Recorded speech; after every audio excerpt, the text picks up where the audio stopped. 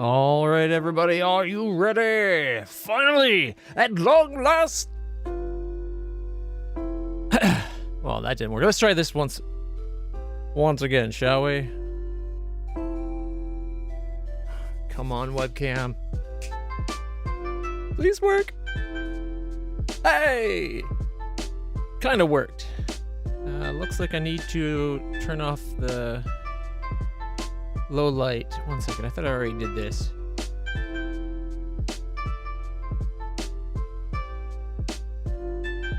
All right, that kind of worked.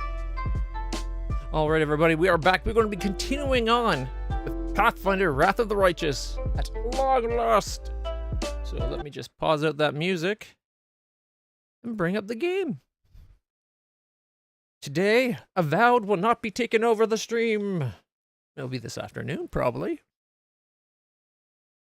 But we'll see. I plan on enjoying Pathfinder today.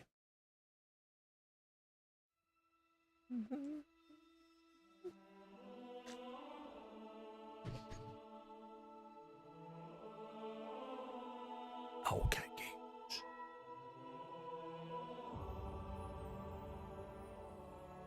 That always makes me think of the Milanote app.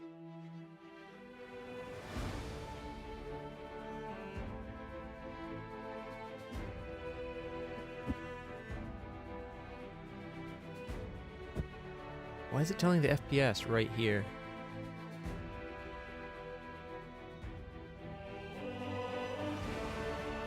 Now the puppy moves. Frees up the blank.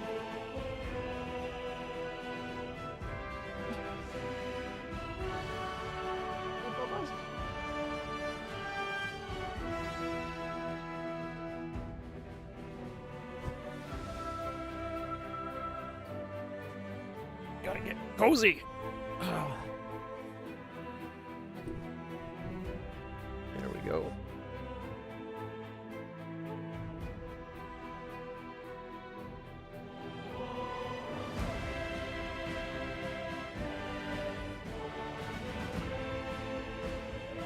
Sure, I have elbow support there, so carpal tunnel doesn't become an issue, because it's been bugging me lately. All right, and it no longer says the frame rate right here. I think it was doing that because it was loading into the game at lower than 4K. Yeah, it was loading in at 1440p. Just because I like larger decks. All right, I believe last time we beat the Ivory Sanctum, but there's still a few more rooms we had to clear out. So we're going to finish clearing out all the rooms in the Ivory Sanctum. Kicking their ass, taking names on the demons. But we've already beat the boss at the end.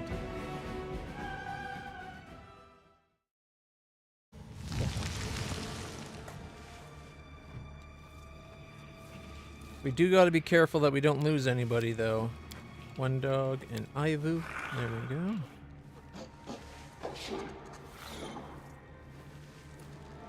Hey, Bubba, lie down.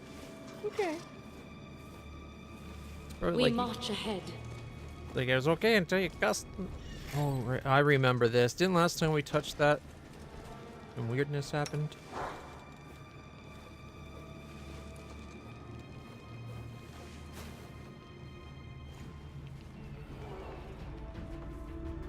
Alright.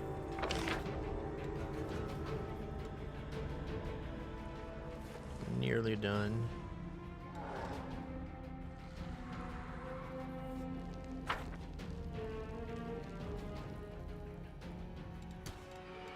A time has come.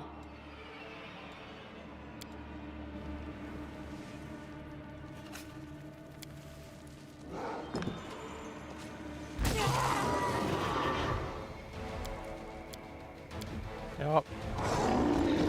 Another big old beastie, an eternal guardian this time. And who did he just about kill? Okay, it looks like...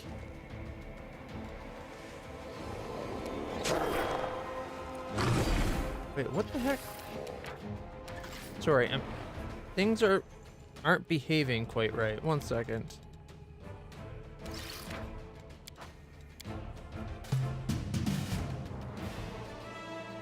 What is going on?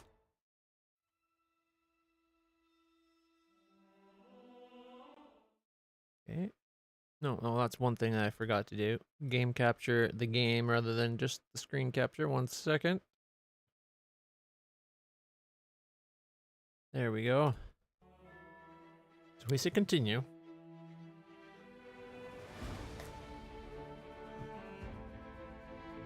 We are live, but the bot is saying we're not. Maybe I need to relaunch the bot.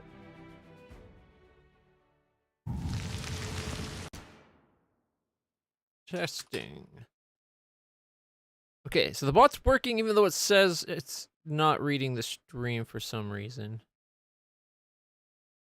Both the bot and the channel are connected, however. Okay.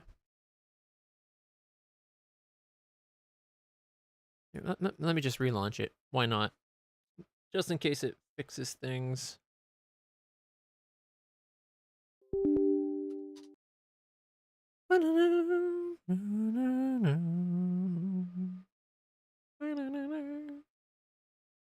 Alright, as soon as the bot's loaded up, we can get back in.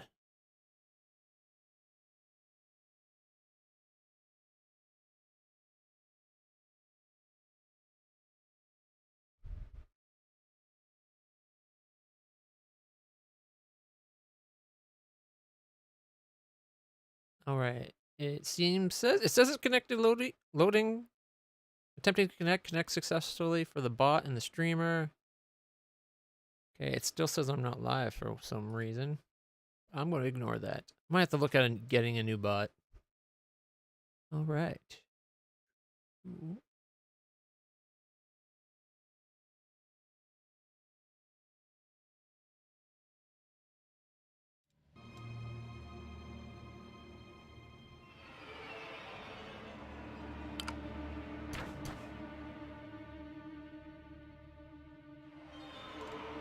We march ahead. What? I stand ready.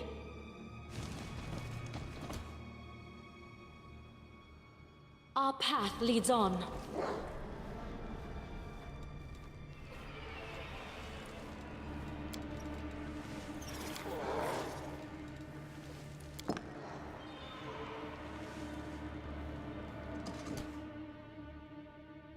It's coming in for the big blow. What if we immediately hit it with something? Open your heart to me.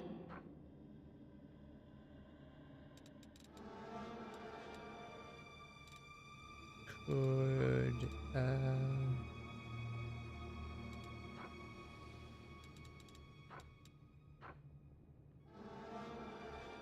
holy frickin' AC. Okay.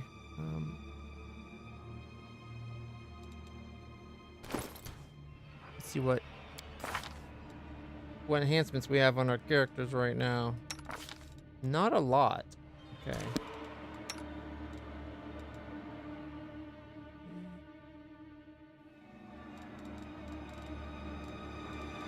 All my icons are moved.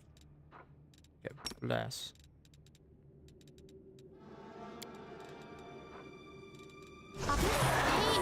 Is excruciating. I am here by the will of the great Baphomet. No blade, no magic will end my eternal vigil. You say that now, but you're within point blank range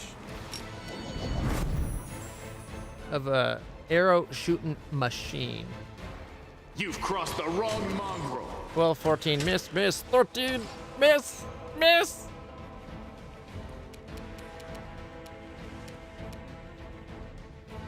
Back up a little, just to be safe. Ivory? Oh, we're out of haste.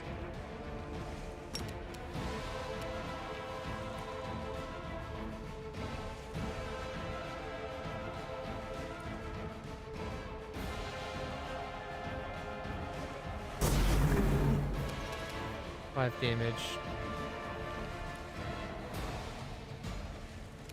Move back. Okay. Make sure we're channeling the great inner aspect of the Griffin. And then we are going to death from above. Fingers crossed that we get 4 hits.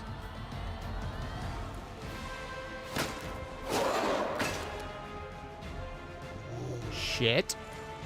You only hit on a 20? That's not good.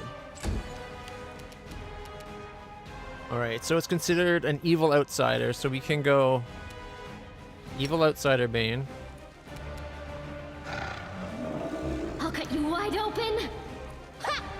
And she critical missed, but she still would have only hit on a 20 as well.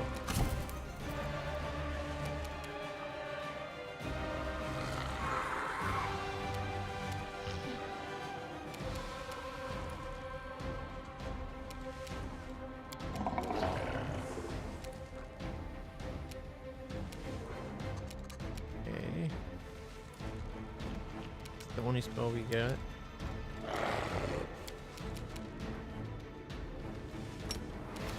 No aids a single target. Yeah, that sucks.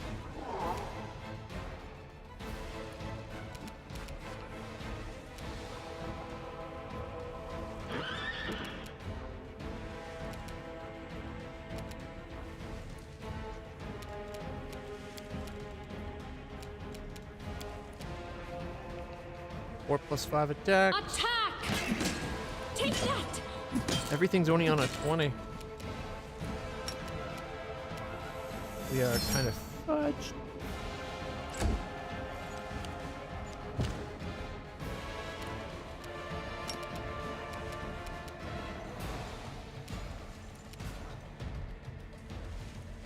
Okay, his is Smite Chaos. Is it chaotic? Yes, it is.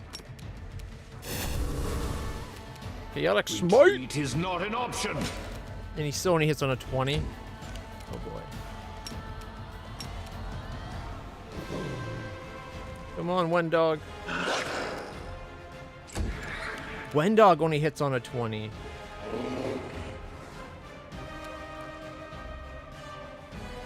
Just want to spend a turn to say quarry.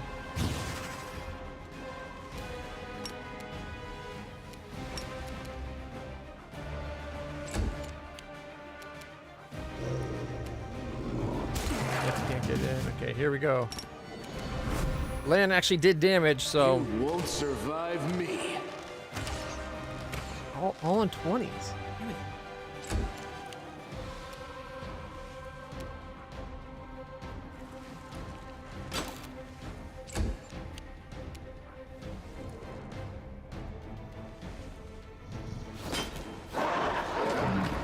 There we go. Got hit for 28. We're going to do a 5-foot step back. So if we can do that at the beginning, we can death from above, increase chance of hits next turn. All right, Melia. Oh no, this is me. Okay. Everybody gets a bless. Extra little bit of chance to hit.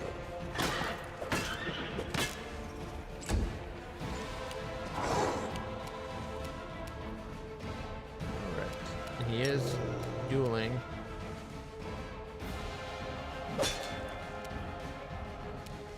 Kneel before me. Critical failed on its combat maneuver against you. Reggie attacks with the... Why did he only do 1 attack? He should have had, like, 4 attacks. 5. He should have had 5 attacks.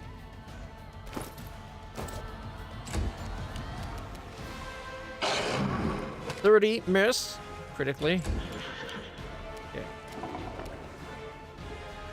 I'll rip you apart!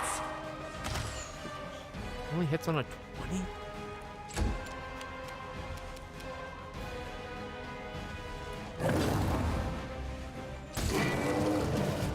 Land.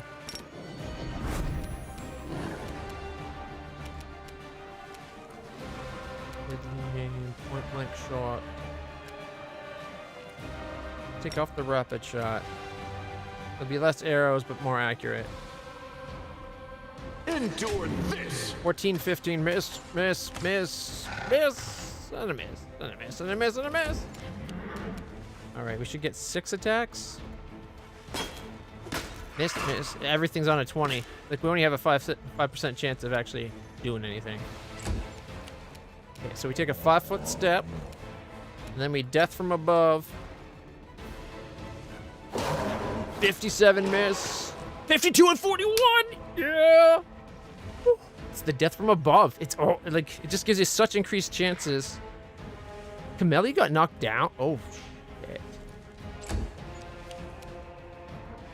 We only gotta do 10 damage. We shall overcome. 7 misses, okay. Ow, what did it just hit?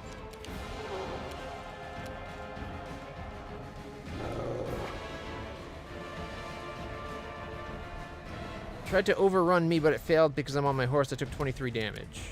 Okay. This one's mine. Critical miss, miss. Here, 1 and a bunch of, like, 3 13s. Okay, 1 dog. Come on. Oh, critical miss. 1 the wag? They'll beg me to stop.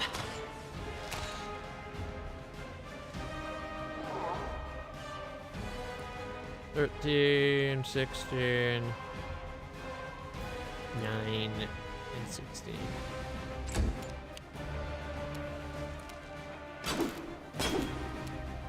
Three and a 10 misses. Okay.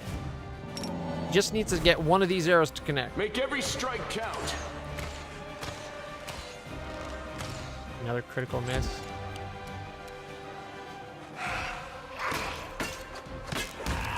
Ah, she finally got it. Camellia suffered a crippling wound. What's on your mind? I wonder.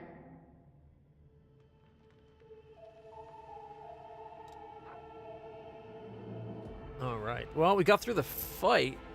Damn, was it hard. Okay. Has she daily healed?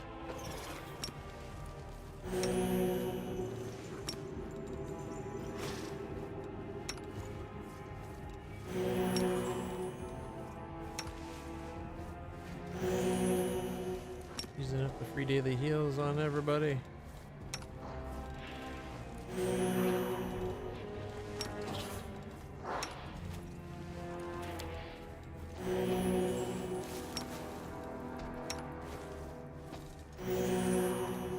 I'll watch your back. Magritium Turinos. Magritium Turinos. Magritium Turinos. Magritium Turinos. Magritium Turinos. Magritium Turinos. Magritium Turinos. That should be pretty good.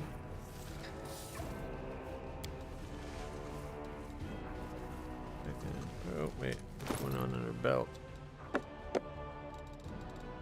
Where's the pearls? Where are they? Right.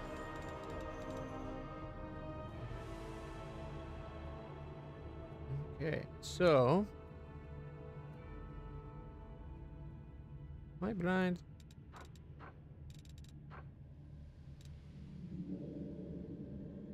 Should have been.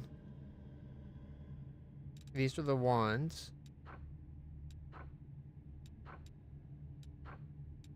Okay, not what we're looking for. We're looking for one of the pearls.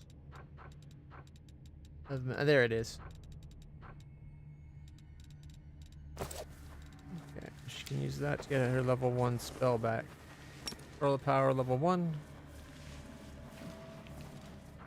And then she can use that to help. Magritium Turinos. Mount. Oh wow, 27. Nice. That was a good heal.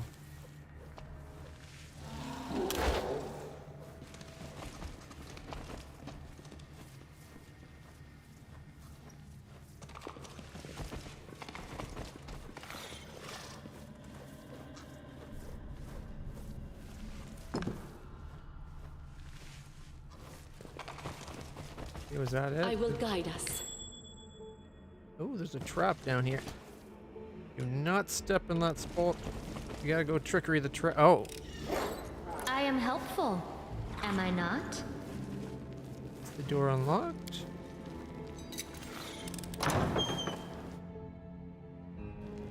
I just noticed this. These two seem lit up. This one doesn't. I wonder if there's a third thing we have to do.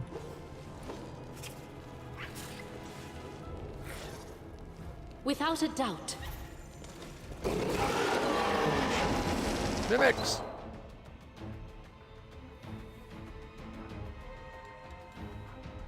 Why do we...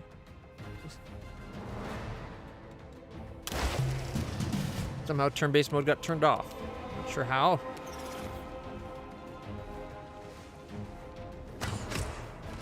Sanctum. 27, 34, and a 4 misses. All right.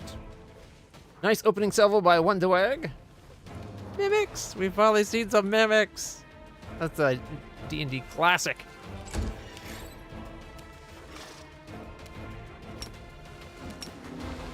Press the attack! 18 reduced. No, wait. Forgot to make sure we're targeting. Okay, one dog. Can you charge? No. But you can go bite it. 25.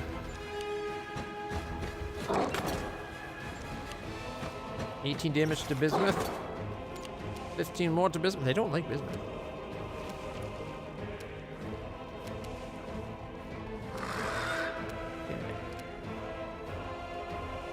Bismuth is near death, but thankfully Bismuth is a summons, so it's not a big deal.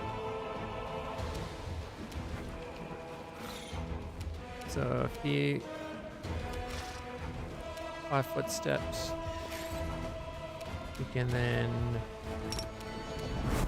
shoot this one. You've crossed the wrong 30, line. 27, 25, 26, critical miss, 32, near, and then 28, leaving it at 22. If we hadn't missed that one, it would have died and then done some more damage.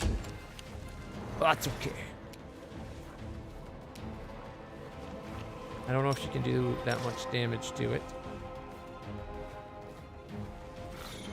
The we'll spirits try. demand your blood. Critical for 30. How's it? Is that negative 8? How's it still standing?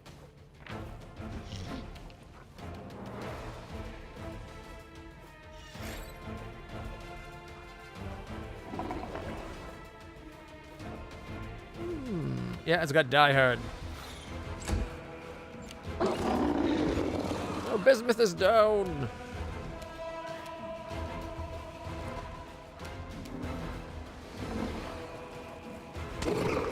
Extra 13 damage. Alright, death from above.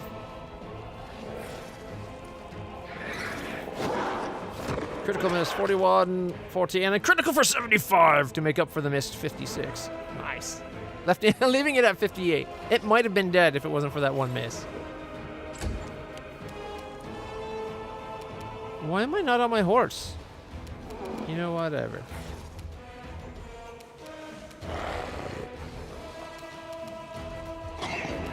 Missed. Do not hold back. 21.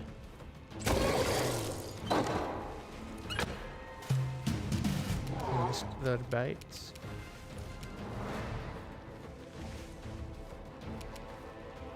Five-foot step.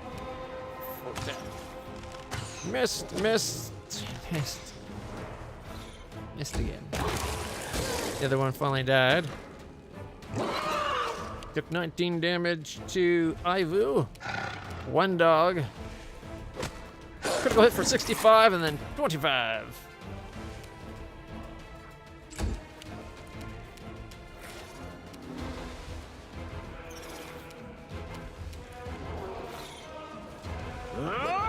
Critical miss. Hit a 4 and an 11. Oh, hit for 16 and then rolled the 4. 21 damage to Ivory.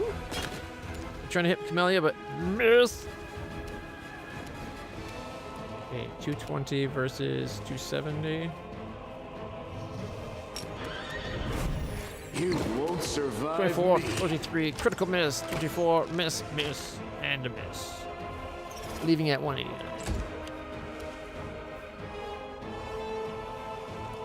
Alright, make sure she's got a magic lightsaber going. Critical for 46, then hit for 25, and the miss, and a miss. Just gonna walk around the corner to make more room. I do 6 attacks. Miss, miss. Hit for 12, 11, 12, and 6. Alright. death from above to the other side. Yep. Oh, it won't let me. Are we too close? What if I 5-foot step this way? Death from above. There we go.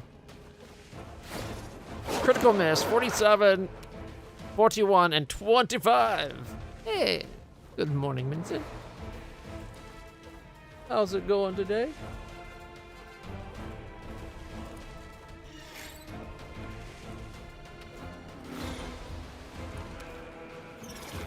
Oh, well, that's good. That's good. We started with a thunderstorm this morning, which had the dog freaked out. Aggravating my nerve damage, but not too bad otherwise. Alright. Missed. 5-foot step. Okay, my turn. Strike as one. 20, miss. 29, miss. Leaving it dead, technically. It's at negative 13 right now, so one more hit will kill it. She's gonna 5-foot step in again. Can she still hit? She can't hit that one. Let me hit this one.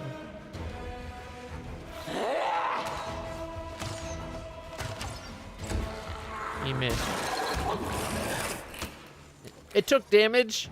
Okay, it would have got one more action, except for the fact it took damage from the area effect of cold on my character's armor. One dog misses, and critical misses. Retreat is not an option. Reggie misses. It tries to hit Ivory, but it keeps missing. Okay, 5-foot step in so we can see it. Shoot! Miss. 21, 31. Miss. It's at 99 hit points.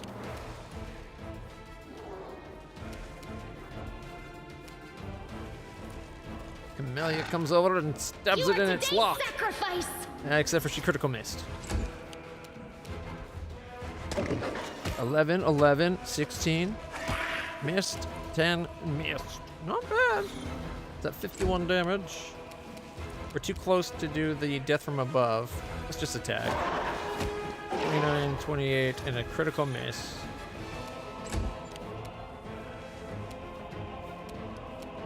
Okay, I'm gonna delay to after Reyna, and Reyna's going to mount up the horse. Now that she's on her mount, is that her turn? Attack! Okay, we can't move anymore. That's fine. No match for me. 7 critical miss, 3 critical miss. We're getting so many critical misses today. And it's dead. Isbeth suffered a crippling wound. I'm getting a lot of those in here. You can trust me. Magritium Turinos. Magritium Turinos.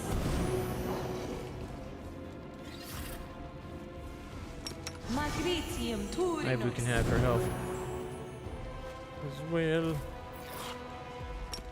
Magritium Turinos. Quite possibly.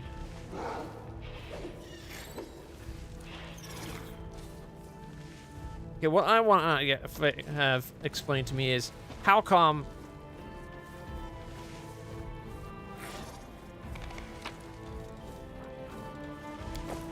giant treasure chest monsters don't have any treasure in them after we kill? We can't loot a corpse? We did find some cold iron. All right. Oh, it's this again? Oh man, I hate this. What was it? Was like 654. Actually, you know what it is? It was 337 11 11. Call pizza. Hey. That's how you unlock that little chant. I hope you appreciate this. Scroll of constricting coils, some ivory comb, and then garbage.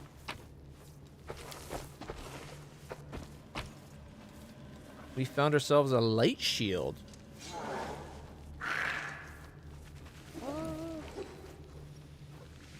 Armor class 4.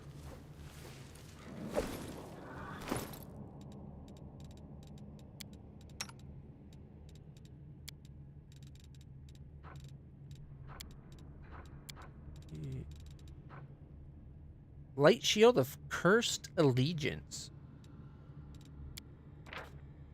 This +3 shield emanates a cursed aura whenever an ally adjacent to the shield's wielder is attacked. The enemy must pass a will saving throw DC 21 against the curse or suffer -3 attack penalty on the next roll. So anyone that attacks people around me are kind of messed up by a curse. Kind of like the look of this shield. That one looks kind of...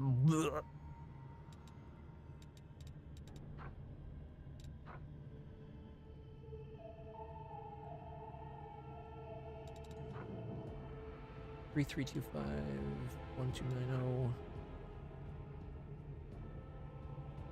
It is the better shield. I lose 5 over magic damage reduction. Not that that's a big deal. Mind you, DC 21 is not a bad will save. And she's an area fighter, right? Like she's up at the front.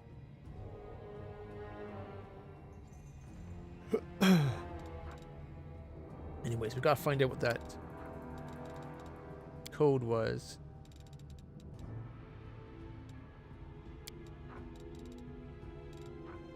Cryptic note. There is no body, no weight, no scent, no sound. 5 transparent fingers. Squeeze the tree. A group of 6 came before, grasping at its treasure. Only half of them left the place alive. So 0563. 0563.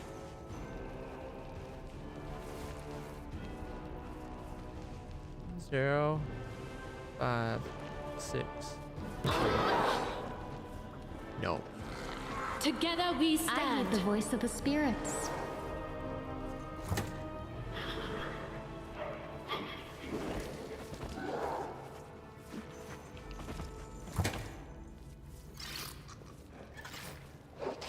Maybe have to stand on them and then 0563?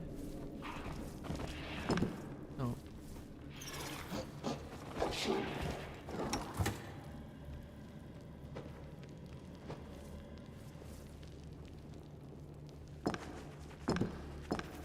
Yeah, you have to be on the buttons.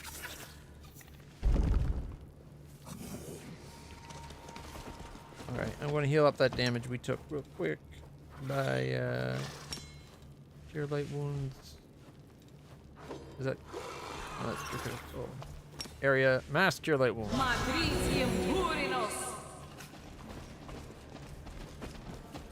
Alright. Well. Ooh, we got White Wind Cloak. We got some Meteor Dust, a Demonic Heart, Expert Lock Kick, a scroll of 3 scrolls of Phantasmal Web, a Golden Chalice, and 5 Golden Chains. We also found Blazers, Masterwork Earthbringer,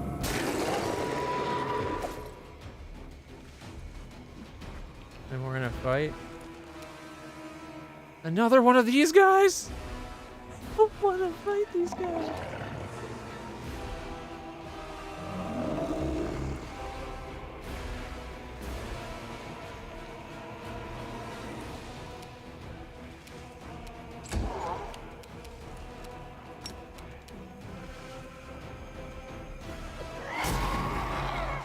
Five damage.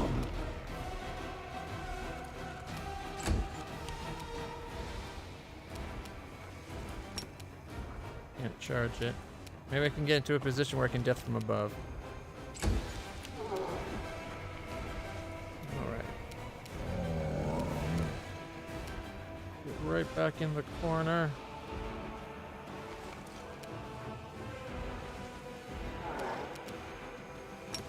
I challenge you. And I missed.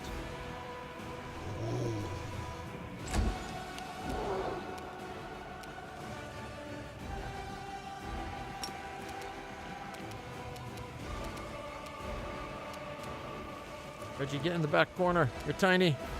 Kneel before me. Okay, land. 5-foot step and shoot an arrow. Endure this! Missed.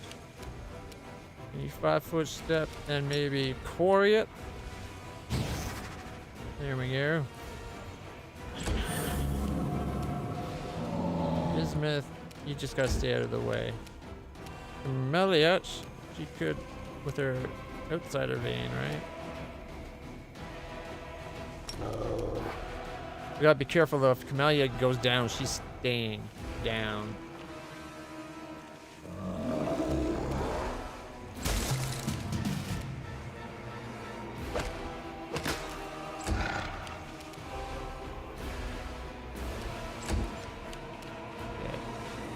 Death from above. Missed, missed. Hit for 40. Critical for 64. All right, 49 and 64 is not bad, right? That's like 113 damage. Putting it down to 183. All right.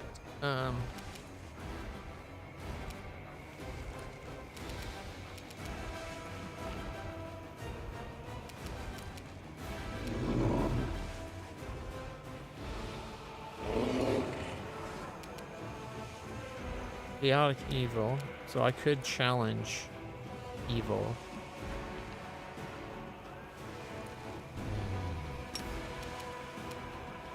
Operane Centes. Force only hits on a 20. Most of us only hit on a 20, sadly.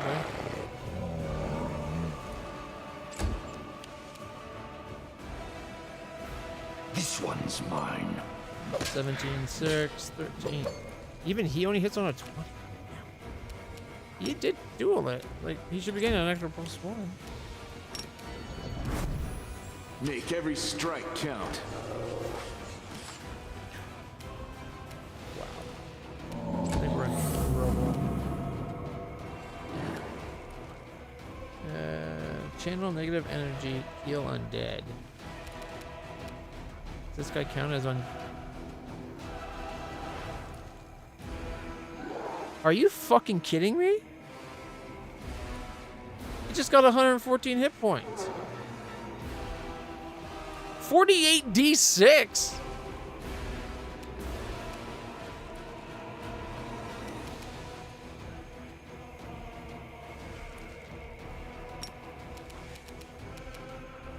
They'll beg me to stop!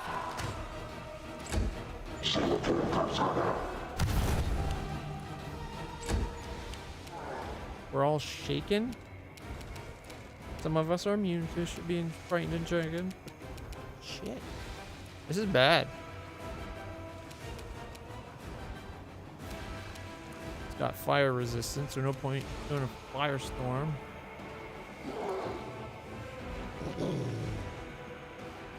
Does she have the ones used up?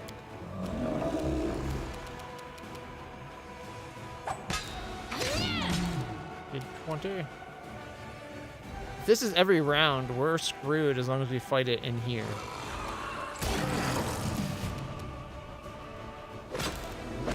Because we're not going to be able to do 297 damage in a single round.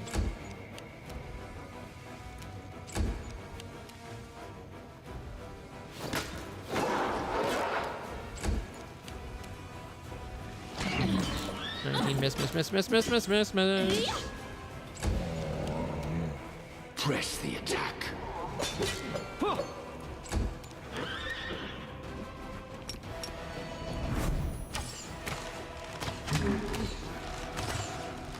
Ooh, 12 damage. And it just got 56. So it is every turn.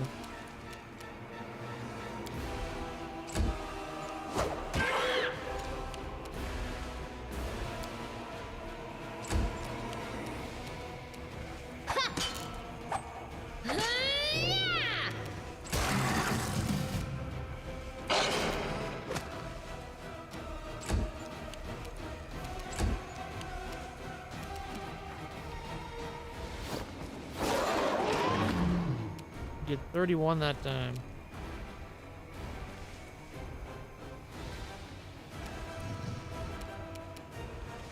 5 foot step back.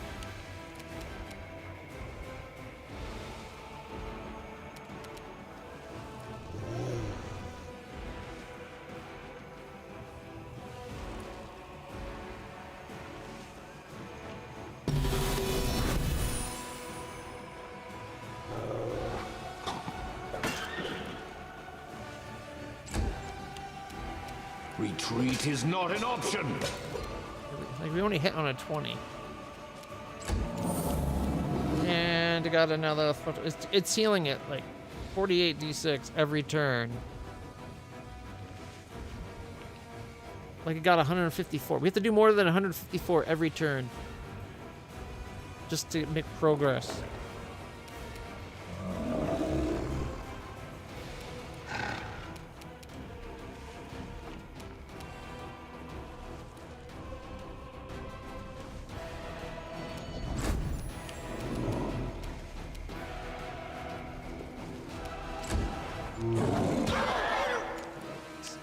It's got to be just being in that room, right?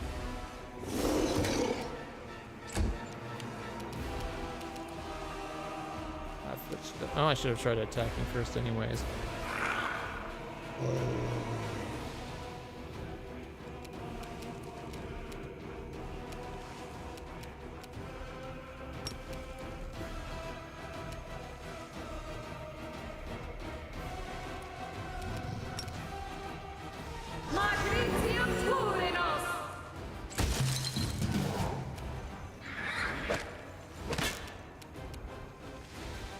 Step.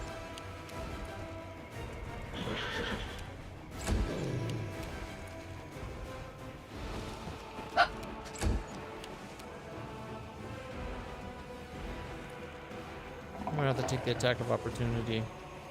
I missed. Reggie. He took 24. That's fine. He's still doing pretty good.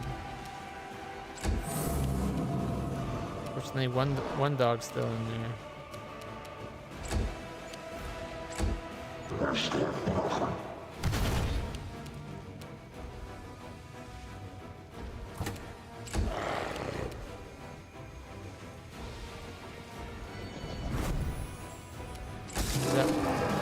Question is this going to be far enough away? 49? That's bullshit. You should have already been far enough away. I guess probably got more than a 5 foot reach, but still. Should have worked.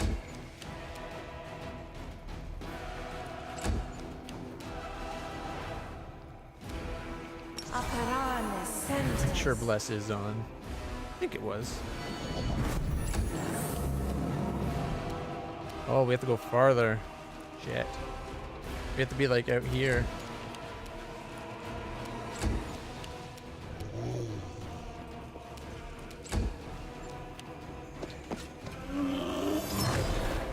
Did 42 to one dog? Or one dogs get just getting trounced.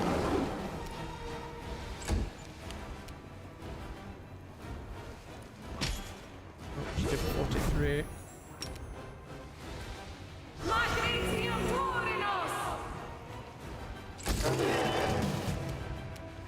One dog.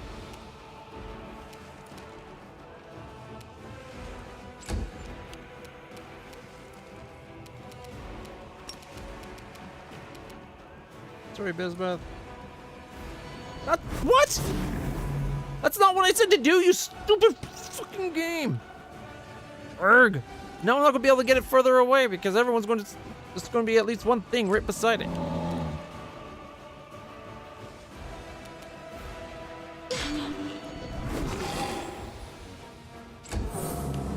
Fuck, it hits hard.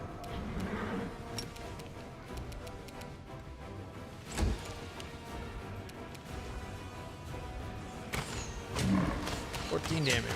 12 damage. I'll rip you apart! 12 damage. See, now there's two things here, so it won't be able to get it away.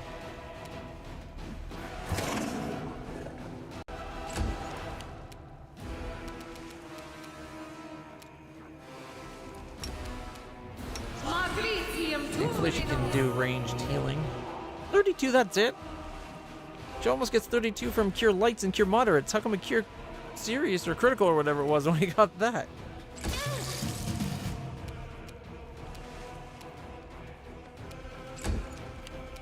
Alright. Ivory, you're going to take a hit. 51! Oh.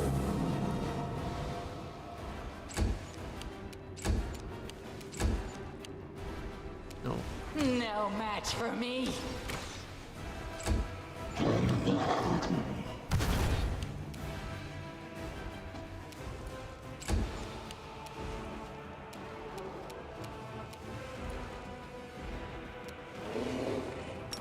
Mass Cure immediately. It took 12 damage from that.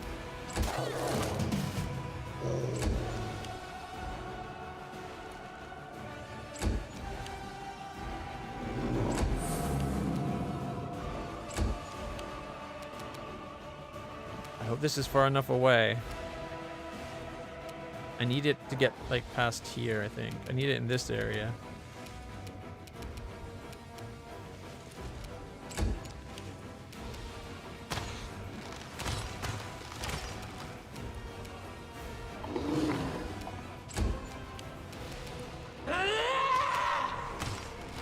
Lots of missing.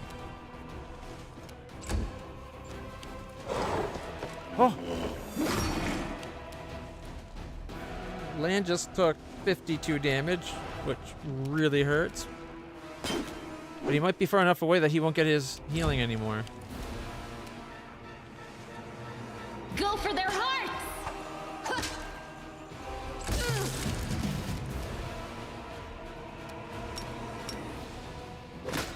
One dog.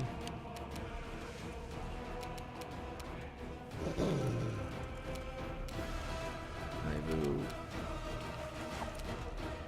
Missed. Ah, I didn't get any health. Yeah. Death from above.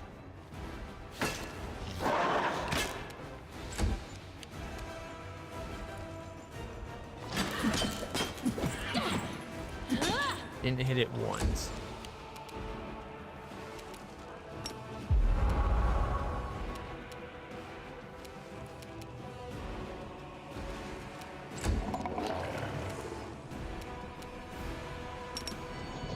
You've crossed the wrong mongrel.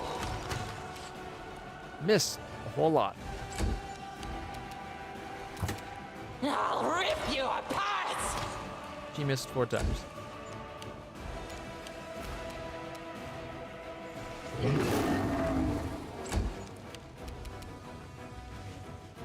I'll cut you wide open! Okay, she did 16 damage. One dog. Missed. Ivu, 6 attacks. Did 8 damage. Alright, Griffin Power, come on. 70. Miss and a miss. But still 70 damage. That's not going to heal anymore. 27 damage. Come on, Reggie. Kneel before me. 5 misses. You won't survive me. Oh, 12 damage. We did 12 out of the 7 attacks. We got 12 damage. 4 attacks. No match for me.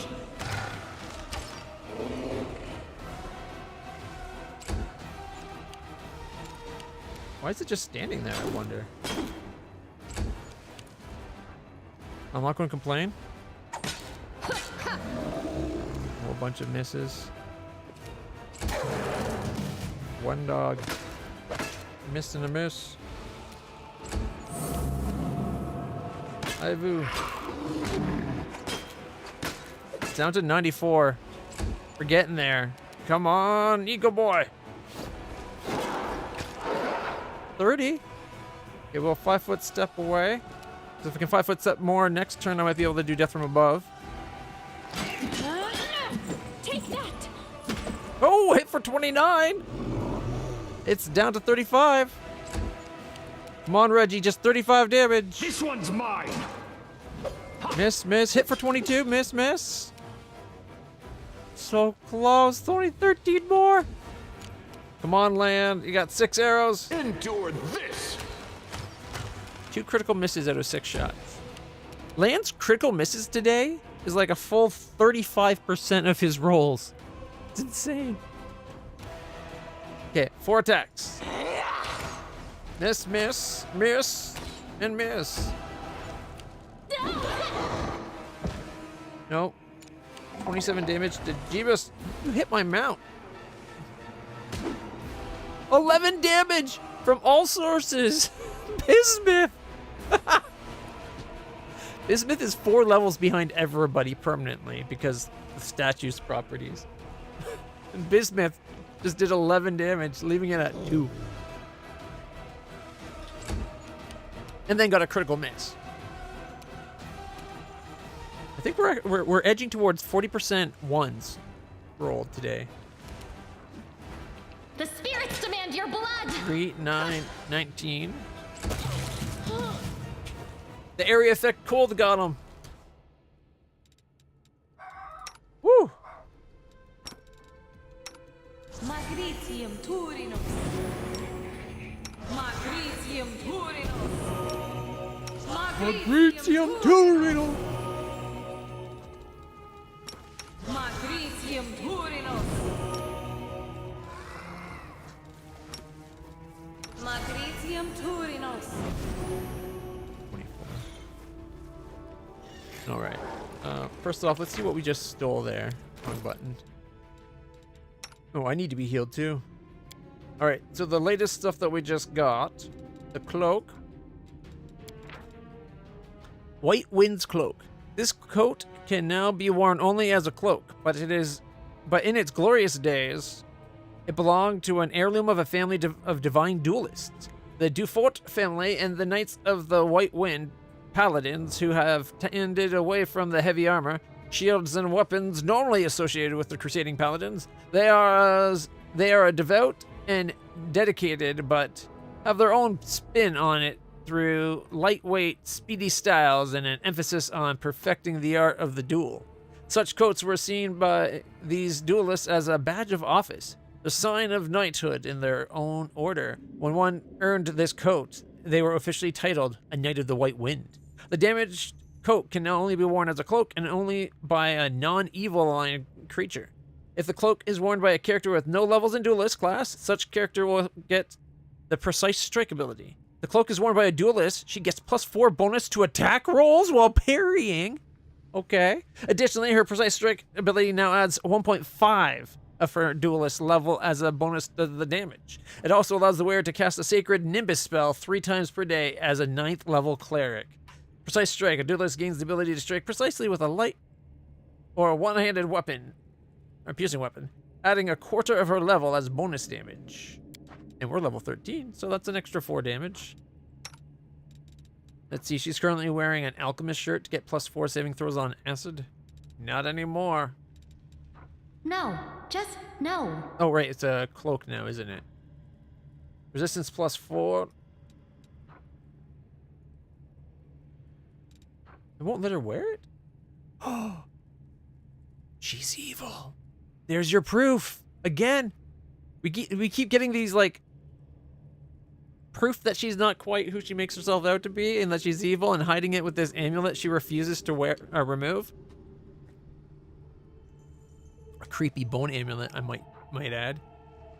But now, objects that are for good aligned creatures only refuse to be worn by her.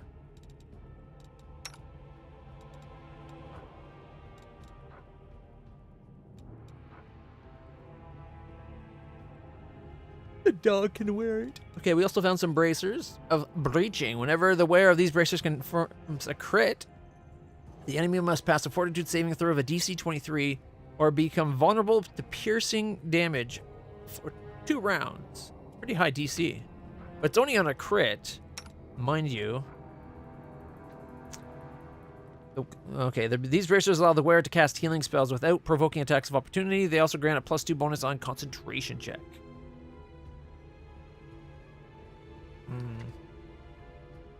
She does crit more than anybody else. something about this whole 15 to 20 crit range thing.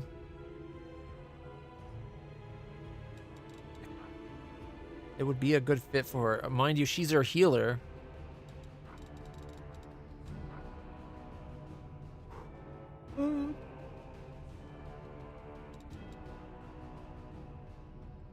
Those bracers are the reason why she's able to stand on the front row, go toe to toe with things, and then still be able to go heal within 30 feet without any worry.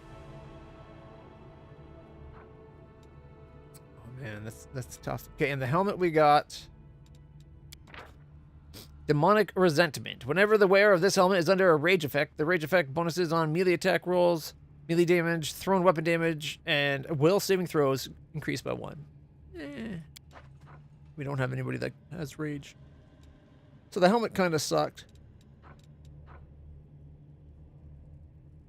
Oh, Masterwork Earthbreaker kind of sucks. I guess the jacket's kind of cool, except for our duelist, we can't really... I guess she's not truly a duelist. Spirit Hunter, right? That's unfortunate. Alright. Guess it's stuff we'll sell? I think we're now done with the Sanctum of Horrible Disfiguring Death.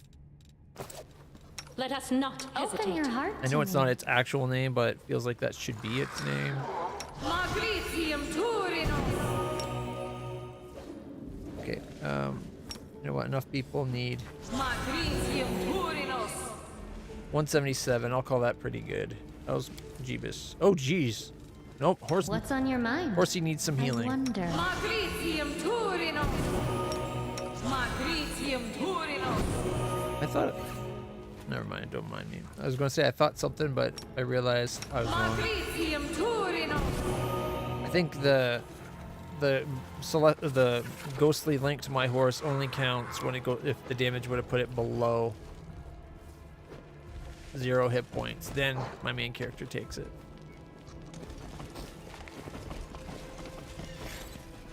Yeah, I'm pretty sure we're done this map now. She knows.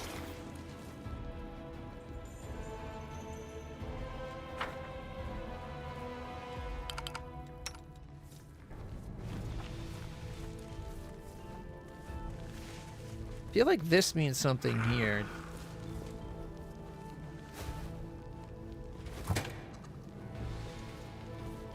Forwards. Was there anywhere else that had buttons on the wall? It's been like 2 weeks or so since we played, so my memory is a little rusty of the fine details.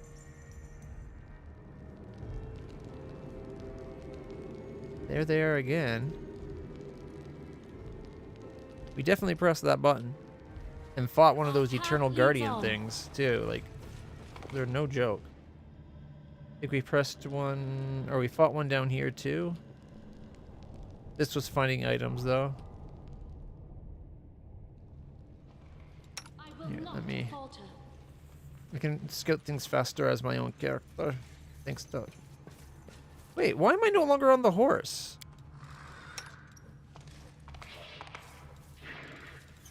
Get on the horse. And I'll thank you to stay on there, young lady.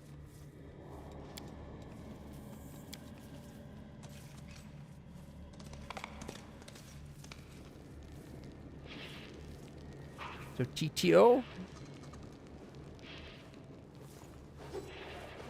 I'm guessing they're just... Maybe that says... That spells bathroom?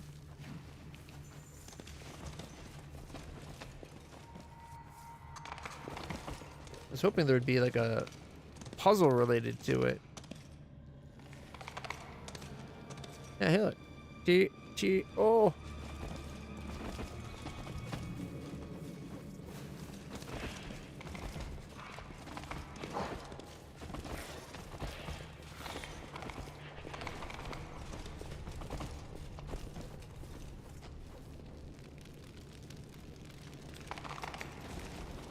Sure we didn't miss anything in here.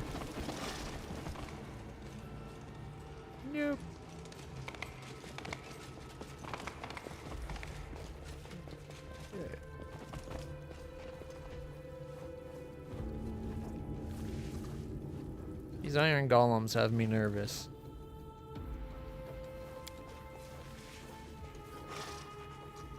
I will guide us. Oh shit. Stone lips appear on the golem's unmoving face, and it loudly says, "Intruder detected. Hey, dragon, where have you gone? You better fly back here and fight as teacher Xanthir the plot." Ow! The golem makes a noise like it has just been smacked upside the head. "As teacher Xanthir Vang ordered, or else your eggs will be destroyed." In unison, the golems swing their fists above the eggs on the ground. Ivy lets out a panicked screech. "Hey, stop that right now! There are dragonlings in there! They're almost ready to hatch!" Take a closer look at the egg. These are woundworm eggs, and they look like they'll soon hatch. Gain 6 XP. Wake the life slumbering in the egg. I won't let you kill the unborn dragons. Race!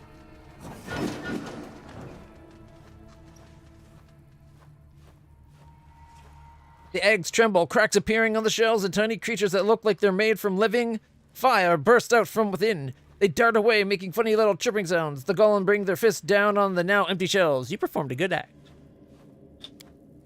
No, you can't kill them. Fuck you, golems. I'm sure she'd find a way to flip it a dragon bird, right? All assigned objects have been completed. Or objectives completed. Planned deactivation. The golems slowly lower their hands and freeze like statues. Alright.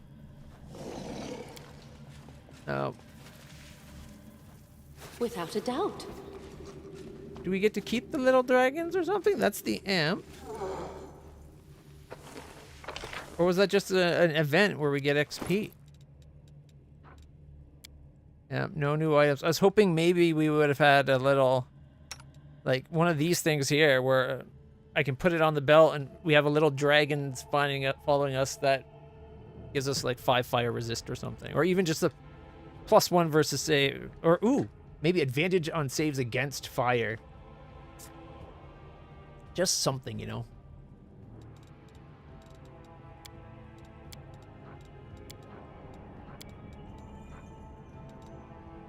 I'm not sure I like this shield. I might make it look like the other one when we get back to base. The enchantment is very good and worth it. I just don't like the look of it.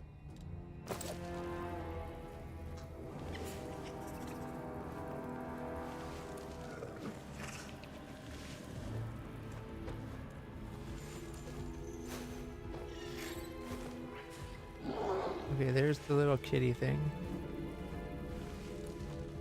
Yeah, unfortunately, I don't think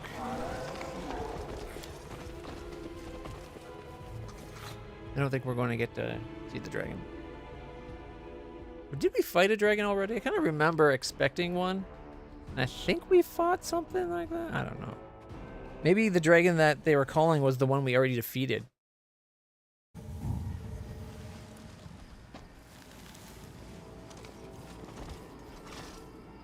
I think on this save we actually we went down there. The deed is done. Yeah. Forwards.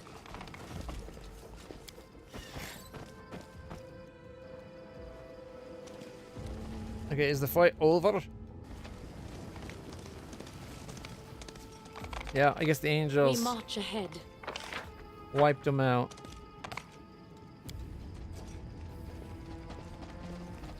Why is everyone moving so slow?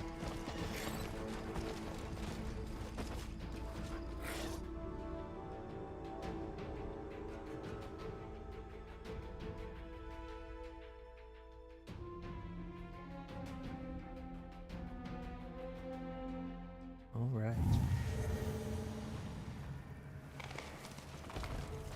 Our path leads on. Magic sarcophagus with a tight-fitting lid. The locust creature can sleep inside and unafraid of the swarm dispersing. I would have thought if it was just naturally the swarm, it would have a chance of being dispersed.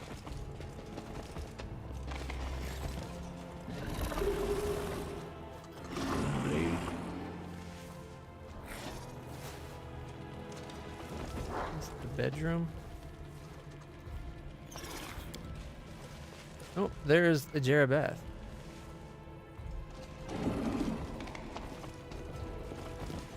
I will guide us. Did we get another? It's another one of those.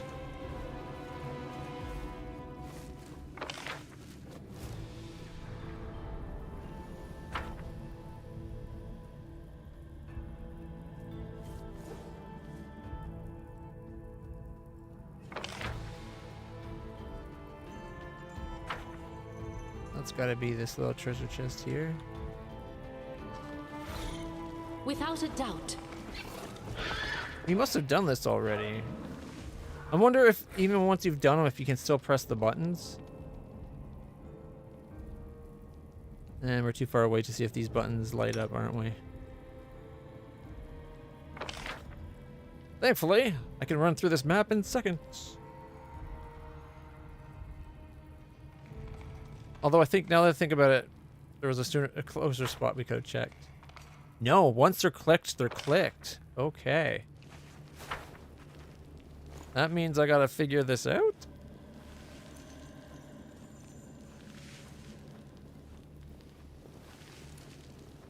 Oh, that's a good point, Vincent. You're right, it wasn't good only. It was just non-evil. That's even worse. Like, at least if it was good only, you could have assumed she was neutral, chaotic, that or lawful like that, right? She's definitely evil. All right.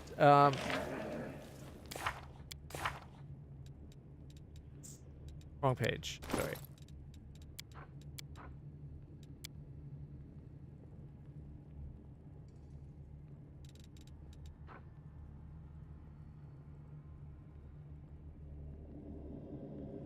All right, we're looking for what?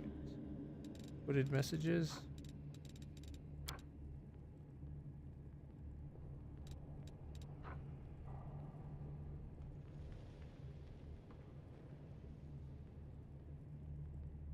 All right, coupled below is just possible to make out the words chamber, lord.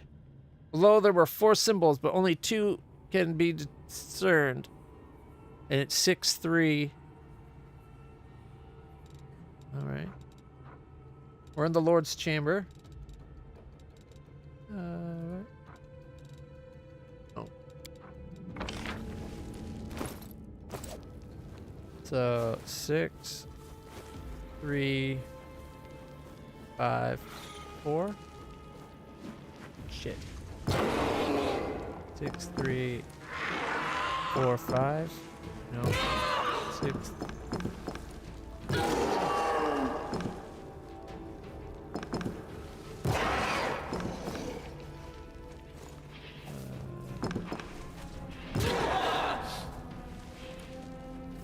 Okay.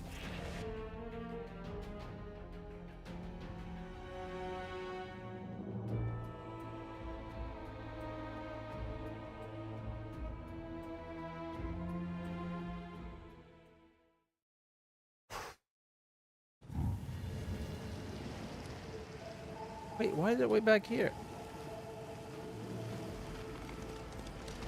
Oh well, we just came out, so it's not a big deal. Take us a few seconds to get back then. Okay, is there something up with our characters?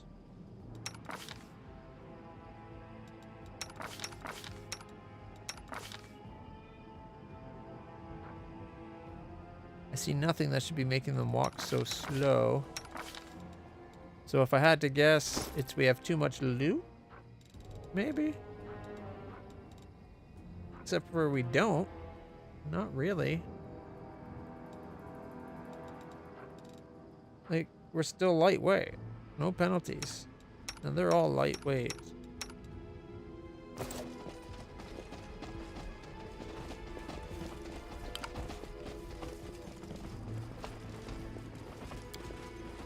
I will see this through.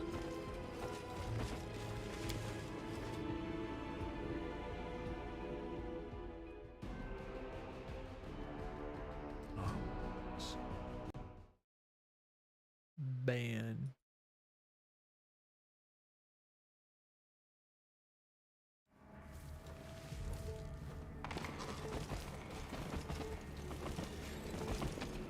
We march ahead.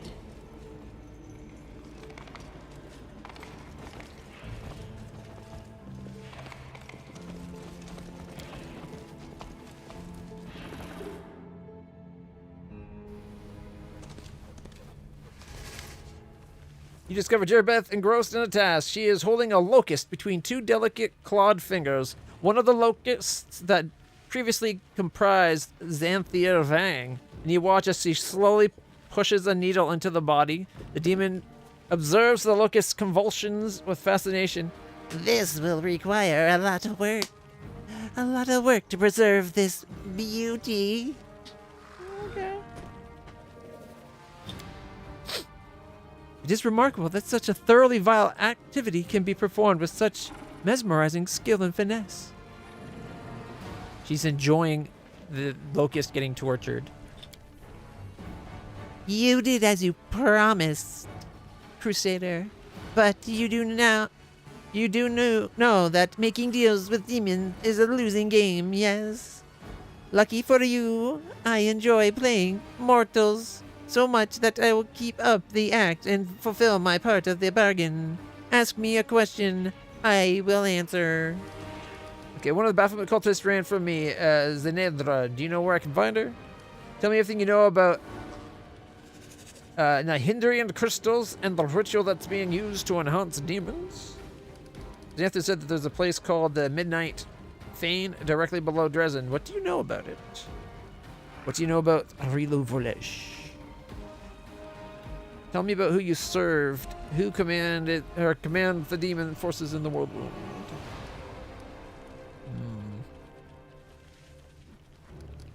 Chaotic can't be done, apparently. You need to be demonic.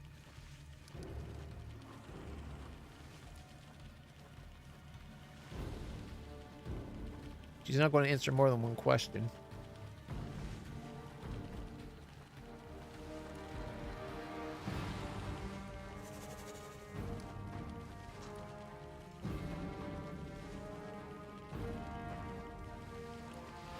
We did just save, so we could save Scum just to hear the other options.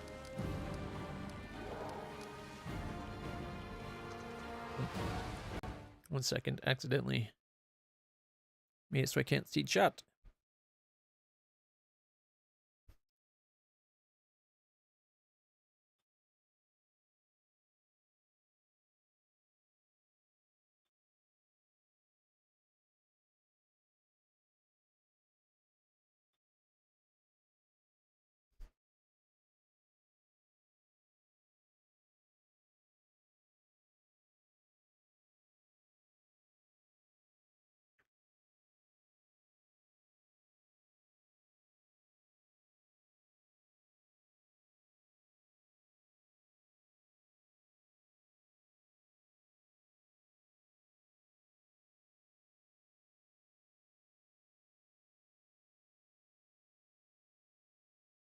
All right.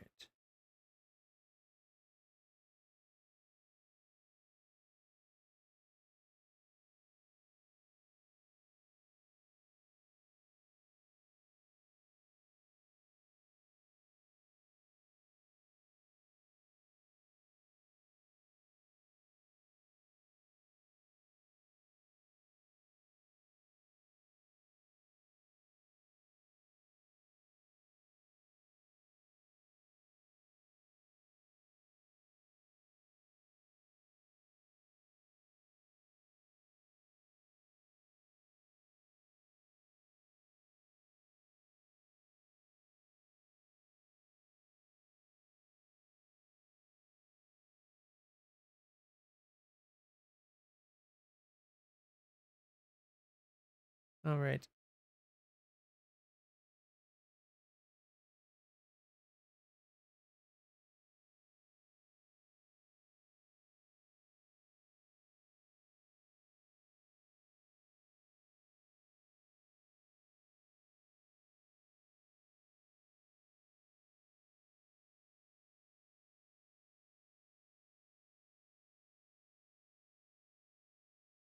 So I was looking up the geometric thing real quick, and it lists 4 possible answers, but I think I don't know if it counts the room we're in.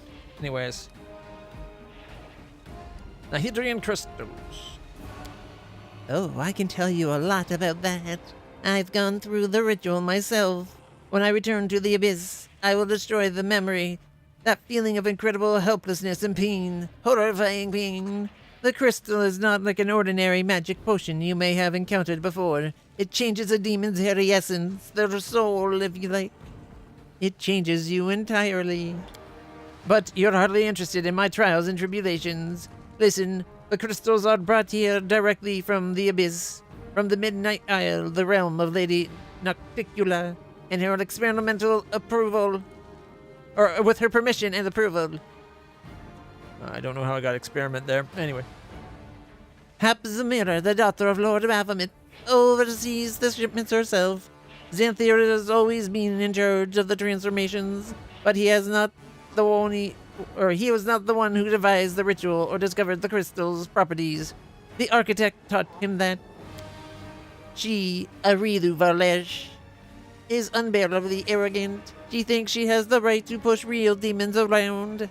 So don't think that you've solved the problem for good. Sooner or later, Arilu will share the secret of that ritual with another, and demons more powerful than you will inundate the lands of the World Wound once more. Except for the ones that were already enhanced beyond our power, we killed. So they're kind of weak-ass bitches. Even though they are stronger weak-ass bitches, they're still weak-ass bitches. I promised to answer your question, and I did. Now, the only thing standing between me and control of the Ivory Sanctum is you. Oh, sweet. I was wondering if she was going to fight.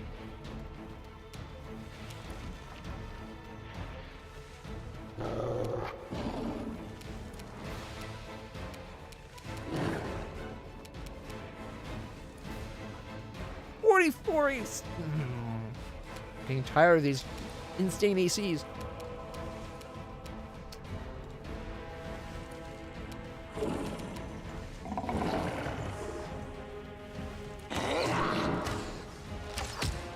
$26 and $36. $39. Left at 85.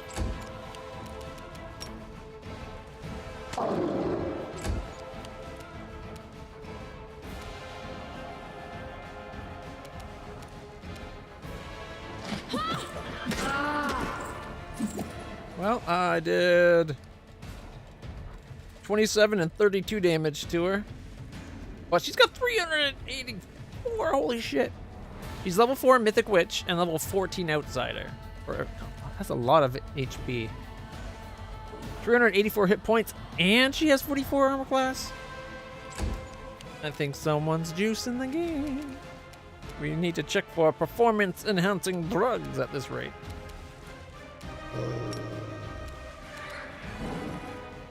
Oh shit, I hope I remembered to turn off the Griffin Boy's superpower. I'll cut you wide open! 15, Arilu's turn.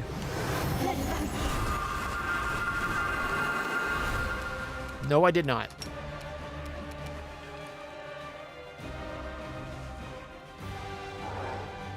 Yep, from above. 63, 51, 52, and a critical miss. The only way he wouldn't have hit on that last one. Leaving him at 4.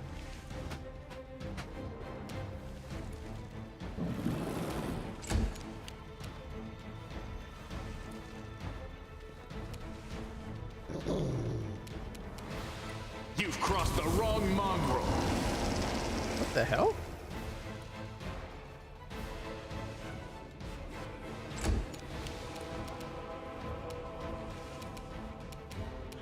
Bismuth can't get past him. Alright, Bismuth, just get out of the way, darling. Alright, one dog. Eddie Trip! That guy's as good as dead. Gets up. Critical miss on both attacks of opportunity. But his changing shape seems to have gotten himself killed. Reggie just attacked Ailu for a 33. What? You get out of the miss. And you're going to quarry Jerabeth. And it's going to be Fiendish Quarry.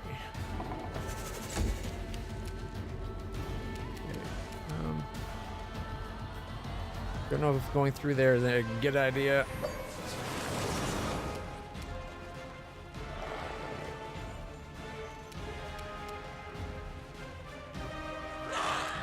She missed. All right, my turn. Attack! That's a lot of missing.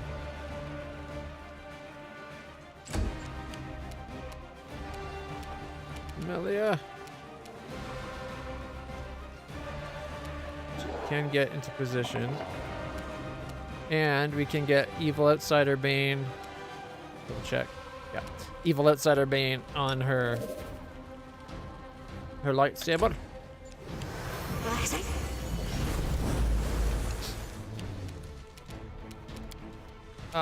What did she just do? Death from above. 44, 48, and 30.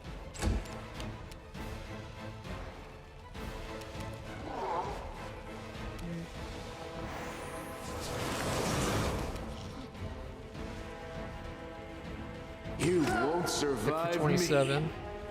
She's down to 201. One dog. Get into position. Missed. Reggie is kind of confuzzled right now. Critical for 72. Is it that lamb? What did he just hit? Wendwag. Oh, yep, she's down to 100.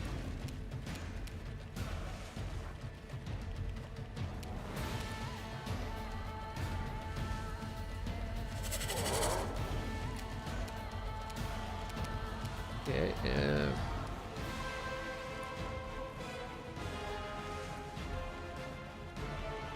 she's got mind fog? Is that what's messing her up right now? 30. A bank of thin mist that weakens the elemental resistance for those caught in it. Creatures with mind fog take minus and penalties. Okay. A creature that successfully saves against the fog is not affected need not make further saves. If it remains in the fog, affected creatures take the penalty as long as they remain in the fog and 2d6 rounds thereafter.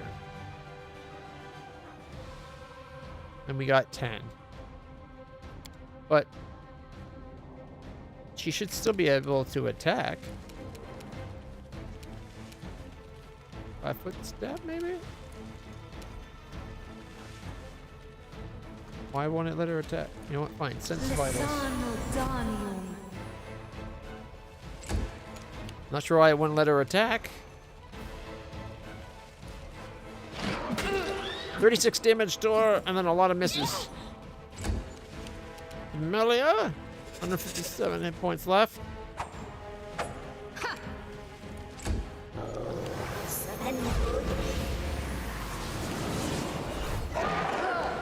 Oh no, what did she do to her best chance of killing her? Endure this. 21 damage from land.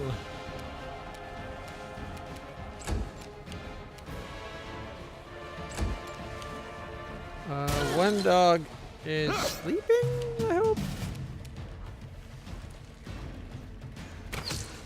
47 thanks to sneak damage. I'm glad it messing up might have actually helped because now she's got sneak damage. She's down to 83. We're getting there.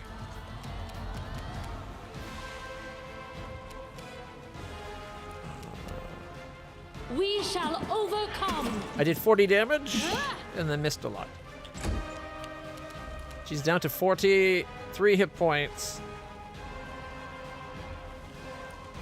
Do I fight or do I heal?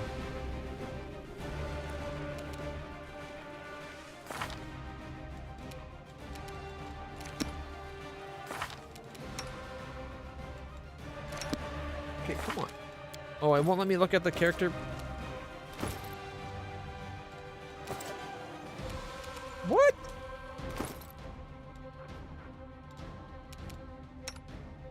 No, it won't. I guess it's not going to let me look at that. I don't remember it ever behaving like this. I swear I was able to look at other characters' stuff on a turn, but... The spirit your blood! Oh, critical hit for 55, exploding her. What? Oh, holy shit. I forgot how often she does that. All right.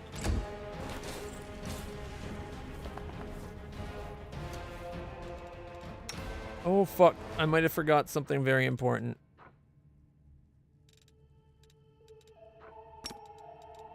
It should work. Is it flawed?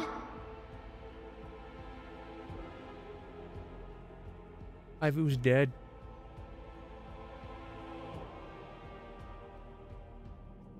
I forgot when she took Ivu down, we had 2 turns to Breath of Life.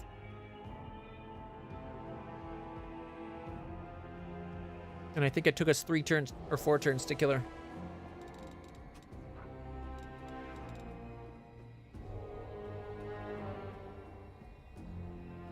We're not losing Ivu. The whole reason we became an Azada was to have that little dragon. Besides, it wasn't a hard fight, we'll just do it again.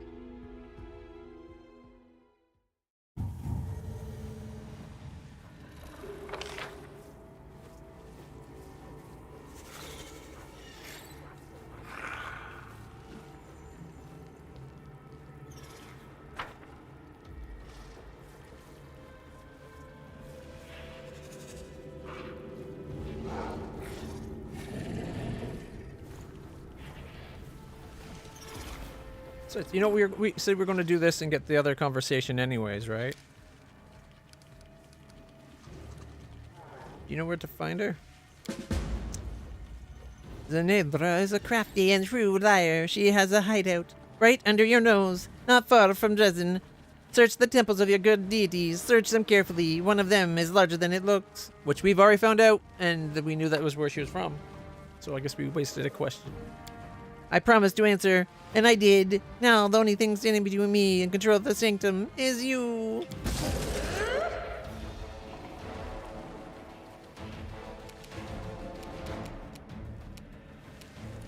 Somehow only has 1.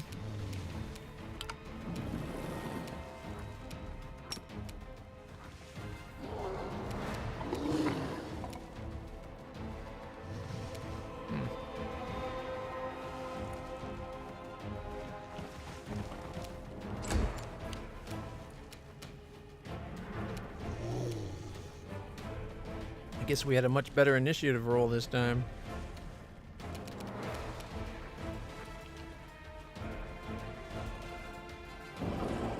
Lisano Daniel.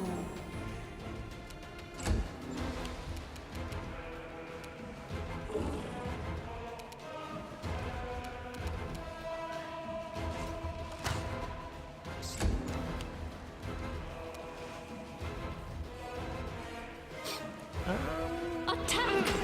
19 and 32. Wow, I wasn't expecting for both me and the horse to hit.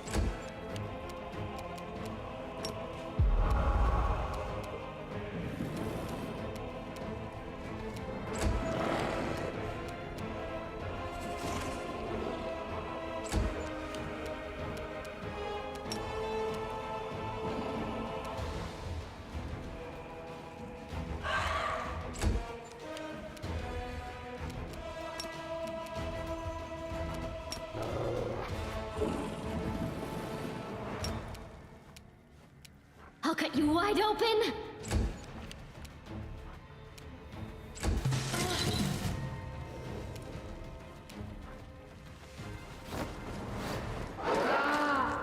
$32 and a 29.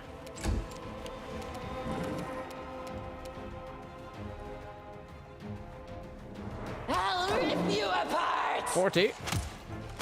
43, miss, and 51.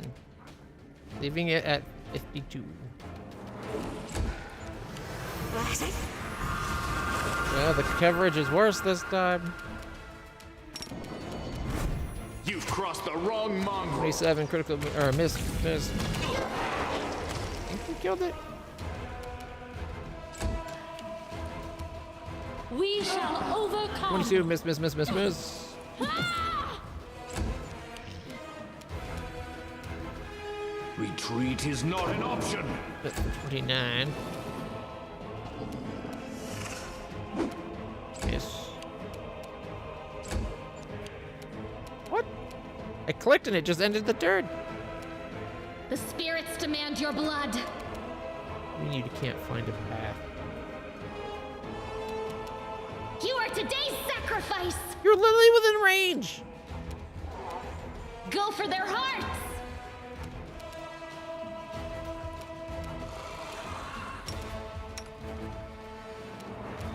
Matricium Turinos.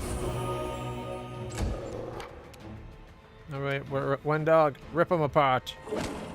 38 and 42 with a trip. If he gets back up, he's going to be taking at least another 42. Ah! 38, 9. Yeah. Basically got itself screwed up.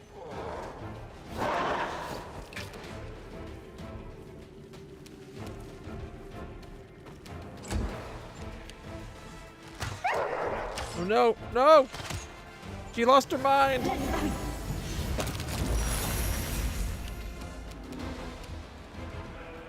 Ulbrich 42 failed.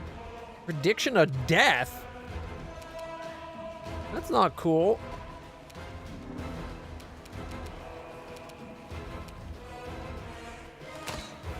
I think that's what happened to Do not hold back.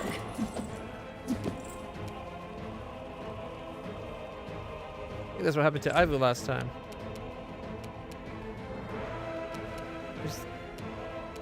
Okay, the demon thing must already be dead.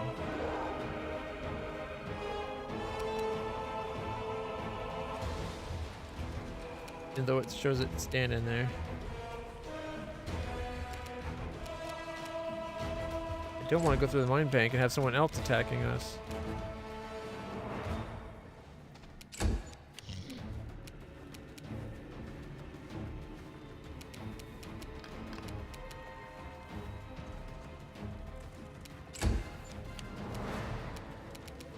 Breath of Life, Ulbrich. Matricium Turinos. Join my ancestors. And won't let me move anymore. I should have controlled their movement more. At least he's alive. We didn't lose Ulbrich. Dog, can you get to there? Missed due to concealment. I will join my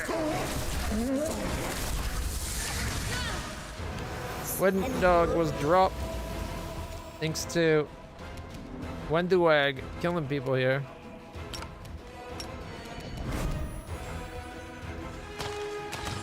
Miss, miss, critical miss, miss, miss, miss, miss. Fuck.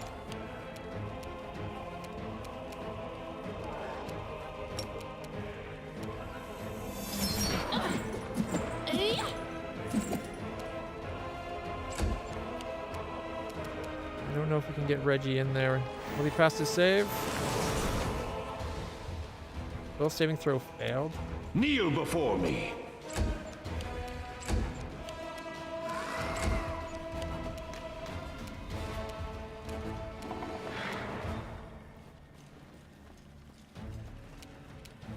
Get out of the fog.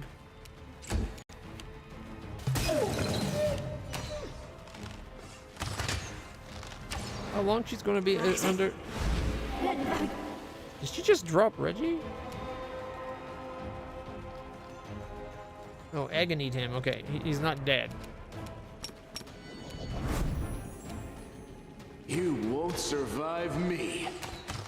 This is going a lot worse. Our best person that could hit it was Griffin formed Ulbrich, and now she just like power word killed basically.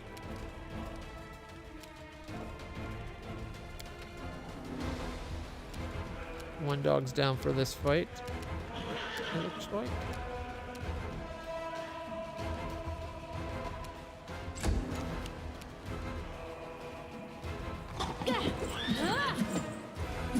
And I can't help but miss.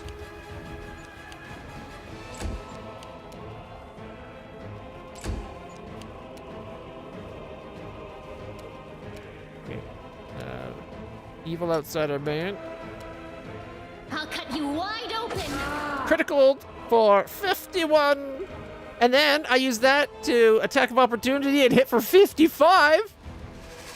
See, I just need a friend to help me fight, and man, do I guess, because she is now down to 172. Oh my god, I thought she'd be lower. She saw so much.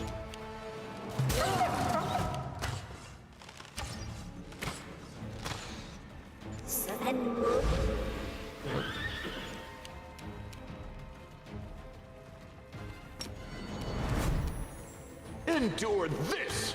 He only hits on a 20.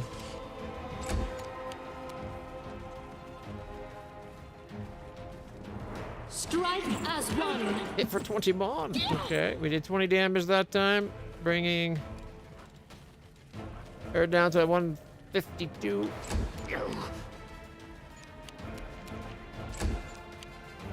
know what? Maybe they should be...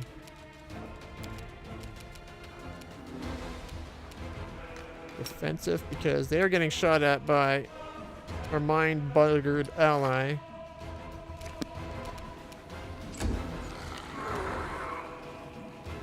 The spirits demand No, your what did blood. they do to her?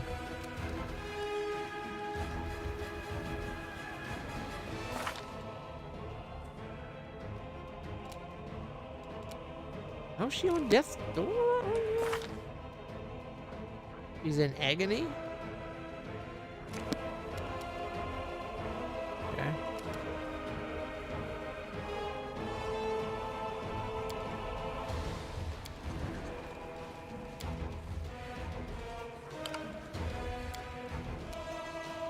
Wow.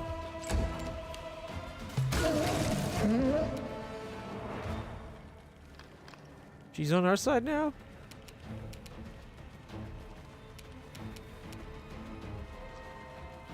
Okay, can we get her out of the fog? Hopefully that counts as being out. They'll beg me to stop. Oh, another one's restless slumbering. Make every strike count. You've crossed the He's wrong unable to line. attack? He's in agony as well.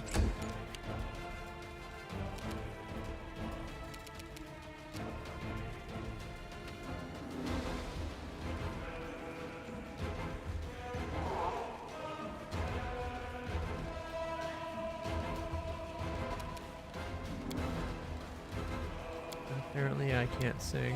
Oh wait, we got the level 2 songs. Yeah, here we go.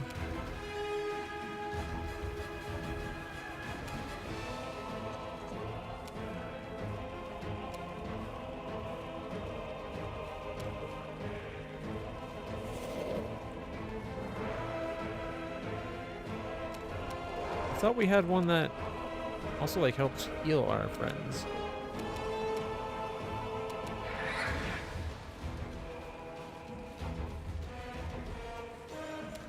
He's not going to fail a saving throw. Plus 20, plus 22, and plus 17. She's got good stuff. Right.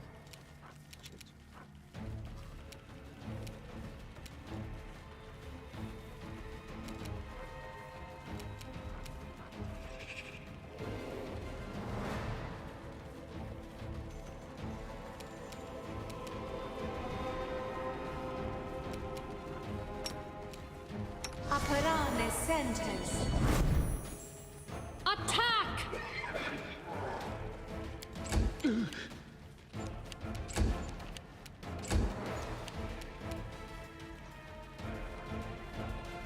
You are today's sacrifice.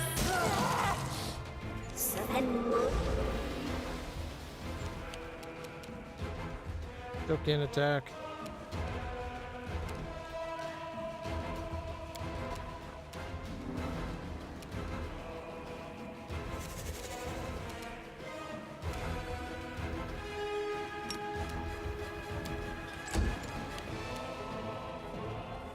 We shall overcome. Oh, I hit for 23, and then got a couple critical misses in there. Just a whole lot of misses.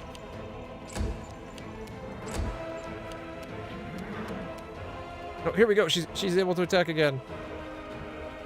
Go for their hearts. He missed though.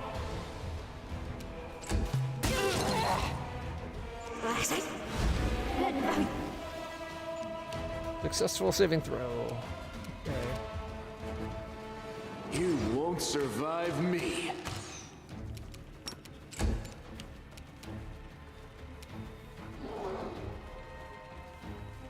Do not hold back. We're having horrible luck with our throws here. Come on, Camilla. I'll cut you wide open. 29 damage. There we go. Down to what? 100? Exactly. Yep, 100.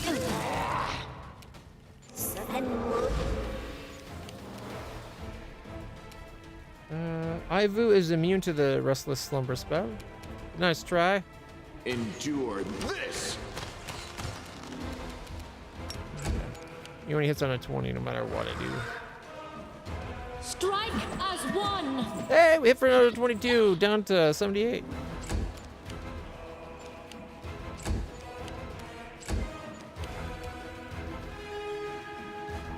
The spirits demand your blood. I think I'm hurting my friends more than I'm helping hurt bad guys with my armor. That area effect chill.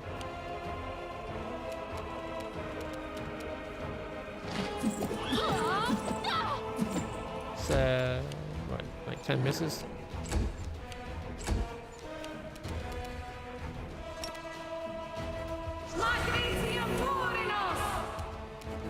I keep everybody alive.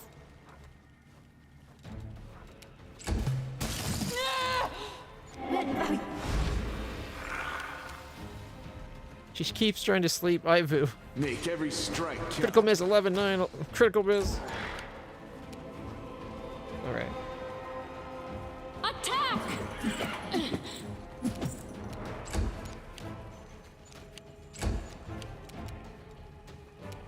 What did they do to Reggie that's keeping him down? Oh, Restless Slumber for another minute and 10 seconds? What?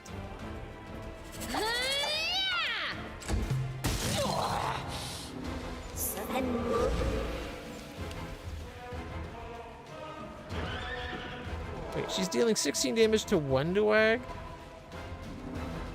But she's trying to make Ivu go slumber. How's she hurting Wendawag? Is that from the Restless Slumber? Does it actually hurt you?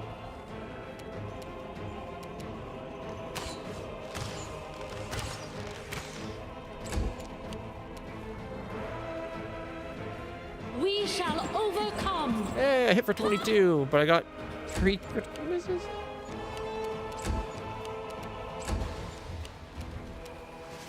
Down to 55, come on! You are today's sacrifice. Just one of her crits could do it.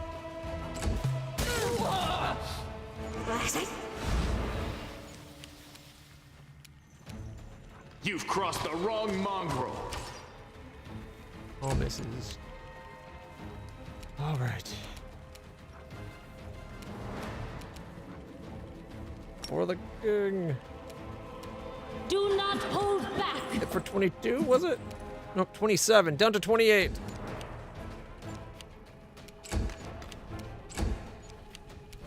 That for the king should get everybody increased chance to hit. Go for their hearts. 33. All right, they got suffering. They're on death's door, but we didn't lose anybody.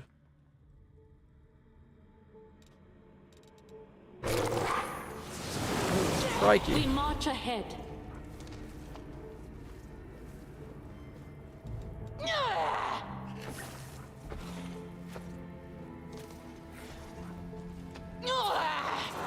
Is there a reason why nobody is getting reports? Our path leads on. Why am I so I think weak? he's supposed to be dead.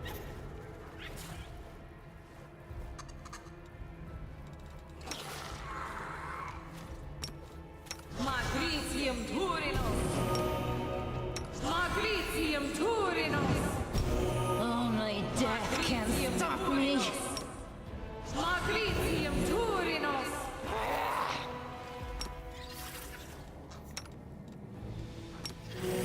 It should said work. Is it flawed?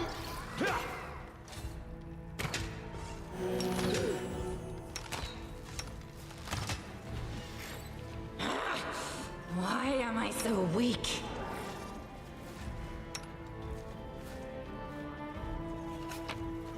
We got ourselves a meta magic rod.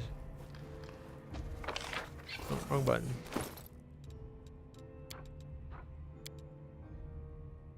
The meta magic rods don't go in there.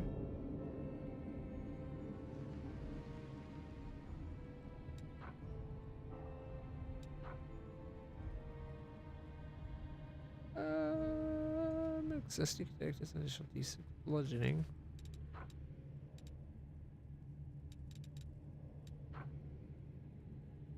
This ring grants the wearer +4 morale bonus against confusion and fear. Fortunately, most people already have 2 rings.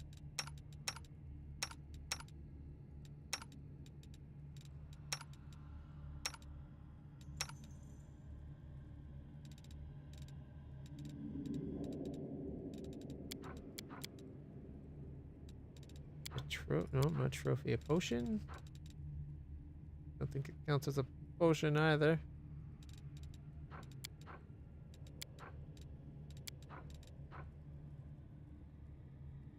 Okay. Screw it. Newest. Extend meta magic rod. Okay. This rod grants the wielder the ability to make up to 3 spells they can cast per day extend, as though using the extend spell. So it just lasts longer, right? You can make your spells last twice as long as an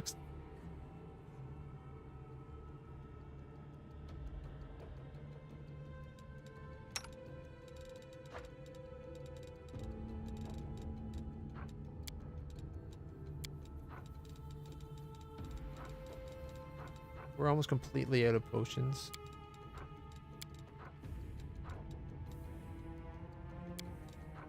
That's not good.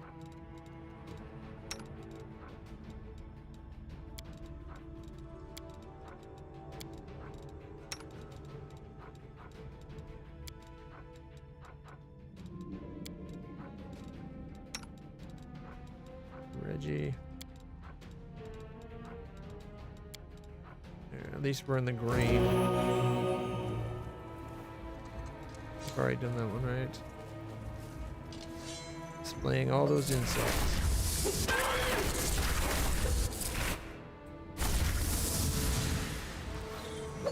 What the hell is that?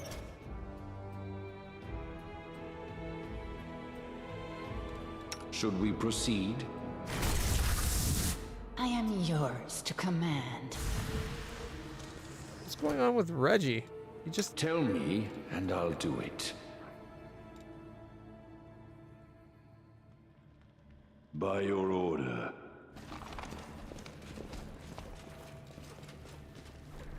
Whatever comes next, we'll be ready.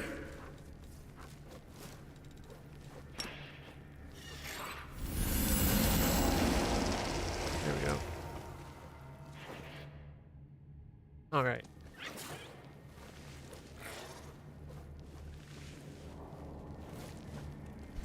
Okay, so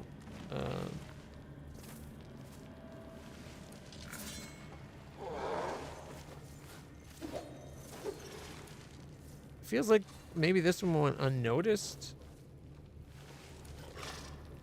Unless that was supposed to be this, the one that opened up the stash. Then how come we can still do it?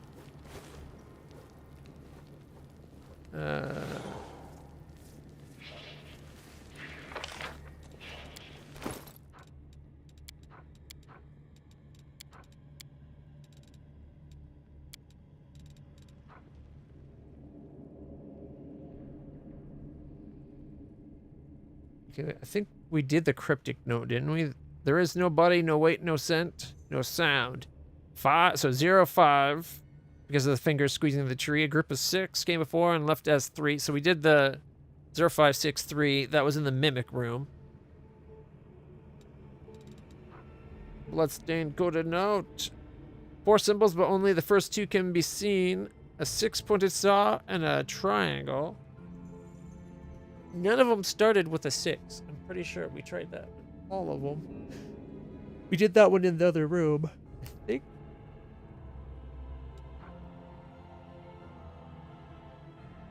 All right, upside down 5 point. Okay, crumpled note. Okay, crumpled soiled sheet of paper that has lain in the pocket of some forgetful cultist for a long time.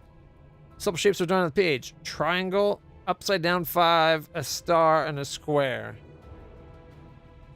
So, pretty sure we did that. Wasn't one that was backwards too?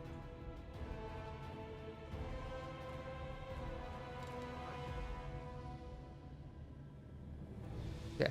3 changes place with 4. Okay. The layman and the wise man perceive different things in the same symbols. Seek out precious knowledge where others blindly pass it by. 3 changes places with 4.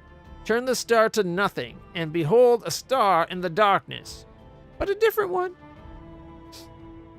Is that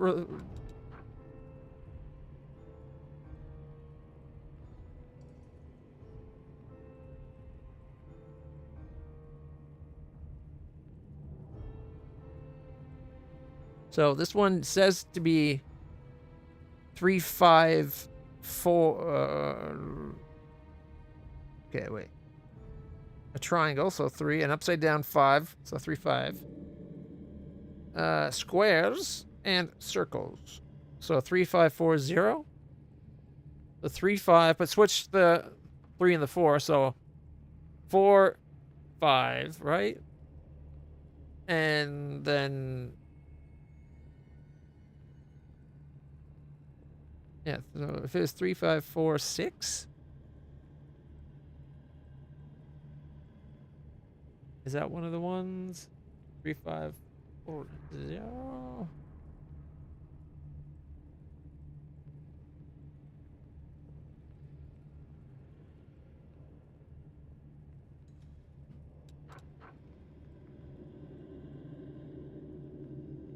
Oh, turn the star to nothing. So the 5 would be a 0.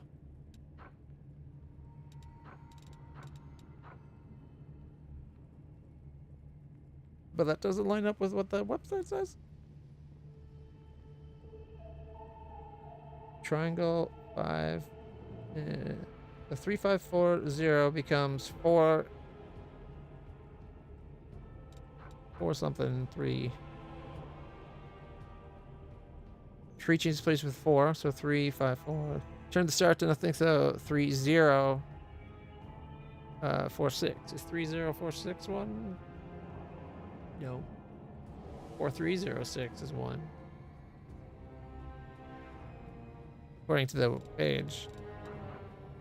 I just confused myself so much by saying the same numbers over and over again. So 3, 5.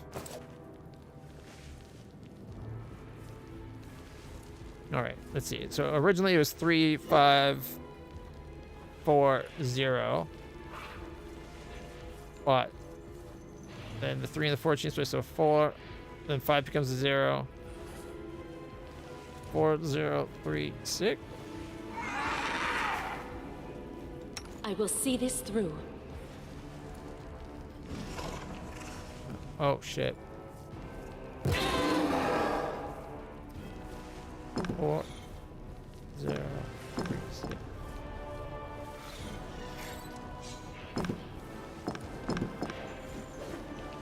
Well, it does open that. 4, 3, 0, 6.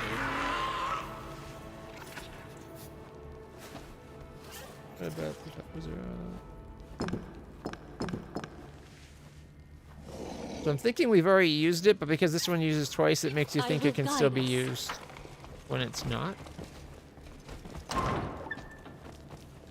It's an area exit?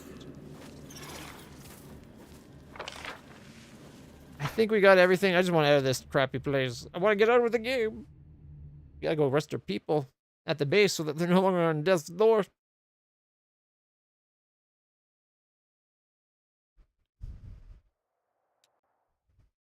All right.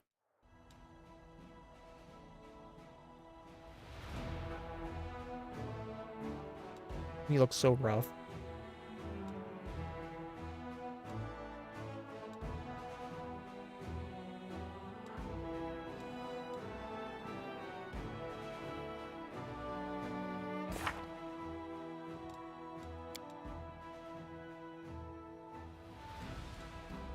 Xanther Van confirmed that the Midnight Fane is to search the crystal and located beneath Dresden. Seek and ye shall find. Cowardice is not failing, but the result of natural survival instincts. She's hiding not far from Dresden. We know where, though. Dusk of the Dragon.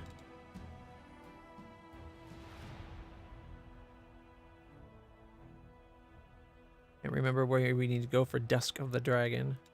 Dragon's Burial Ground. The Price of Knowledge. Dragon's Fate. I don't think we're able to do Dragon's Fate this time around. We lost the scales.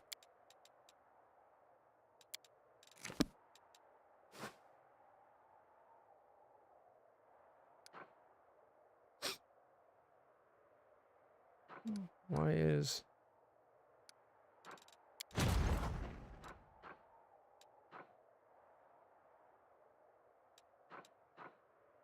We can recruit?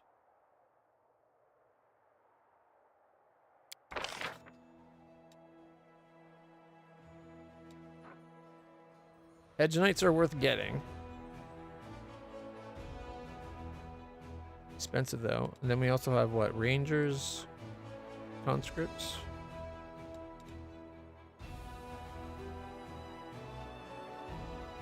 I wonder if we use that ability, if we can get these to go more than what they are already. We got 8, 18, 52, and 12.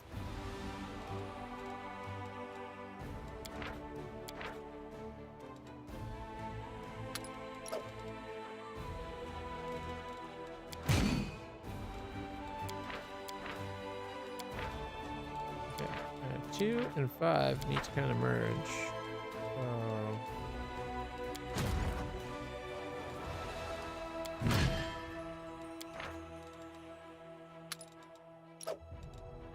We got Monavik Devas. And then we also got Yama Azantas. Guess these are melee. These got star knives, which I think makes them ranged. They use throwing stars.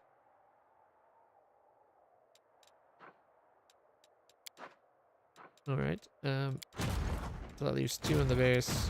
We got the Bell Saints, the Iron Brigade, and the Booyah Boys.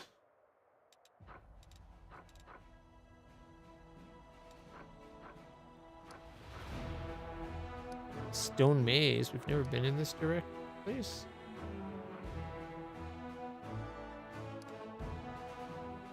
Keeper's Canyon. This Keeper's Canyon got something going on.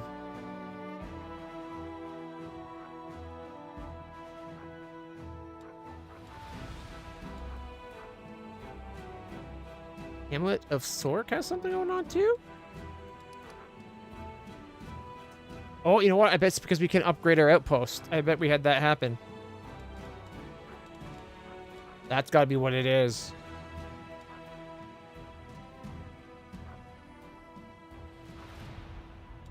Alright, 6.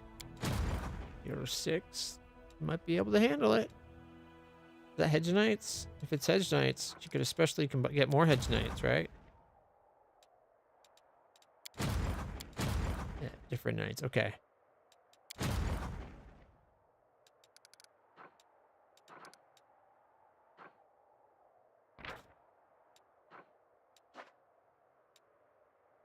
Well, let's see how she handles.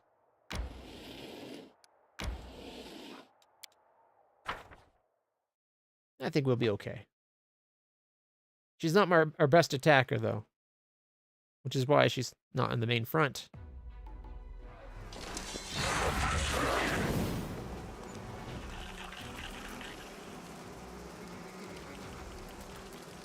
Alright.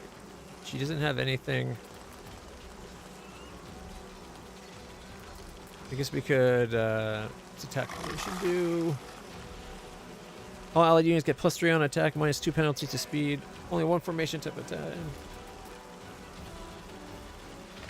All enemies in a 3x3 area, fortitude saving throw, or be stunned for a round. We'd be able to get like 2 at best. Inspired advance. All units get +2 to move and +1 damage for each square they move. I really wish he had a way of attacking. 3 points of damage reduction for 3 rounds. Damage reduction of 2. You know, we'll start with by blessing everybody.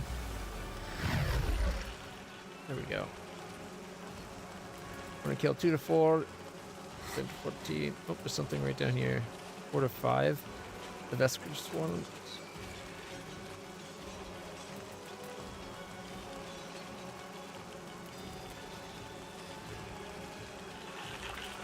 To 14, eh?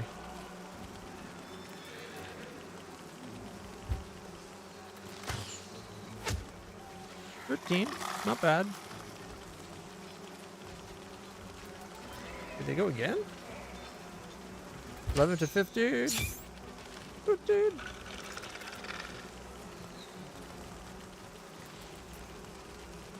We only get 1 to 3. 6 to 11. Got 14.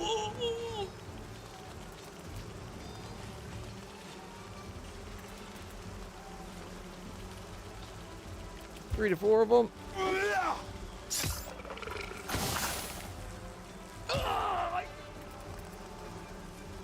Get 5 to 6 of them.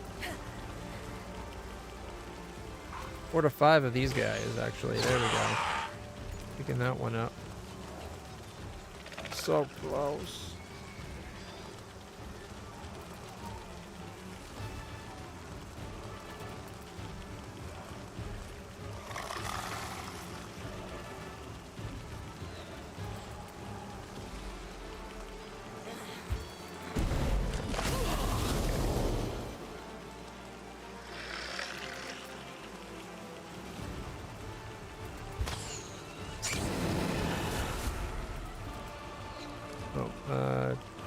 That formation.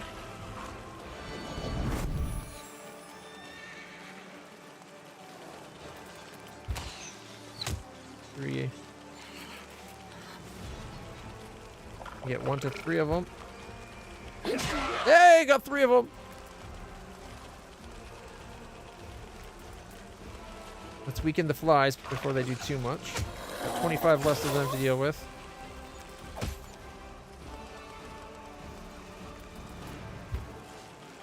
They don't get to go again. I should have moved them up last time. I was just worried that they'd go for our attackers.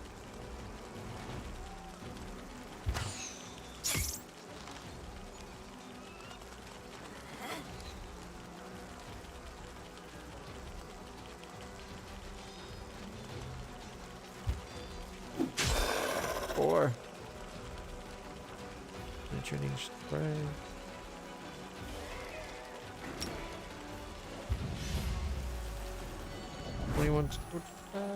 Guaranteed to get rid of the 4.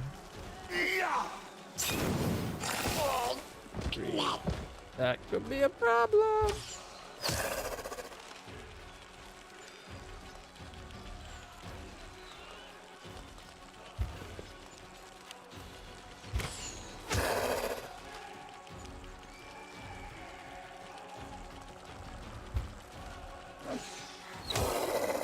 Yeah, there's the problem I was worried about. Now they're going to melee.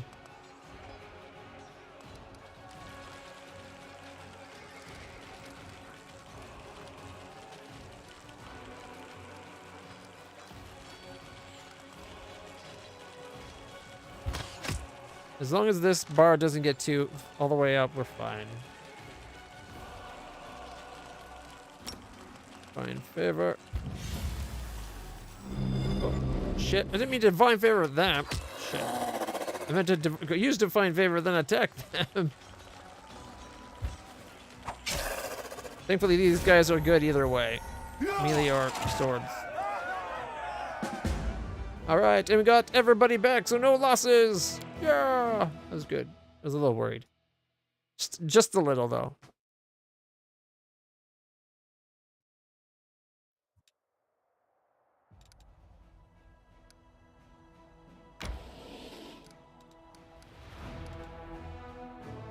How do I get back into this area? I gotta quest up into there. That's the dragon's burial ground there. I have no idea how to get back there. This act is like the last time we can, apparently. Got another demon army coming up.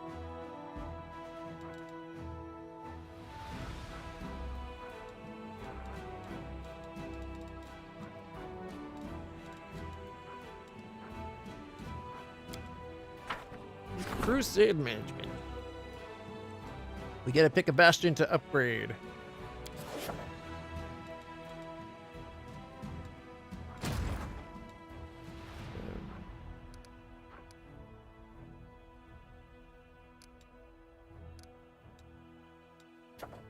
Also, the attractive impulse is a new modifier. Event. Valesh wants to talk. Oh no, Arushale wants to talk. Okay, we can do that back at the base. She wants a private conversation with the commander. As soon as we're back at base, which we're probably going to be teleporting there if it'll let us.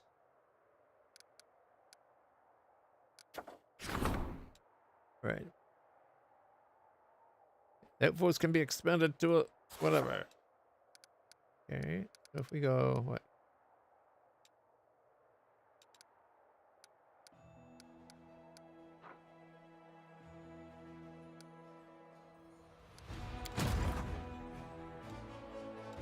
Don't ask me why. Sometimes it doesn't like you clicking on towns when you have the person that's in the town selected. Or if you have someone... Oh. Nope, it's not going to do it.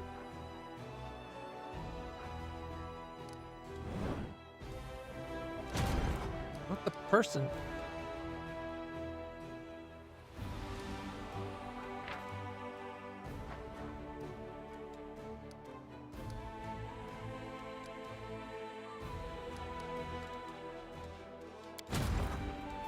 How do I get it to acknowledge? Okay. There's the army. There's the town. There we go. Manage the town. Finally. It wasn't giving me that option when I was the other army for some reason.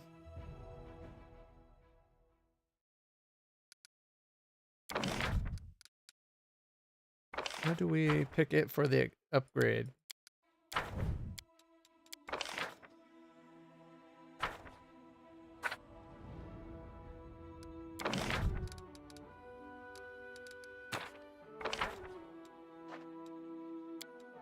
How do I tell it to... Maybe we have to be back in the base to do it?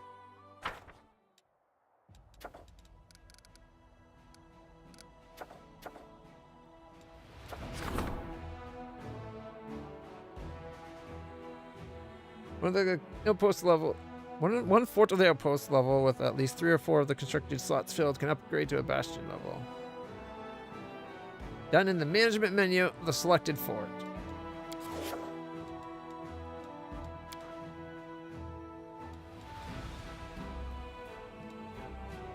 Thought we just there, but...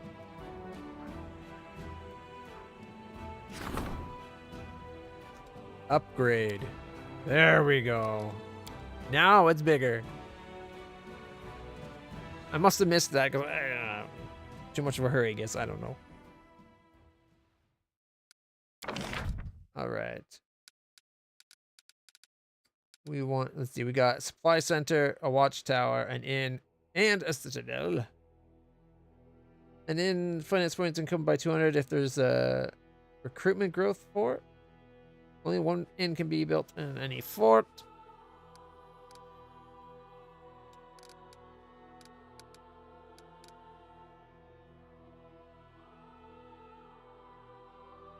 I think we need sanctuary here. Takes 5 days. Shelter. No, sanctuary gets us energy per turn, which probably do want it. Shelter's the one I was thinking of, where we can actually rest when we're exploring as our commander. Teleportation circle is also something I want. Probably go right in the corner.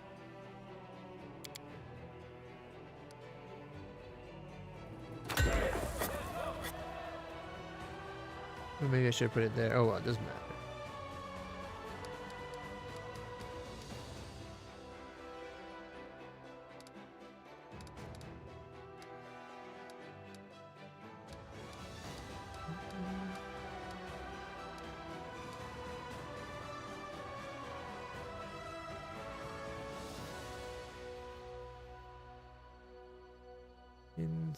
Center.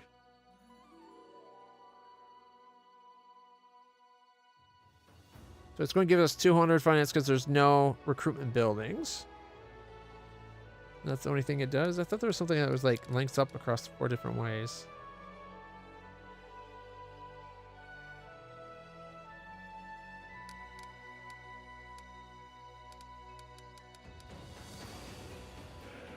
An ancient sacred place of Sarkoris that was cleansed of demonic corruption once again serves as a beacon of faith for mortals. Increases energy points income by 4. The shelter allows the commander's party to rest in the fort without increasing the effects of the abyssal corruption.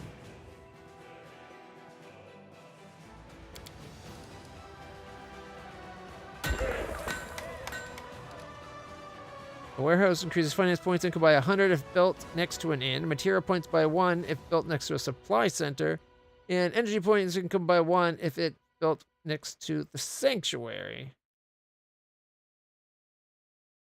All right. Okay, supply center. If we sell the inn and rebuild it here, we can then have the warehouse there, and then the sanctuary there, and the supply center there, and we'll be good. So I guess sanctuary there.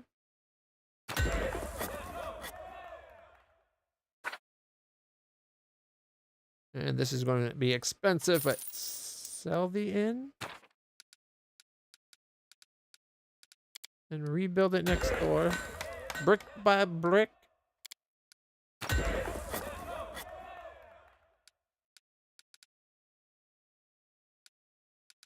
And I'm thinking hospital, so we have even more place for wounded. Hall of Glory.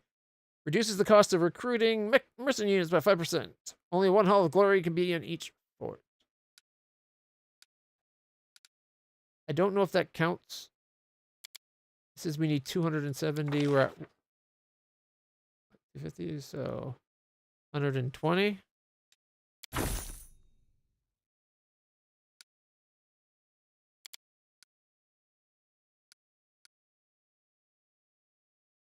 Do we want it there? Do we really want the Hall of Glory?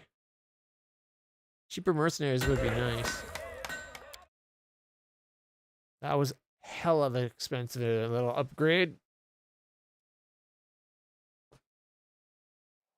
Unfortunately, we can't teleport it right now, but that's probably fine. Defenders of Freedom, a group of Yamazanta, relentless in the fight against injustice operations, are willing to leave behind their beloved homelands in Elysium and join the Crusades. Cost us 75 energy. Okay, so we can get more of that's a recurring thing we can do often. Recruitment growth of trainable units increases by 20% for 14 days.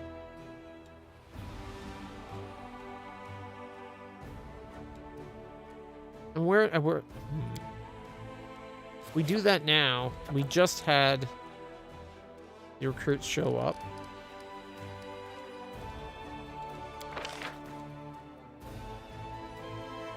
I don't think that's going to get us like the extra 1 or 2 units, right?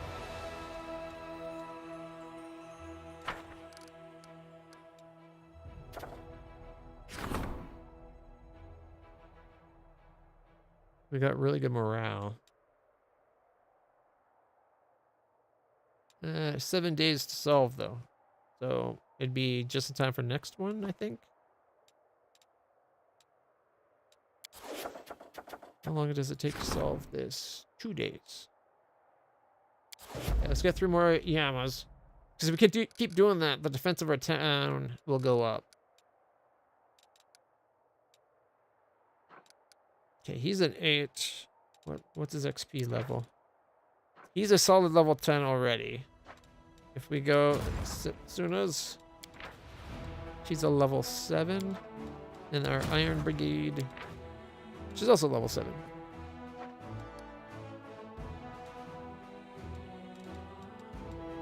Alright. Let's see. We wait 5 days, the Hedge Knights will be cheaper by 5%.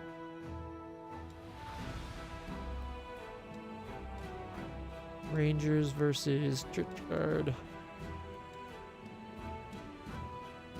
These are the main guys. These 3. We don't have. We're just getting them in the unit, so we don't have a lot. But these ones we've got a ton of. We gotta keep upgrading our army with them.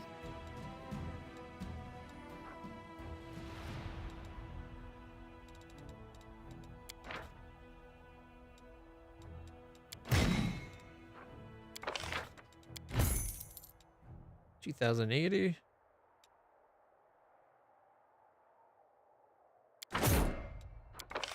These guys cost 100.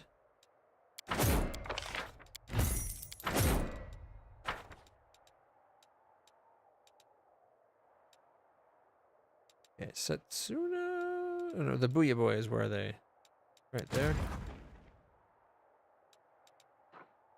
That has some also Rangers. And we have Rangers waiting, right?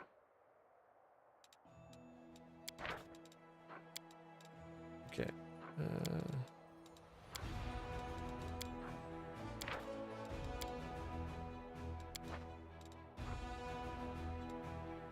No, I don't have the money for it right now. We need 2548.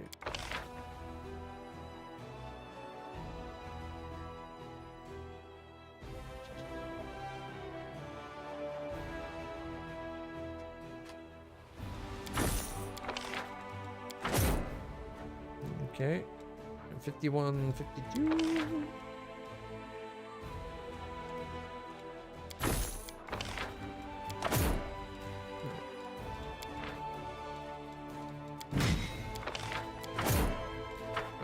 So,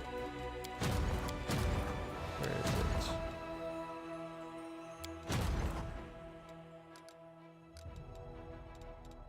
Did I not just order those guys? Did they be their own army?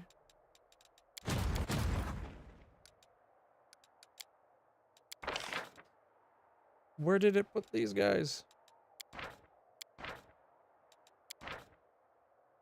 Army number 7, apparently.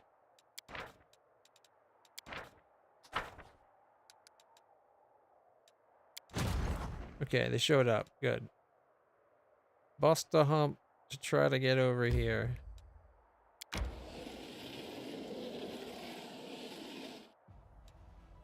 Not bad. Okay. So that's the Iron Brigade.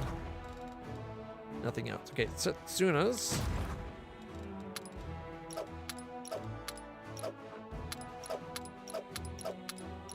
I think that, okay.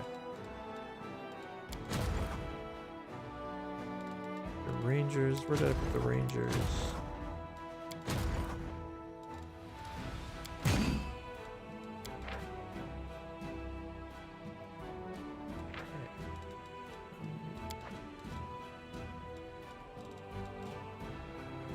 I think we need an extra spot. I want the Rangers and this guy to be in an army.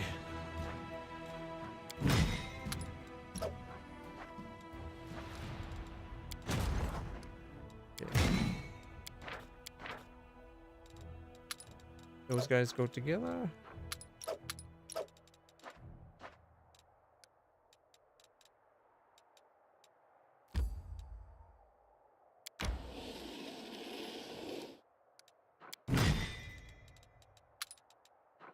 Up to 60 of those. 524 of those.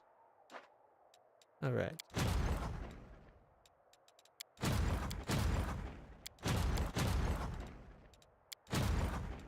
And those need to go all the way down.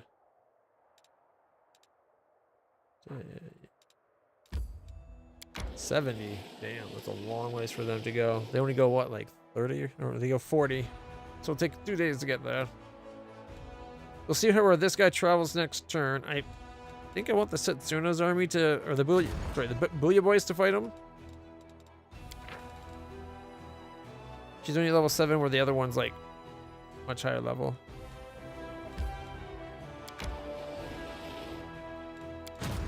Okay.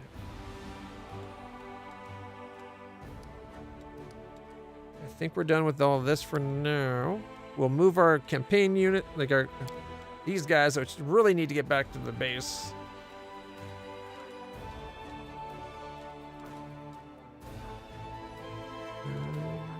We could teleport the party.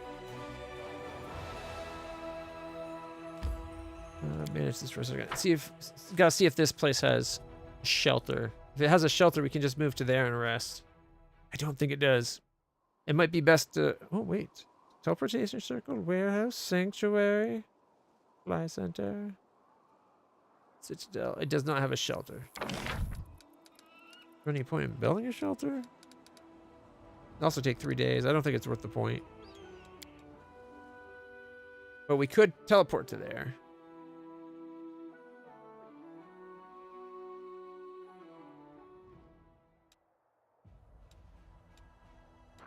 I think it might be best to teleport all the way back to Dresden. Deal with the stuff that's going in Dresden. And then go on. So let's save this as traveling.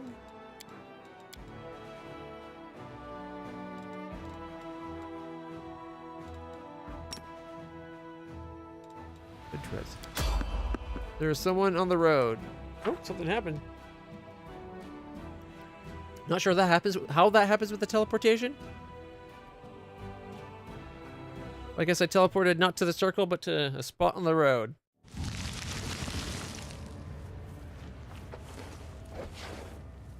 Foreign autumn haze. What? Until I saw the ears, I'm like, that kind of looks like Geralt. This guy's definitely hurting. Without a doubt. For you, exhausted and seated on the ground, is none other than Thorn. He looks up at you in surprise. Commander, I wasn't expecting to see you here. It appears my luck hasn't run out just yet. May I ask you for a hand? You notice a sizable amount of blood pooled on by his legs. A belt is tied around one leg below the knee, but he doesn't appear to have stopped. But that doesn't appear to have stopped the bleeding. All right. Perception.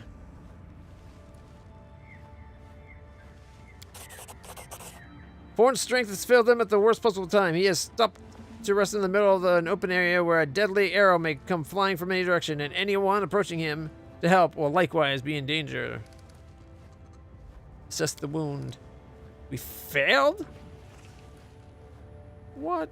We got a 30. By the look of things, the blow hit a major artery. A lot of blood has pooled on the ground. I don't trust him. What are you doing here? I was tracking Kaelessa and found her lair not far from here. Again, we fought. Again, she was able to wound me. She's following my trail here as we speak.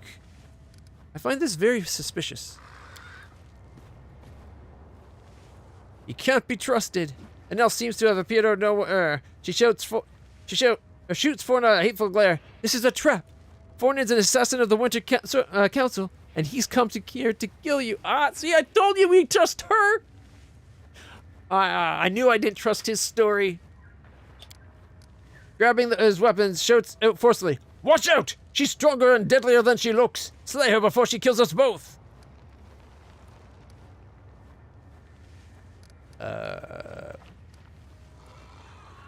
Fawn, your deception ends here. Why did you decide to intervene? You spared me. Let's say I'm repaying my debt. She gives you a similar. Or do you think that since I'm a drow, I don't know what the meaning of honor? I believe Kaelessa. Your deception ends here, Fawn. Oh, wow. He was not alone. Rises to his feet. His movement makes it obvious that his injured leg is nothing but a ruse. That is a shame. If you had just believed me, this would have been over more quickly and less painfully. It's unlikely that my associates will grant you an easy death now. Not hiding his contempt, Fawn nods in the direction of the dark elves that have appeared out of the shadows.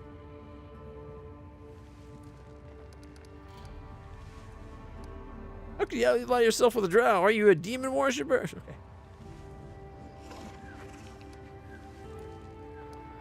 Why did you ask me for your hunt for Kaelessa? I would have preferred not to have involved you in this matter, but to put her to death myself. Or to put her to death myself. Then I would have had to kill you as well.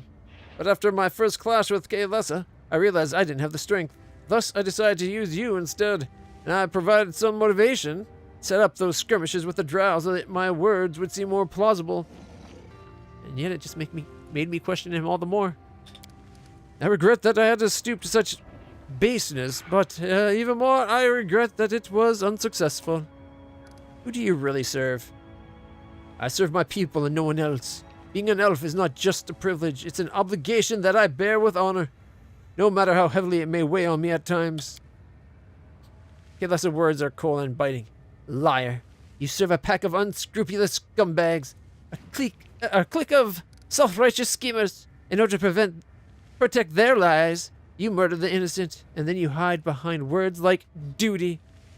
Have you gone mad, Thorn? I was tasked with keeping the secrets Kael'thas discovered from getting out. Knowing your reputation, I was certain that you would otherwise have unearthed them in short order. Therefore, I had no choice but to do this. No one is to blame for this. It's just the way things turned out. You'll pay for your deception, elf. We're not in great shape. Shit.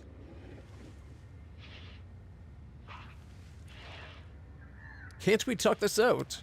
Shaking his head sadly, Thorn says in a quiet voice, I'm afraid not, Commander. We can't. You'll pay for your deception, elf. As I address you in a calm, somewhat sorrowful manner, I am sorry for having to do this, believe me. I take no pleasure in carrying out this order.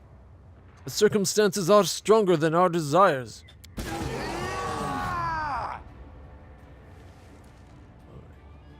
Drow mages.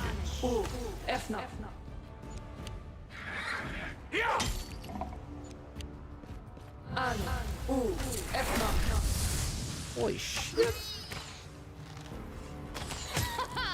Ooh, critical hit for 86. Damn.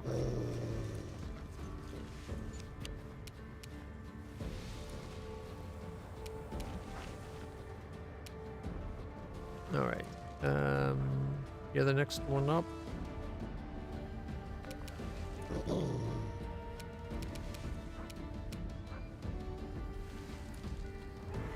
You know what? Let's go sense vitals. And we'll put her in a position where she can shoot more things next time. Next time, Gadget! Next time! Alright. And since she's not attacking this turn, she's defensively standing. Alright. The last ounce of his greater griffin strength. Death from above.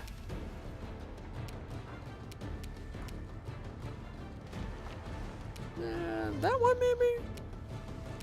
Magus, Magus, Magus, Magus, Magus. A lot of fencers. Death from above!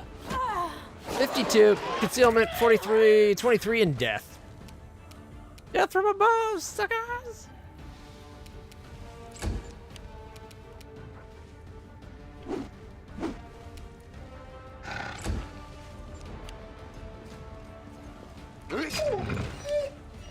One dog? No!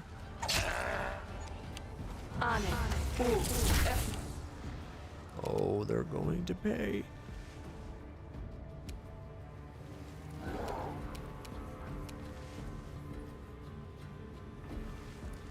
If she said, come up here, could she breath attack in a way that wouldn't get all of us too? No, she would be hitting the griffin and her. Damn it. Her breath attack takes up too much like space.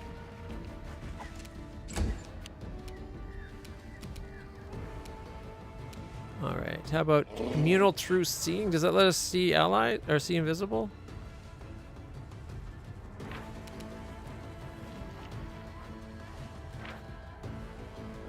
The subject sees through normal magical darkness, notices secret doors hidden by magic, sees the exact location of creatures or objects under blur or displacement effects, and sees invisible creatures. There we go. It should work. Is it flawed? It should work. Is it flawed? There we go. Everyone can see invisible.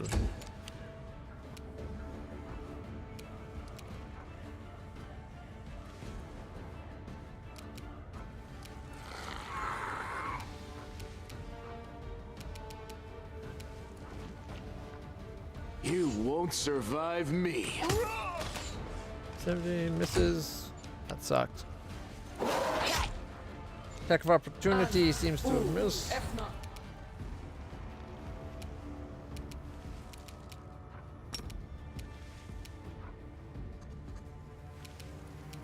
This one's mine. Critical miss. I don't know if we can win this fight.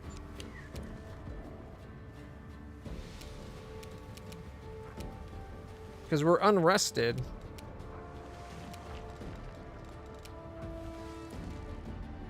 All right.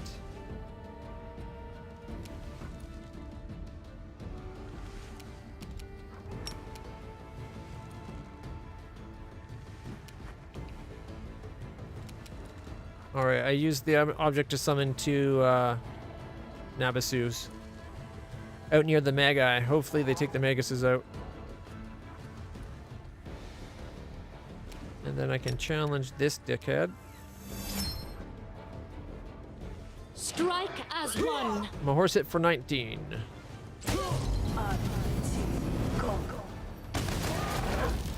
Ow. Why is Albrecht getting picked off? It's down to 29. If we were rested, this wouldn't be a hard fight, but we're completely unrested, so we're kind of fucked. She did 16 damage to the guy that got hit. And now she's being attacked by fencers. This one hasn't gone yet. Miss! Miss, miss, miss. Their AC's fucking ridiculous.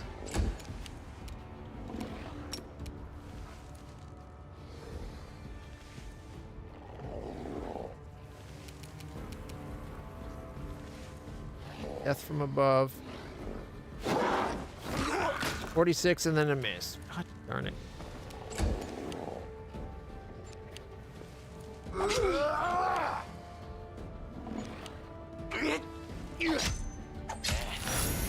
Oh, Albrecht's down.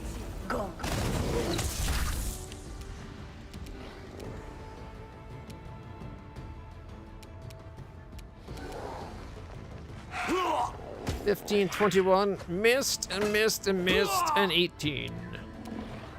He's down to 57. She's got no healing left that she can do.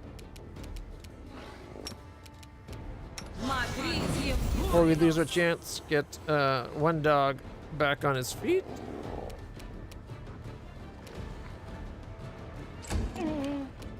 And Albrecht, negative 72. Shit.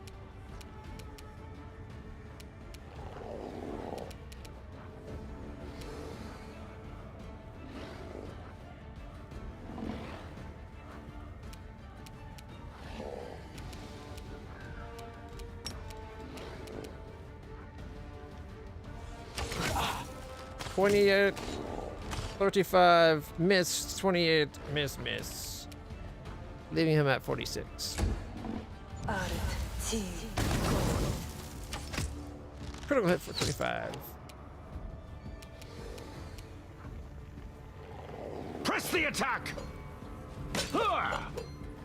Missed every single one. Great, Reggie.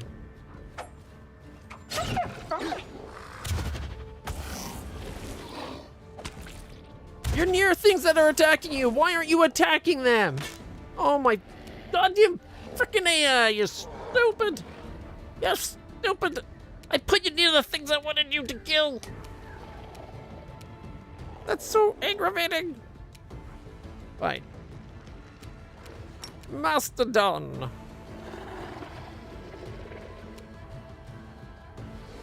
Attack! We needed more bodies in this fight. We're getting our ass kicked because we weren't rested. I wasn't expecting to suddenly have a encounter on the way back when I teleported home. This shouldn't have happened on a teleport home. This should have happened only when I left, like walked in or left the base.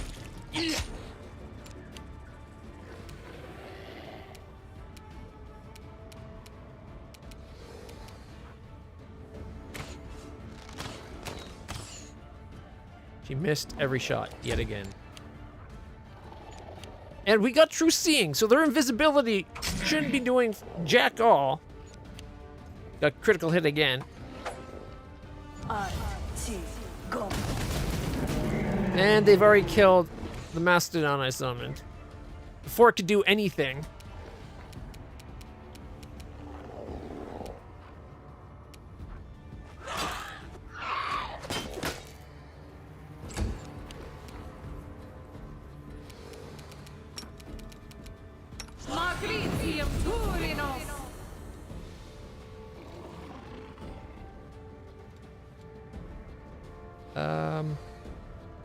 That still has him stated as permanently dead.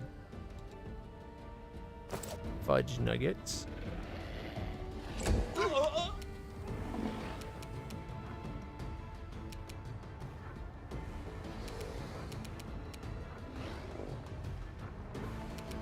Endure this! Critical for 77, 36, and then miss.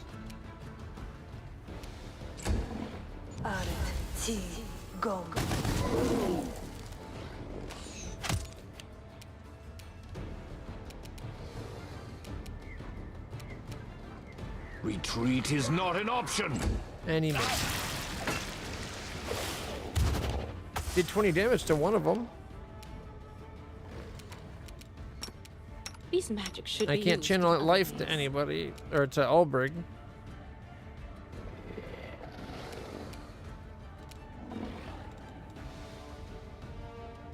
I should have fucking rested. I'm pissed off at myself.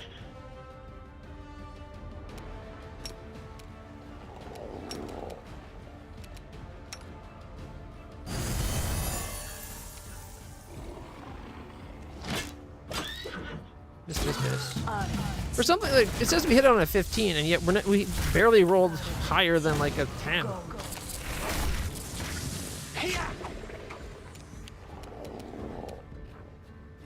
We're having the worst luck when it comes to rolls.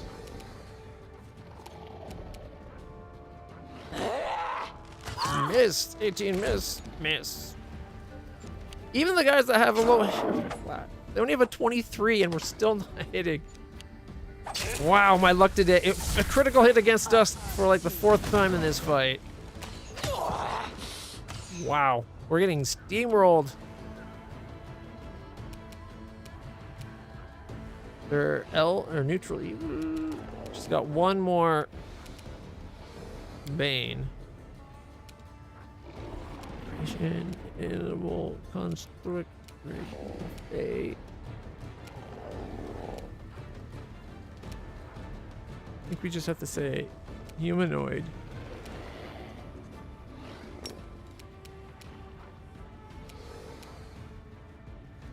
Five-foot step. Stab him. 32. Miss. And I missed. She missed something that would have hit on a 7. My...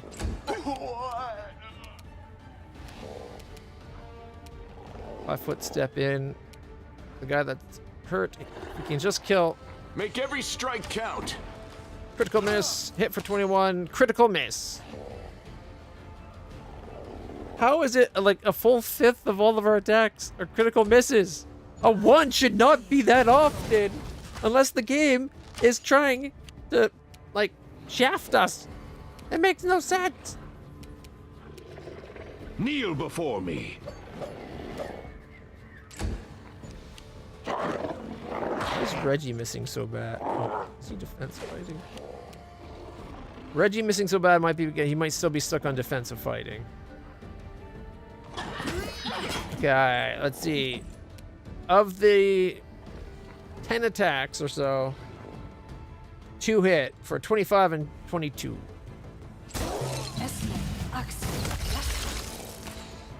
How many damn spells do these assholes have?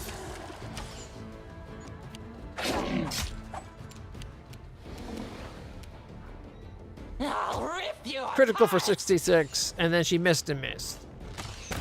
Oh, well, her 4th arrow finally killed one of them. My horse is at -1.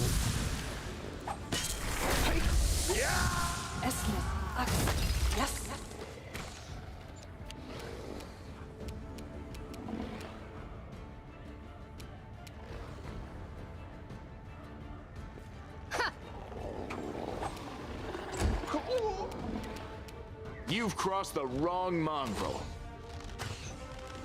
6 misses. Wonder bar. This one's mine. 5 misses. At least the Abbasus are hitting. Sometimes. We shall overcome. 18, 24, 22, 23, 25. Only death can stop me. She's down to 14 hit points.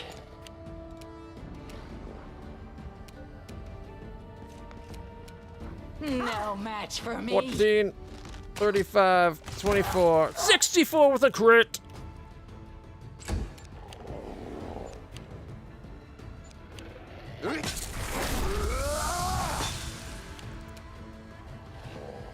I'll cut you wide open. Finally, she hit.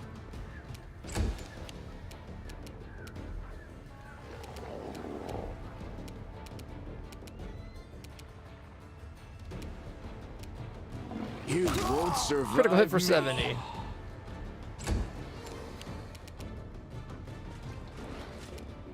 Press the attack. It hit for 24. It hit for 11. Mind you, these guys are the mages with low AC, so if I couldn't hit these, I'd be really upset. Even in the face of death, Thorn maintains his melancholic tranquility. I knew I would die like this, on the edge of the world, fitting the threads of nobility that weave my race into a single, glorious nation. Well, at least I do not die in vain. Just die already, backstabbing wretch. Aren't you ashamed of what you did? With mournful look says, you wouldn't understand. You're not of my people. Whose orders are you following? He smiles sadly. You think that, since I'm at death's door, I'll reveal the secrets of my superiors. You're mistaken. I and others like me know how to make our hearts stop beating before a treacherous word can spill from our mouths.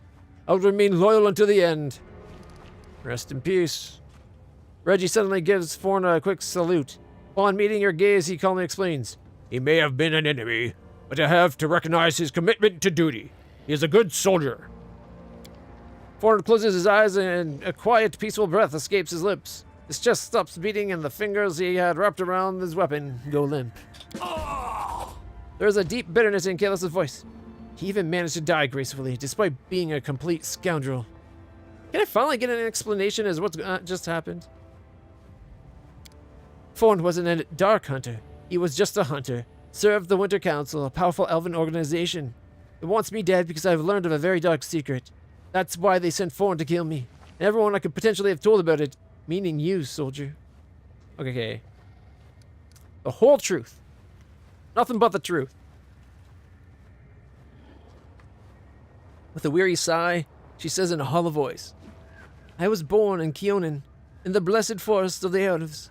I was different back then, pure and noble. But no matter how beautiful and fair Kionin was, it had its share of injustice, cruelty, and crimes committed with impunity. And I never could stand crimes going unpunished. I joined the Sunset Wasps, a secret sect of vigilantes dedicated to Calistria. Calistria, of course, being the goddess known as the Savored Sting and the Unquenchable Fire, goddess of lust and revenge who takes on many faces and guises, held in especially high regard by elves who often identify with her mercurial moods and changeable nature. A fondness for wasps who has earned this vengeful deity the title of Savored Sting. Such creatures live on after harming their enemies, a trait Calistria followers hope to emulate with pursuing their goals. By night we would bring justice to those whom the land had failed to punish. Liars, traitors, molesters, murderers. But the further we went, the more our doubts grew. We asked ourselves, how reliable was the information we were getting? Could there have been any mistakes? Alas, it was too late. The whole time we were puppets in the hand of a priestess of Discari by the name of Anamora. That monster had been toying with us, using us to kill innocents. The wasp was revealed to be a locust, and we were unmasked as criminals, outcasts. We were wanted and had nowhere to return. The only option was to bend the knee to Anamora, who promised us protection. I was the only one who refused, but I was captured and taken by force. Then, under Anamora's watchful eye, our apprenticeship began. We did dark, horrible things, bathing in violence and spite, myself included. I did them too. At first, I was controlled by magic, but then they broke me, and the dark fate, the curse of our people, took us one by one, until finally it embraced me as well. When I saw the monster I had become, I mustered what remained of my will and fled. I wanted to tell everyone the truth, tell them how we were caught in the demon's trap, let the world know about the dark fate. But Anamora's hunters, my former comrades, they came for me, and they weren't the only ones, as it turned out. Can you tell me about Anamora? She's a true drow, one who never was a normal elf, and even among drow, she's a dangerous monster. The deadliest of Discari's servants fear her. Her flesh nurses swarms of terrifying creatures, and her mind, I've learned the danger of her guile firsthand. What kind of organization is this? The Winter Council is a legend, but few doubt its existence. It's said to be a clique of influential elves in Keonan, a mysterious group that watches over the interests of elvenkind, protecting them by any means necessary. Murder, espionage, blackmail. No tool is excessive for them if their reputation and honor of the elven nation is at stake. When I decided to tell the world the truth about the dark fate, the bane of our kind, I signed my own death warrant in the eyes of the Winter Council. They don't want elves to be tarnished by their association with the ignoble drow. They're too scared of being held responsible for the crimes of their dark cousins. It's better to hide this dangerous truth and destroy everyone who knows it. In the dark fate, it's been assumed since time immemorial that the drow are either a dangerous branch of our kind or an abhorrent perversion, a mockery fostered by the dark gods. But the truth is that the chasm between the elves and the drow is much smaller than one might think. Any elf can become a drow. Absolutely any. Whenever an elf commits unthinkable evil, letting darkness into their heart, they may one day transform. The dark fate is a state of soul of an unrepentant malefactor who detests the light. An elf like that is no different from a drow, both in appearance and spirit, and thus they become a drow. Caithlessa's eyes smile mirthlessly. Her face shows the immense fatigue of the months of wandering, fighting for survival. Such cruel irony. The elves were trying so desperately to convince everyone that they had nothing to do with the drow, the most vile, horrid race in the world. And it turns out that the distance between a normal elf and a drow is but a single step. Sounds like it's more than just one step. Or if it is one step, it's one big step. I see, so what now? Now I ask for one last favor. I still have friends left in Keonan, real friends, ones I can trust. Send a letter to Avenara, to the leader of the border defenders. Recount my tragic tale so it doesn't die as the Winter Council wants it, since I won't have the chance to speak this truth myself. Because you'll have to end my life now, soldier. She looks at you calmly, warily. There's neither threat nor fear in her words, only a plea for an acceptance of the inevitable.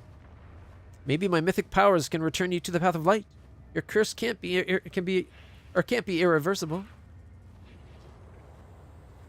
What if you can still be saved? There's a dark fate. Could there be a light fate? Maybe good deeds could heal you.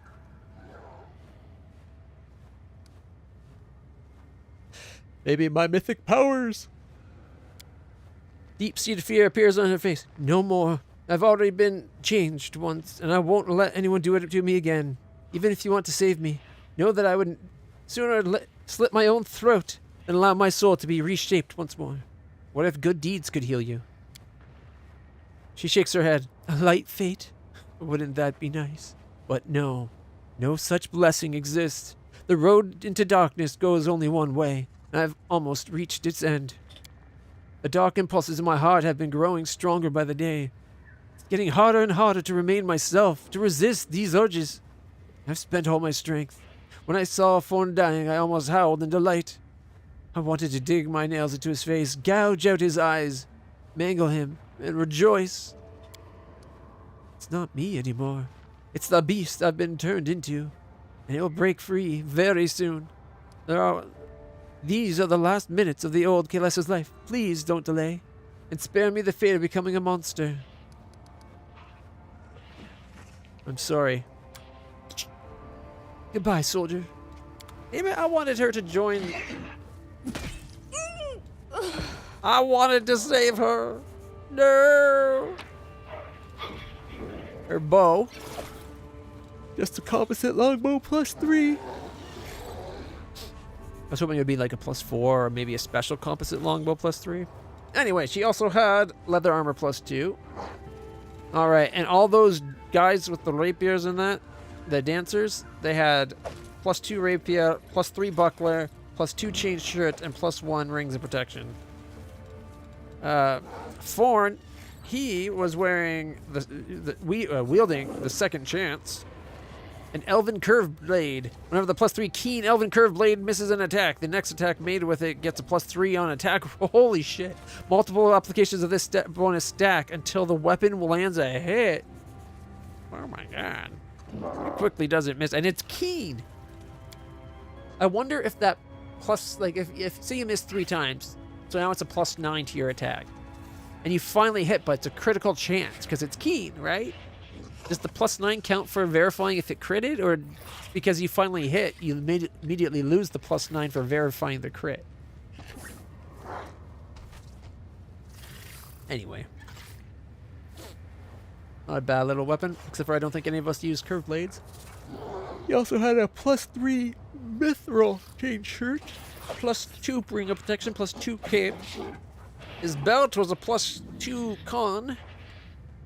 Mighty Constitution.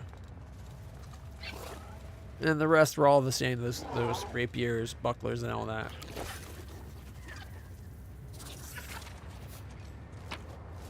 The Magi all had just composite, masterwork composite longbows, quiver of cold iron ammunition, and just normal leathers. Forwards. And the worst part is, Ulbrig frickin' died. Apparently, Ivory frickin' died. I am so done with the death, the destruction, and the mayhem. They're like dead. And the most frustrating part, if I just rested before traveling, he would have been in full top form and just crushed them. Well, maybe not crushed them. That was a hard fight. But we would have kicked ass instead of dying.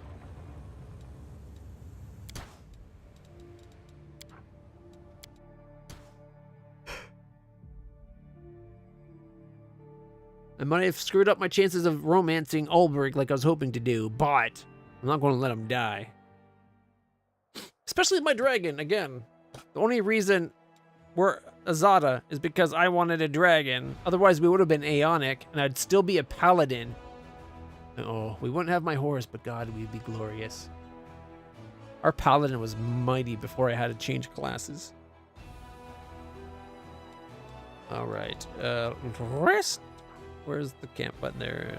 There's camp. All right, we got a +18. We're guaranteed to keep that minimized.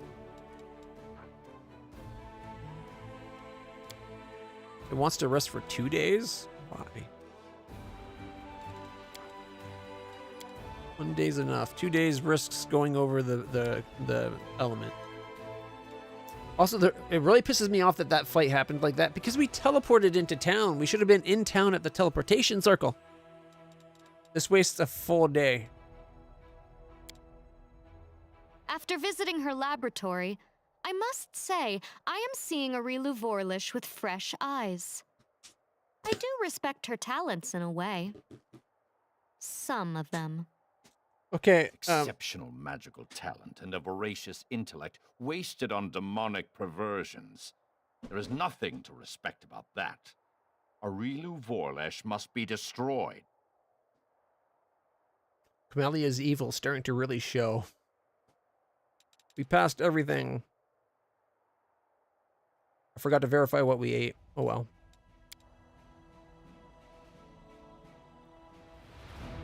All right, at least everyone's at full health and skills, because we were 100% tapped out last time.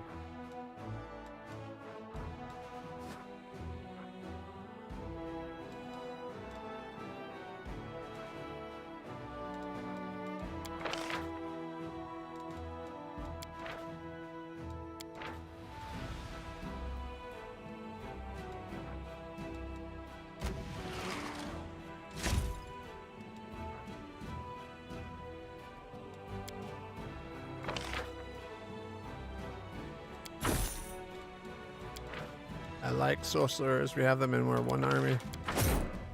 We're gonna have to send them out all the way down, I think. Yeah, see, they're in Setsuna Saints.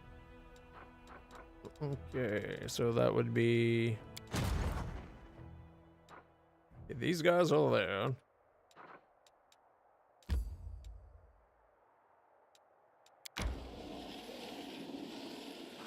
We can have Setsunas go meet up with those guys.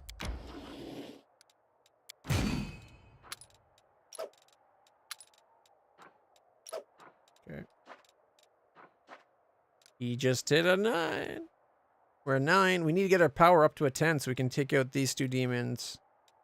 Maybe that one. But if we can get him up to a 10, we can take out this army and we can claim this area of the map as ours. Okay. Go back to the town, I guess.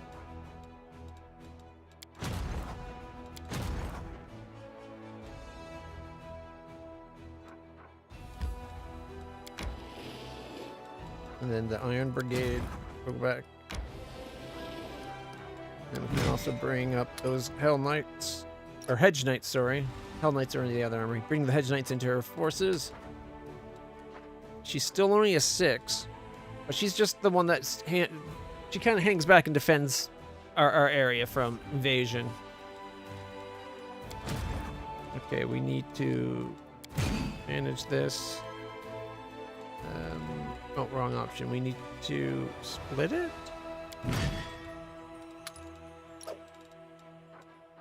Till we get enough of those to make an army.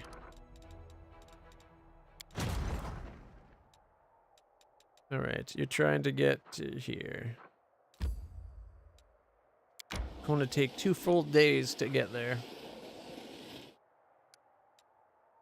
That's okay. She's standing with they're protected currently by the Booyah Boys. All right, and I want the Booyah Boys. I want them to be the ones to take out this army here. Can we travel that far?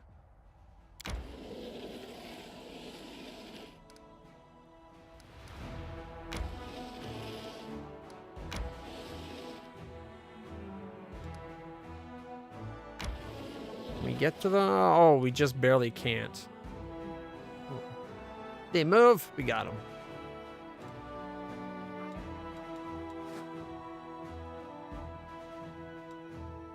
All right. If we were to travel,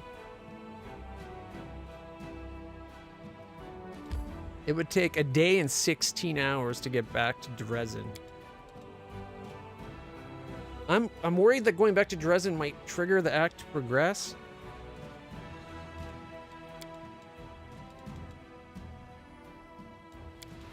As you can see, our army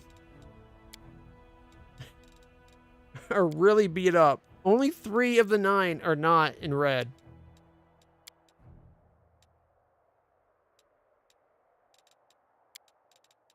Because even bismuth is red.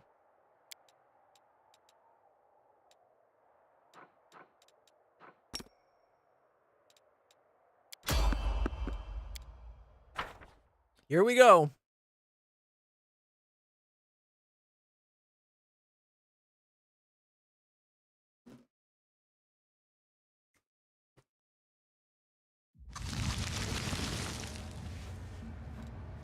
Well, Everybody's got true steam.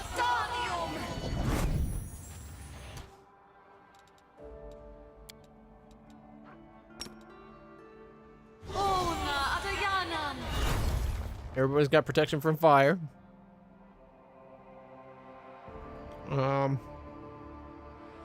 What else can we do to get them screwed over?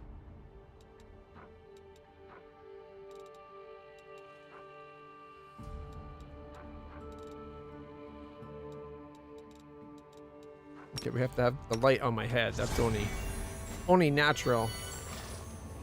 Okay. Let us not hesitate. Let us not hesitate. Be us blessed. Okay. At least this time we have our key point. Like we're actually able to use abilities. We're not tapped out. We are like 100% tapped out. I'll watch your back. So we're doing a lot better. Like we can actually heal now. That's going to be nice. A minute per level on animal growth. Hey, one dog. You're a big boy now. There we go. Most of us have strength, but mass pull strength.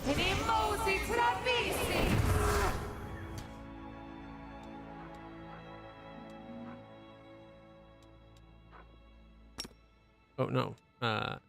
Enlarged person, the griffin.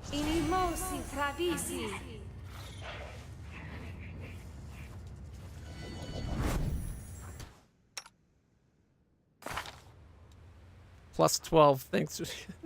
35. Ridiculous. So he's got 4 from Griffin shape, 4 from polymorph, 6 from the razors, 2 from enlarged person. Unfortunately, we're out of hastes. I need to buy a new wand. I hope I remember.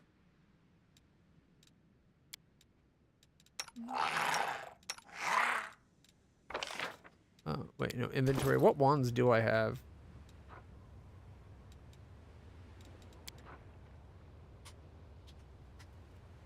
Wands, okay.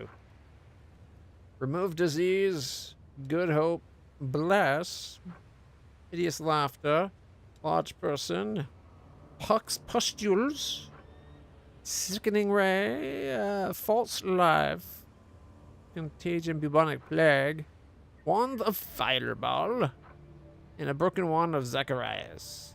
Okay. Good hope. Each affected creature gains +2 morale bonus on saving throws, attack rolls, ability checks, skill checks, and weapon damage rolls. That's huge for 1 full minute. Can she use that wand though? I think it'll be a used magical device. She's got +24, so it's a good chance.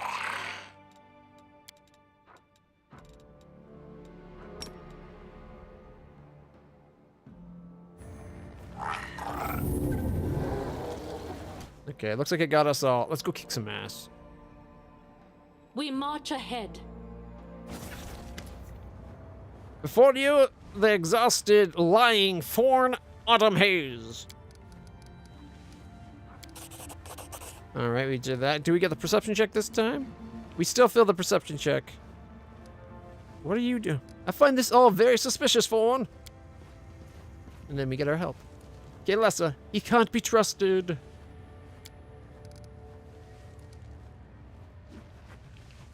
Thorn, hold on, I'm coming to help.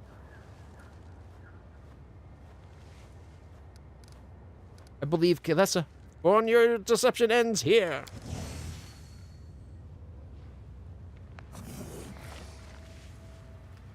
That's a shame. Why did you not ask for help? Or why did you ask for help?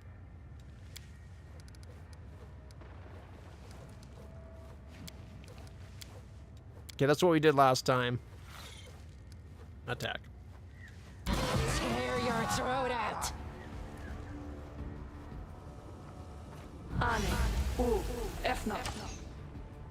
My gosh, they got really good initiative rolls.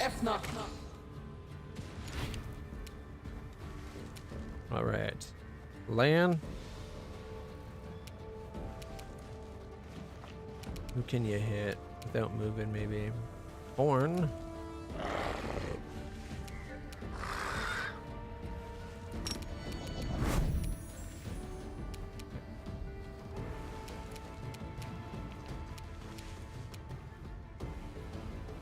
You can full attack him or him. Thorn, of course. Everyone else is just a single attack, so we're doing one of these three.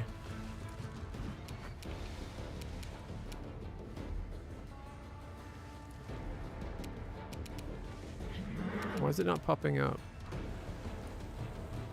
AC 31 versus 33. So Forn's a little bit easier to kill.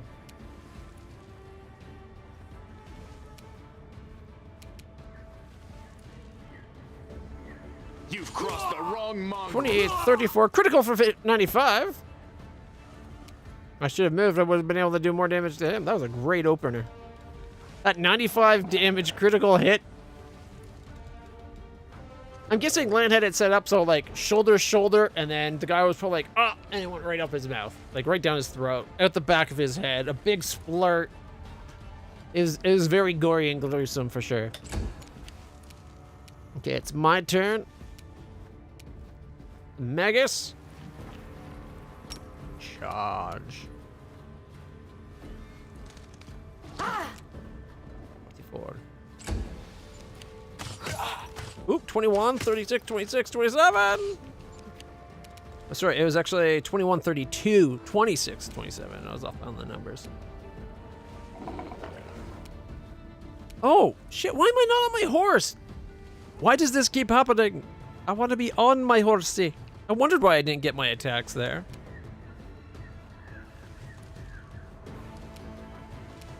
And it's Magus up next.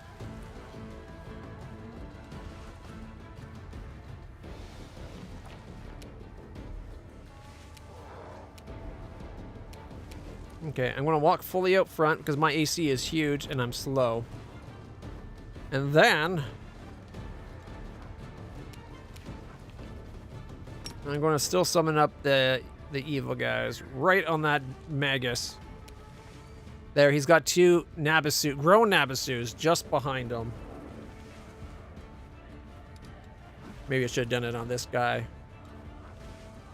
Or that one, but either way. I'll go defensive for the rest of the round.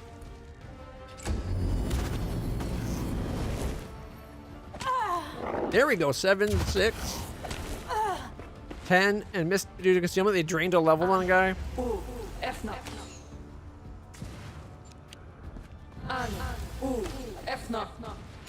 Attack of opportunity, missed due to concealment, looked like.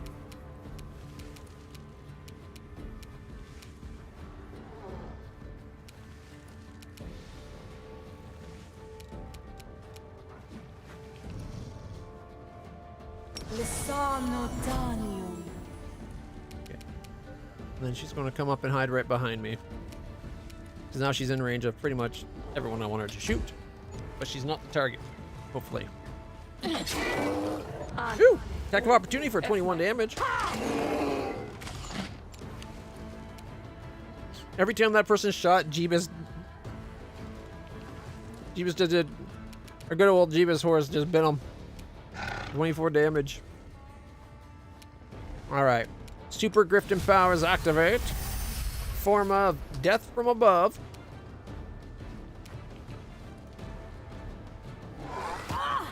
$71 and $50. He's dead. And then step towards the other one.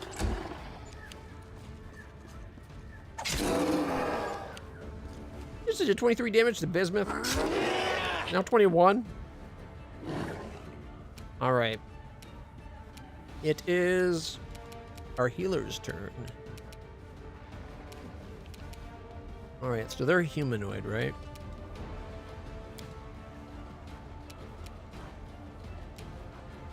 Just seeing if there's a specific elf bane.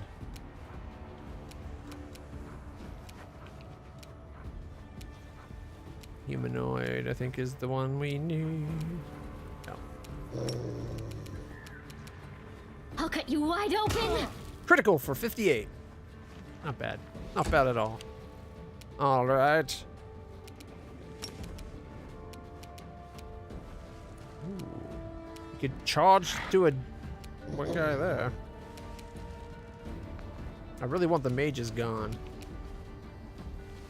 2 attack of opportunities. 1 attack. opportunity, I think. Let's do it. Ow, we took 12 damage, but we did 18, and now this guy, anytime he tries to do spell stuff, he's going to get hit. Which hopefully ties that up pretty good. We did another 12. The horse just tried to bite. Attack of opportunities. Attack of opportunity had it took 25 damage, and then it did 20. Why is he trying to kill Bismuth? Of all the ones to attack, why is the dinosaur the target? All right. Well, unfortunately for them, it's Wendog's turn.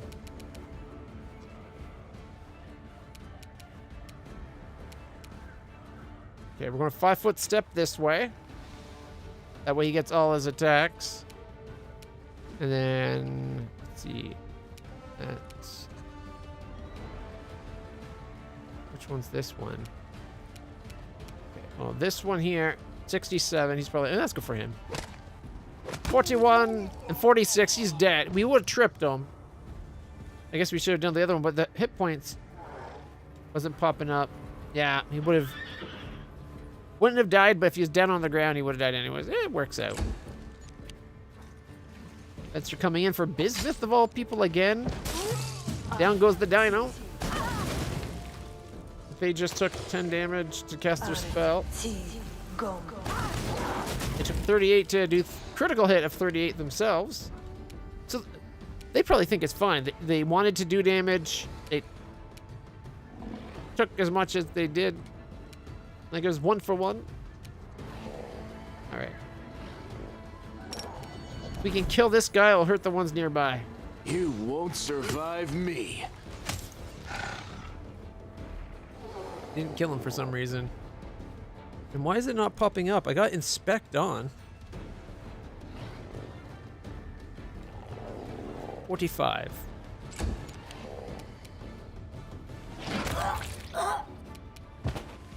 Nice. My horse took on one of the mages itself.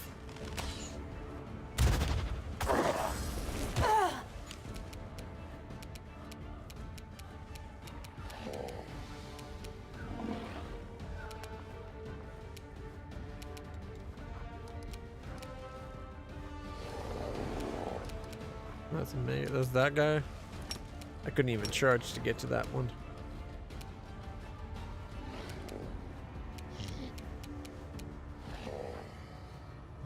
Seven. Uninjured. 37.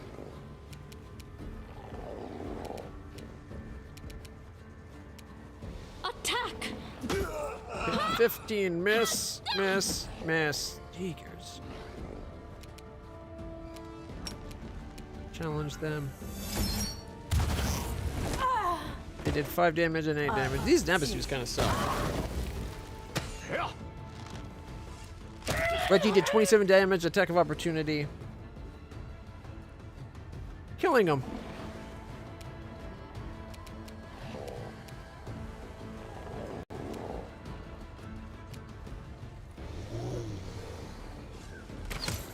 $41. Hey, look! 24 to all of them. And then she missed an attack. Well, that's okay.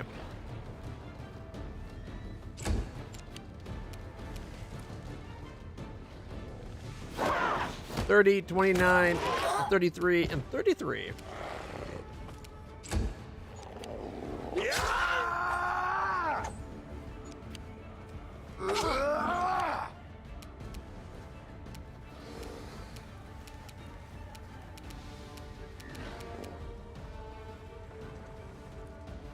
Anyone need healing? Doesn't look like it. The spirits demand your blood! 27, critical for 47, and then 29. And I attacked of opportunity, but she missed. That's this one, down to 6. So close.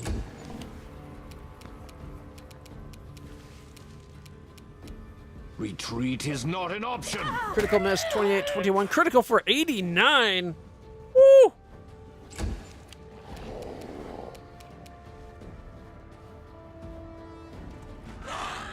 Missed, missed. Done 11, dropping them. Did 9. Okay. Wendog. Get him. 38 and tripped and then missed. Missed me, missed me, missed me.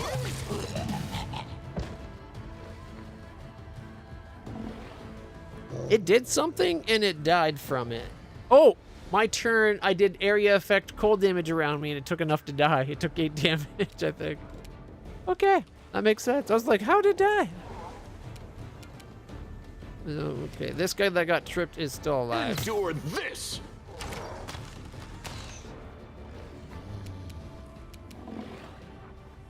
11 points. When he gets up, he's dead. So we won.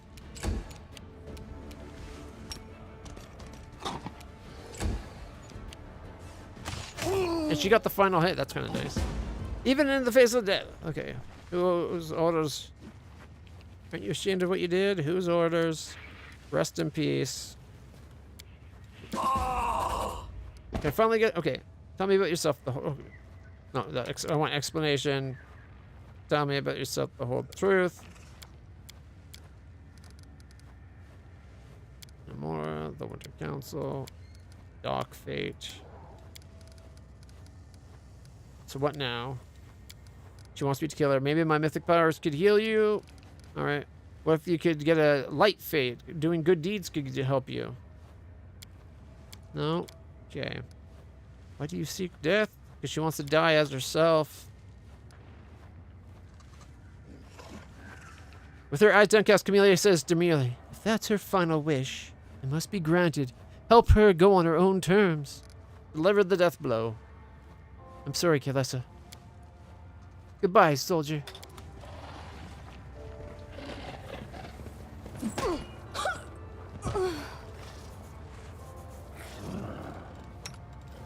Wait, can I get on my horse?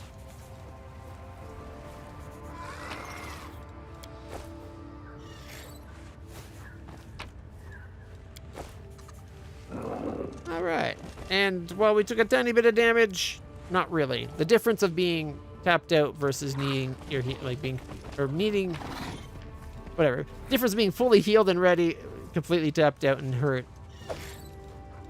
292 gold plus scroll of blindness times 3. Any other treasures hidden here? Probably not. No, and you can't exit that way.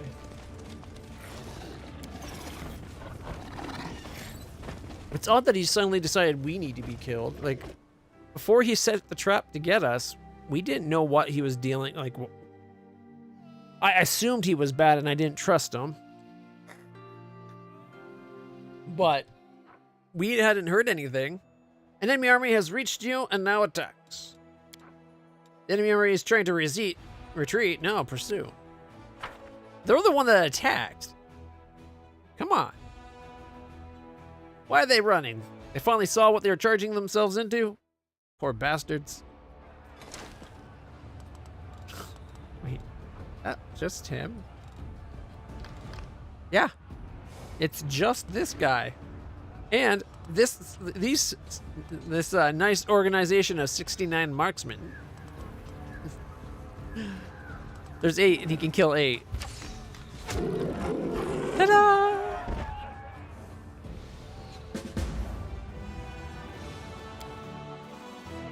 There was more to that army than that. Could there have been another army we didn't realize? There must be, right? Like, I don't know. I don't know. No, wait. There was another army. Did you see that?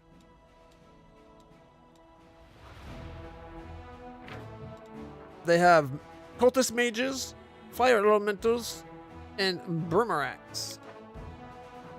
Coming from the Blackwater. Okay, these guys are done. Okay.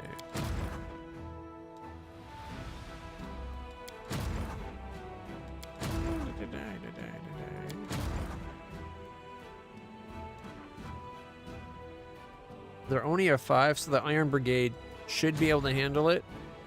They are our least prepared army, though. Like, they're our weakest army by a long shot. Although we have been improving it. So, you know what? Maybe it's not as bad as it used to be. They'll be able to handle them, no problem. We'll wait till they get closer. Ah, hell, we'll go meet them. Trevor! Alright. And that's that.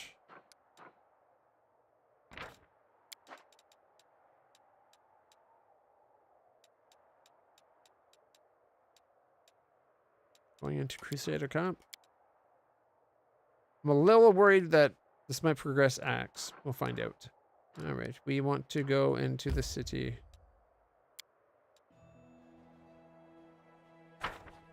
I got stuff to do. Armies to command and such.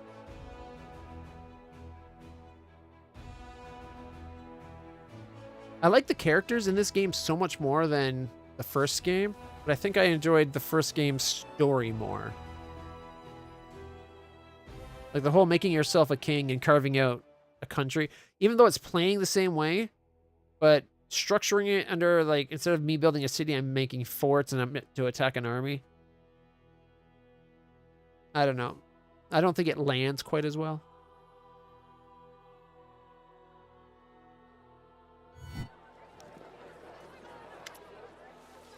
Hand of the Inheritor.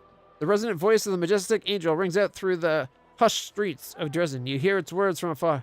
They concealed it right under our noses. Without Xanthir's notes, that incarnation of corruption, even I would not have been able to locate the barrier. Arabeth. Surely the herald of the Inheritor can rid us of this scourge. She stumbles over her words slightly.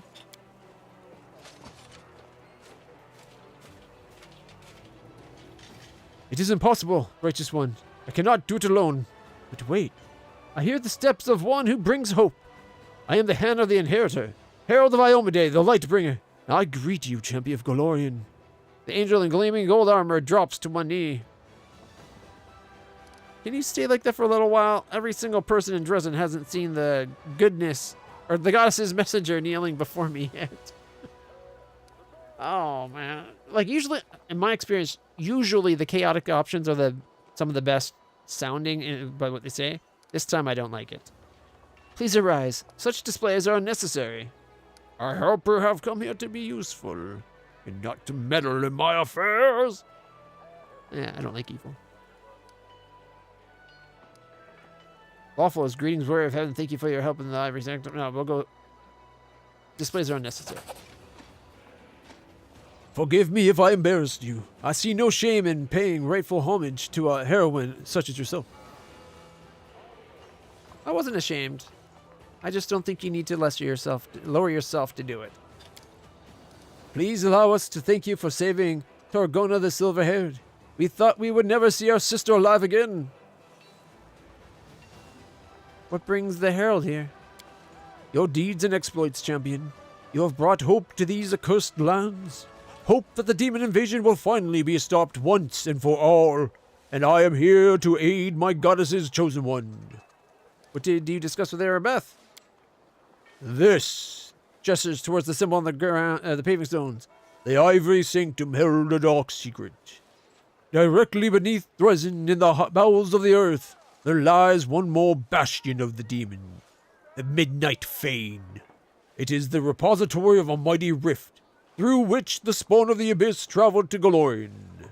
The entrance to this place is right in front of us, blocked by a barrier that is accessible only to demons. So, this is where Monago fled to?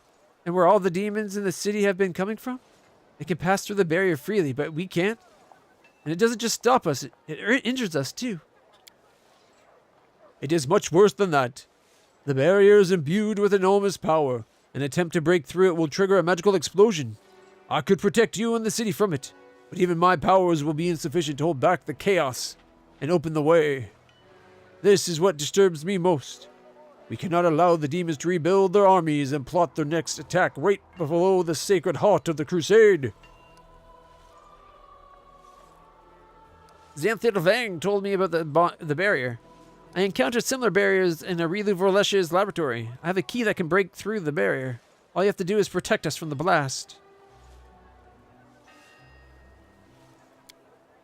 I am impressed by your many gifts, champion. Together we shall open the passage and protect the city. And then we shall burn the midnight fane with the cleansing fire of righteousness. Sounds a little, battle hungry, I guess would be a term. Like, he sounds like he wants to kick some ass. But first, we must gather our strength. I shall send word to Queen Gallifrey, for her help may be necessary. When we reach that dark bastion of the abyss, the Queen will heed my call and arrive quickly. Within a month, you must use this time to prepare to attack the Fane. Ivory desperately tries to draw your attention. We need to go now. Call the whole court and all the free crusaders, and go as soon as they assemble. Can't just sit here waiting for the Queen. Good weather and all the rest of it. By the time you move, the demons will have learned of our plans and will be waiting for us, and will devour half the world or more. Ivu's right. I'm sick of the suspense.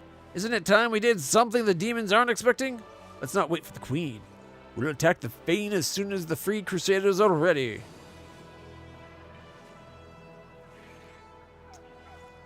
I kind of want to do that one. Are we ready for it, though? And if this pushes us into like a next act or something, I don't want to miss out on those other quests that we have going on.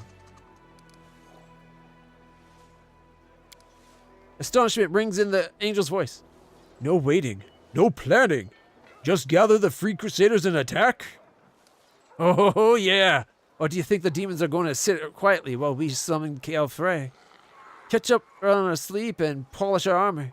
Every hour this war drags on, innocents are dying and the enemy's growing in strength. And yet we wait, and wait, and wait. The demons have ambushed us time and time again. It's time to give them a taste of their own medicine. The angel spreads his wings, brandishing his sword. Yes! Now I understand. A special flame burns within you, champion. It has led you to the past triumphs and will help us in this endeavor now also.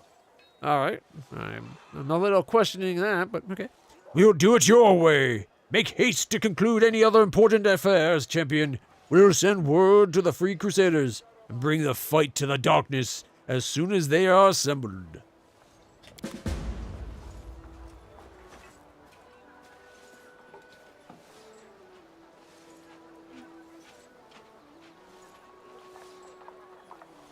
So this is a whole thing, eh? Well hidden.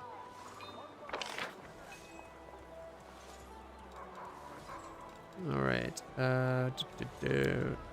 Rue Chalet wanted to talk to us.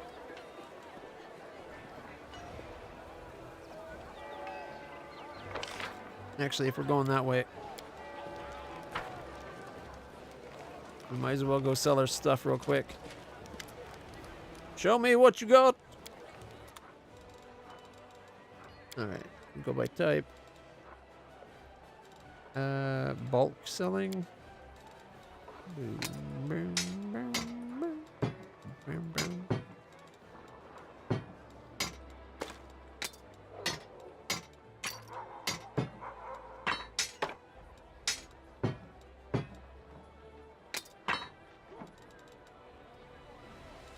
Got enough stuff to sell? Like, holy crikey.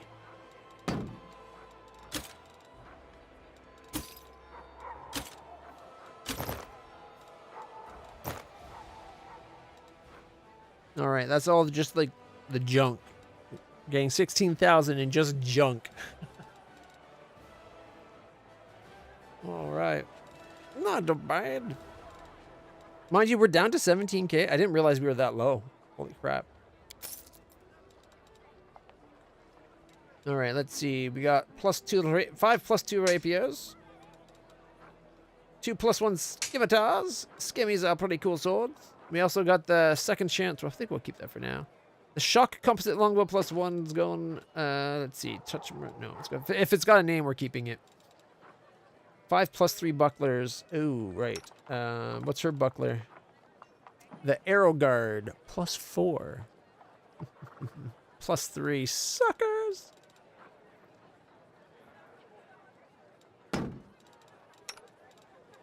Yeah, look at that. We'll keep the better, right?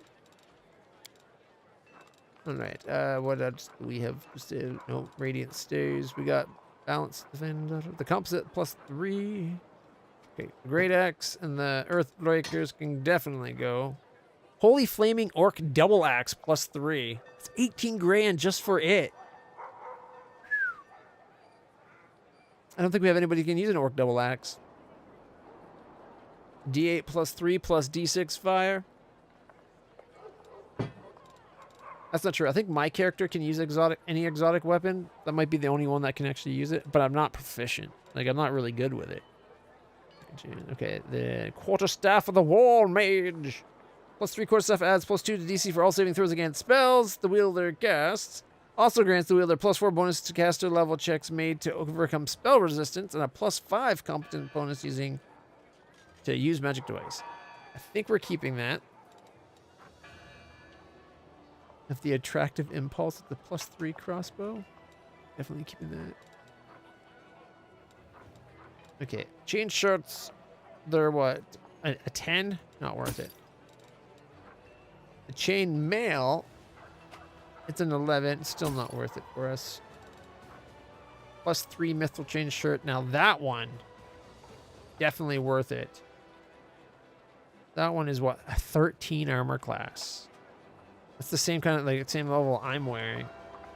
+2 leathers are a 10.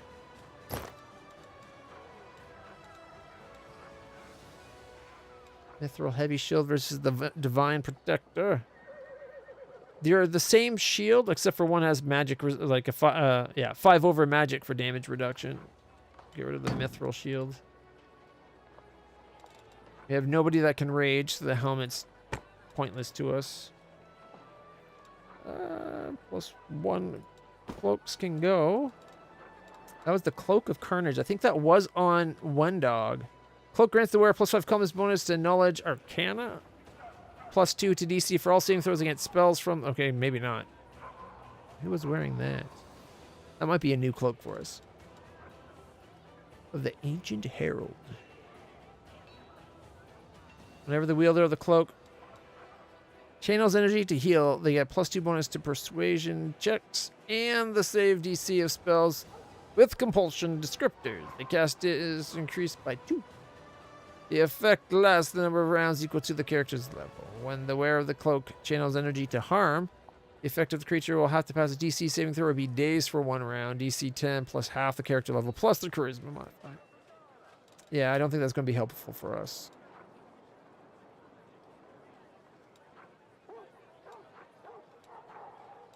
I think we're past the +1 mighty amulets and agile fists. Get rid of that. Amulet of natural armor +2s. We might have to check against all our extra characters that aren't normally with us. They need upgrading too. Composite longbow +3 might actually be good for Arushale, who wants to talk to us. I got to remember to go talk to her. Phantom Slayer braces. When the wearer of the bracelet studies their target for the first time, the enemy must pass a fortitude saving throw of DC 24 or be blinded for 3 rounds.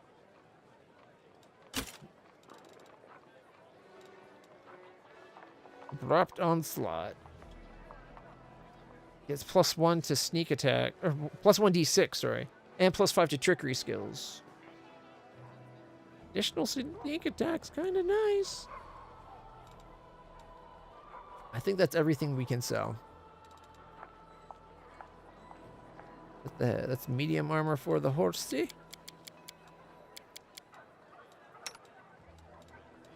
Horsey's currently wearing medium armor, frozen scales.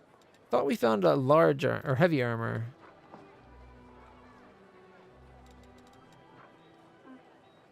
Yeah, there we go. Having Barding of the Elder Beast. It's a 12 armor class. Dex bonus is only a 1, so they're both 13s. But it gives... Oh, that's comparing to me. What? You compare it to my horse's armor. An 8 with a 3, so currently an 11. So the heavier armor would be a 13 armor class. And +3 full barding grants its wearer a +4 natural armor enchantment bonus to armor class And a +3 bonus to combat maneuver bonuses against large and bigger enemies.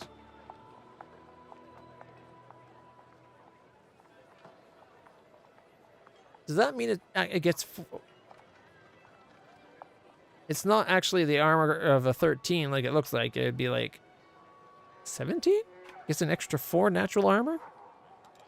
We're definitely going to have to... We'll have to level our horse up to get it. But we can do that, I'm sure. It'll happen eventually. All right, that's an extra 71,000. We'll start with that. If we have to sell more later, we can, right?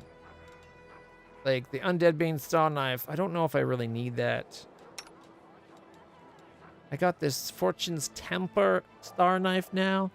+3 Holy Star Knife confirms critical with all critical hit with it. All of the allies within 40 feet area are affected with the prayer spell for 6 rounds.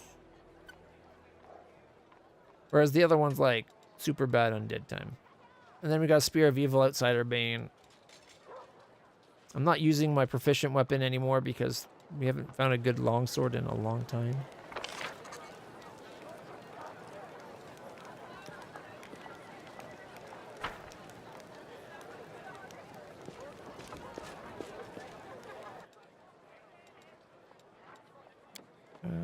Price descending. The tight grip of anguish. It's a short spear. Chaotic Outsider Bane, Icy Burst, Javelin Blows. What? Mantis's favor. Scale Mail of Resistance +2. It's a 10 AC with +2 to all saving throws. Not that good. How much time do you have in this game? Oh my god. 7 days? Or is it 8 days now? The game does take a long time. Especially if you're being overly thorough and checking everything like I'm doing for some reason. Alright, let's check our characters. Because we got our other characters that aren't normally with us. Like Arushale. She currently has a composite longbow +2, so now she's going to get a +3. So there's her nice new bow. She's got Lady Calandra's shirt, which is a +2 mithril chain shirt. But we got a +3 mithril chain shirt now. So instead of having a 26, we got her a 27 armor class. Let's see. He's currently wearing a full plate +3. Don't have a designated weapon for him. He was using a pole arm. Sunstroke might not be bad. +3 Radiant Cold Iron Heavy Mace lands a hit. The enemy has a pass fail too. Plus. Only +12? Oh, wait. It's wrong. Wait, here we go. +15, +10. Clerics don't have as good a base attack as Humies. We can then give him the Divine Protector. So now he's got armor class 30.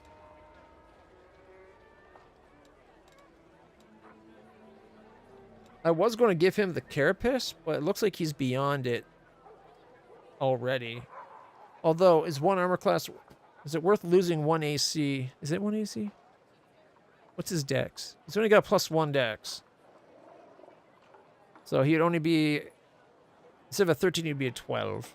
But he'd gain whenever an enemy lands a melee hit on the wearer, the +3 mithril full plate. The attacker has to pass a reflex saving throw of DC 18, not that high, or suffer a D3 damage to a strength. And if they make the saving throw, it's not just strength, it's just D3 damage.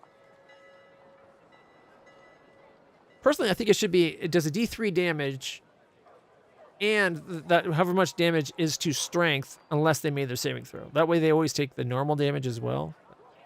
That's just how I would have done it. I think he's beyond it. Plus,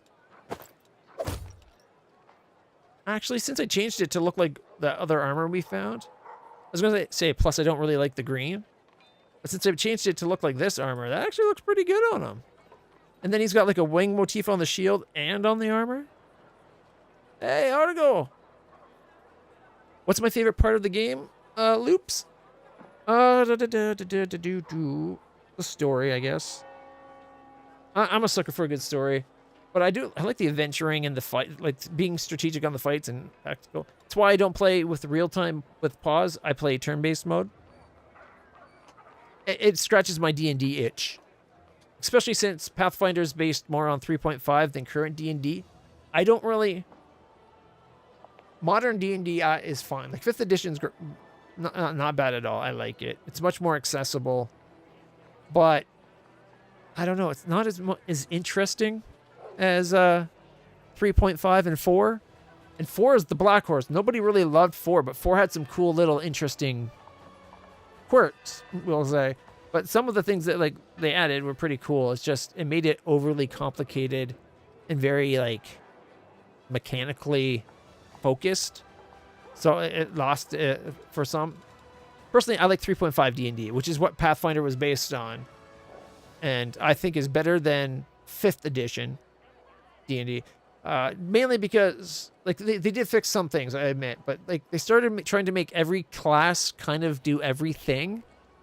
Like, they made, to a point, obviously. They made it so wizards aren't as squishy. But they still get incredible cosmic power. But the reason why they were so squishy was because they were supposed to, like, if you're a wizard, you were frail physically. Because you spent your life learning how to unlock the magics of the world, right? So, yeah, you didn't have a lot of hit points, but you could point your finger and a city would disappear in a flash of light, right? Like a barbarian it doesn't matter what level the barbarian is, he's not going to be able to do that. And that's why the barbarian has a shit ton of hit points and hits things really hard. And it's like they lost that. Like, cantrips went from being, like, little annoying things like, I'm not touching you, I'm not touching you, I'm not touching you. It's like a D3 damage, right? To being, like, full-on, I can attack for the rest of this game. My cantrip, I'm going to spark this little flame at you without any effort, and it's going to hurt. Which didn't make sense to me. And I am exaggerating how powerful they are a little bit, but they do grow with the character. It just didn't make sense to me. In their interest of trying to cater to the people that wanted to be a mage but didn't want to lose because they had low hit point, it's like, well then, like, they just want power fantasies a lot, and a lot of people play games. There's a lot of power players out there where the fact, like, building the character and making it an unstoppable machine is what they enjoy. But for me, it's never been about making my character completely unstoppable.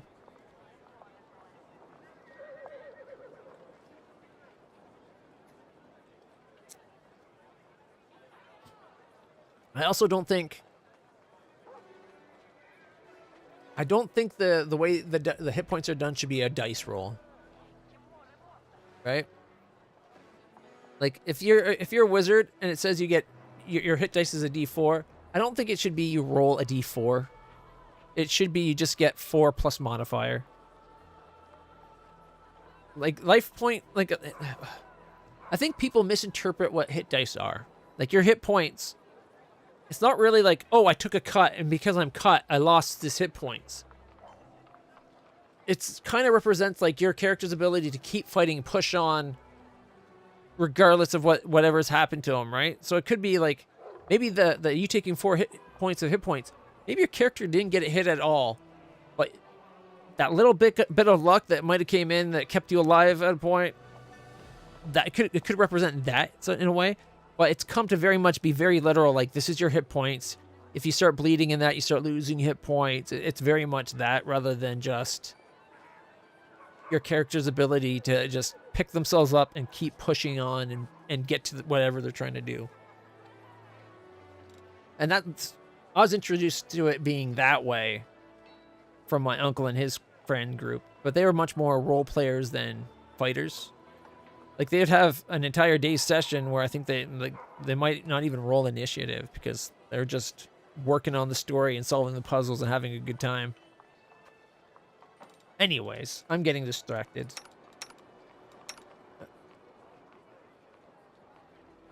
All right. I'd say for the what do I like to do part in this game? I didn't like it at first. I do like fighting the armies. Now that once you have an army that can fight, it's fun destroying the armies. But mostly the exploring. I don't need the whole doing the army thing. Like, it's an interesting extra bit of the game. It takes up a lot of time, though, I find. But so does leveling up. How many characters? 1, 2, 3, 4, 5, 6, 7, 8, 9, 10, 11, 12, 13, 14 characters. We have to handle leveling up 14 characters. Woo! Exactly. It's not how many. Yeah, Argo, you exactly at the point. His hit points isn't how many bullets he can take, but how much luck he has of bullets missing him. Or if they hit, it's a graze. You know, it's like it's not going to be a fatal thing, and he can keep on pushing. Exactly. Exactly. Great tie into what I was saying. And now that you mentioned that, I remember seeing a video where he said that. I think there was a video on PlayStation. They used to have this. PlayStation used to do this event or these videos where it's like regularly on the PlayStation, on your PlayStation, you'd be able to download a video and watch it, where it was like interviewing devs and stuff. It was pretty cool. I think that's where I saw it from, but I could be wrong. Moving the ball around. Anyways. We got a character that wanted to talk to us about her personal problems. She is down here. We'll see this through. If only they would let me ride my horse in the city.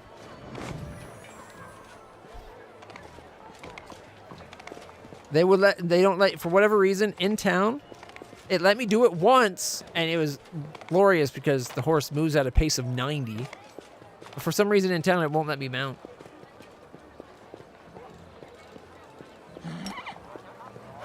Yeah, see? Settle up. I will guide us. It just doesn't do it. Oh, there she is right there.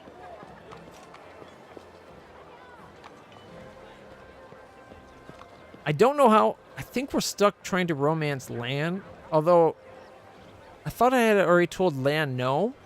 Like, did the thing to say no to Lan. And I thought I left it open with Ulgrif. Because at the time, at the beginning, I was planning on romancing Arilu Chalet here. Arilu looks at you and smiles sadly without saying a word.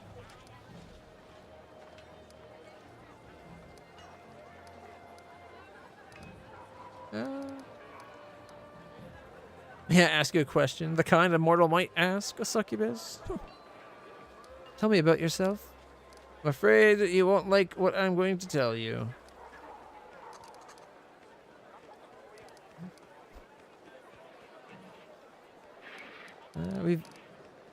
So do you worship Desna now? The goddess did a lot for me, more than I ever deserved. Asking anything more of her would be impudent. I'm grateful to her, but I try not to trouble her with my prayers. You don't get it. That's kind of the point. I thought she wanted to talk to us.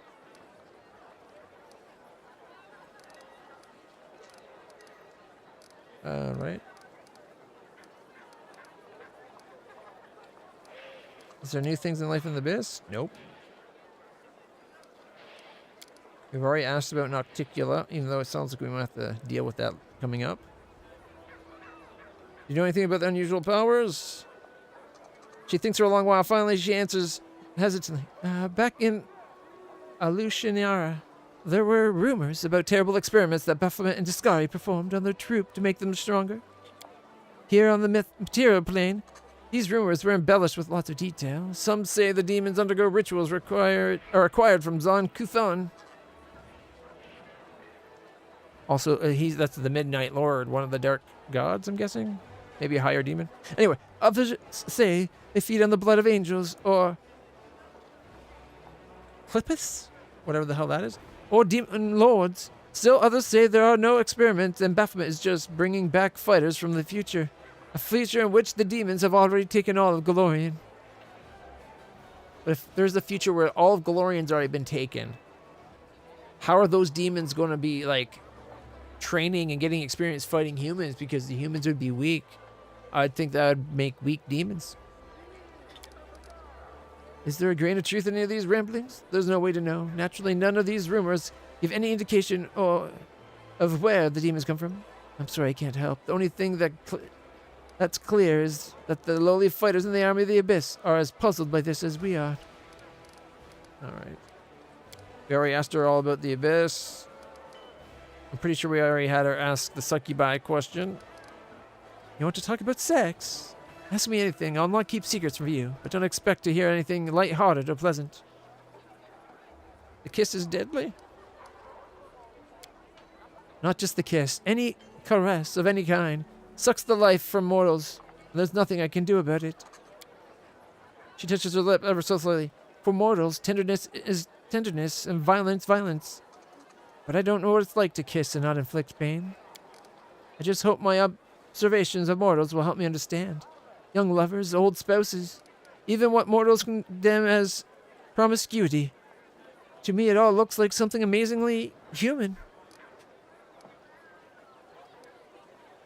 Do you still feel the desires? She keeps a long silence as she searches for the right words. You see, on the one hand, my succubi nature still remains. I feel the desire, as you say, in one form. I feel from the form of my own life. I feel that is the one from my own life. Okay, so the desire I feel is the one from my old life. When I look at an immortal, I immediately imagine how she looks away. Blushing, probably. But that feeling, that desire, it's not what mortals feel. When you like someone, you don't ponder how good it will feel to drink their soul, do you? You think about how good it would feel to be together. Together, you see? You know how to want someone and at the same time not want to destroy them. For me, it's always one and the same. True despair rings in her voice. I'm not even talking about love, just the common mutual affection of mortals, when they're not poisoned with violence. Now I know what I've never felt, that I've never felt it. It's hard to imagine how it's even possible. Thank you for being open. Yeah, see. The game said she wanted to talk to us.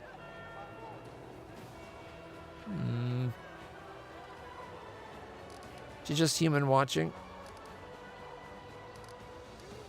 Yeah, nothing new for us to talk to her about. I don't get it.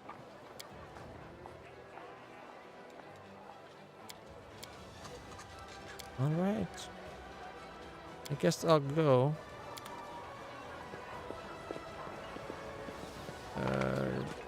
We needed to buy a new haste, but this is the cleric stuff. We can't buy haste here.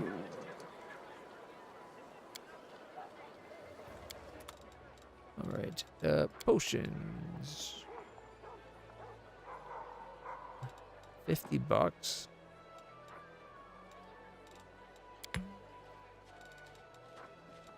$750. There goes all our money. Okay, we don't need 99 of them. We can maybe put back 48 of them. It's still 42,000.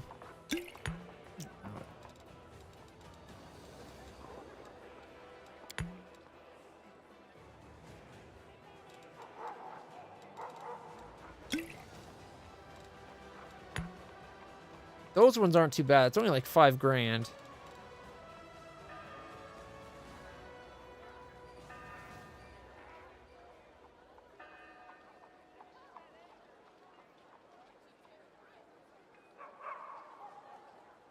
Pearl of second level power. We could buy more pearls. That could be handy.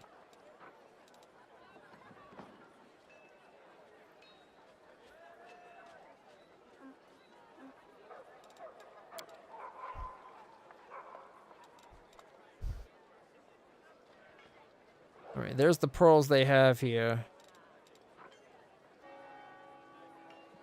2 charges are 71,000 to be able to use it twice. But you can, like, they got 6 of the second level one. Like, that doesn't make any sense.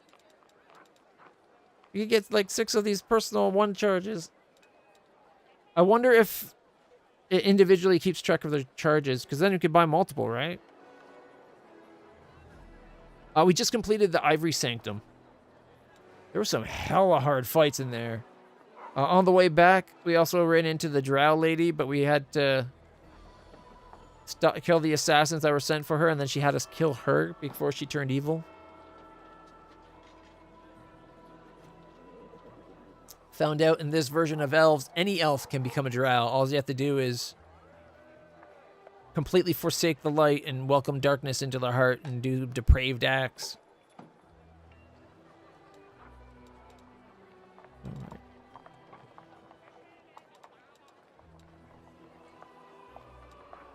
I was thinking of maybe getting some more pearls of power, because I keep one of first, second, and third level on her belt as it is. I didn't realize I could, or I didn't think about maybe having multiple. Even her level 1 heal spells is still like 17 to 25 hit points. She heals pretty strongly.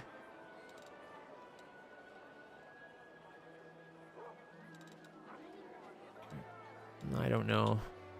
I'm hesitating. Okay, we don't need 99.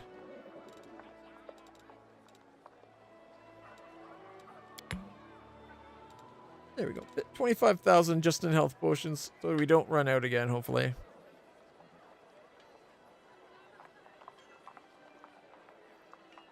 Oh, that's so much money. I'm such a cheap steak. I should just, or cheapskate. I should just buy it, but I hesitate.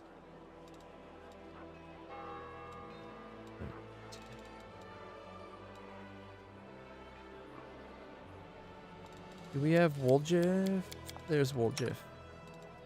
What spells do he not have?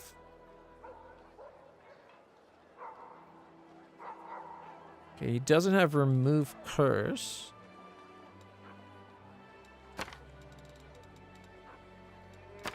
Specific resist communals.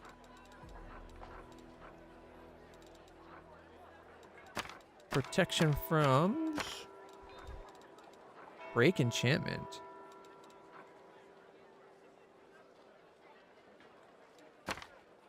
It's getting expensive. Starting to run into the high level scrolls. Dismissal.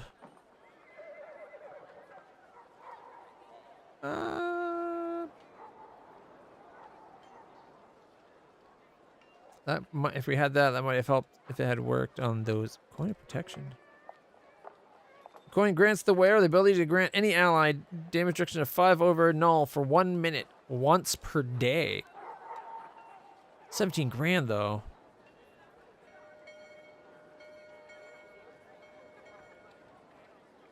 Yeah, I forget about the minor aspect constantly. Oh, it's so bad. You get caught up on looting stuff after the fight, right? And it's like, who thinks about Ulbrig being in his Super Griffin form at that point?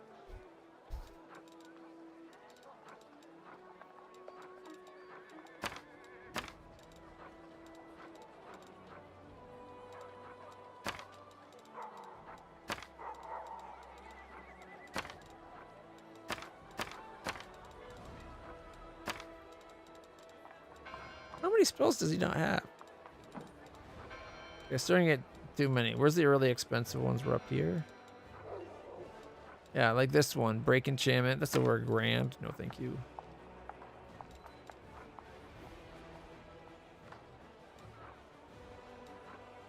As much as it's nice to have spells,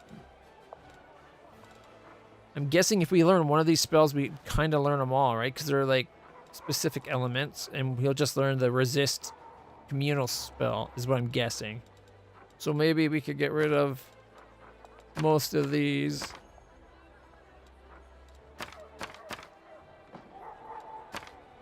And it'll let him add the spell to his book, and then he picks it, just like when, what's her, Camellia casts it, I think?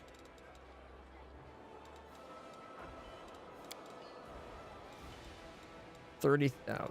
You know what? That's good. That's good enough. I gotta stop spending my money. I need to spend my money on getting soldiers and fortress upgrades, not on tricking out Woljif's scroll book or spell book. It is a hobby of mine to try to collect all the spells for some reason.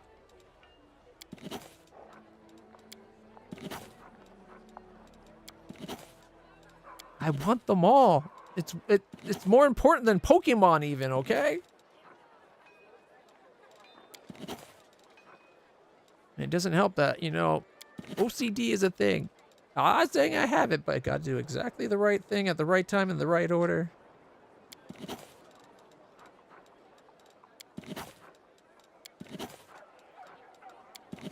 Plus, I tend not to use my scrolls. I really got... That's probably another habit I need to get out of.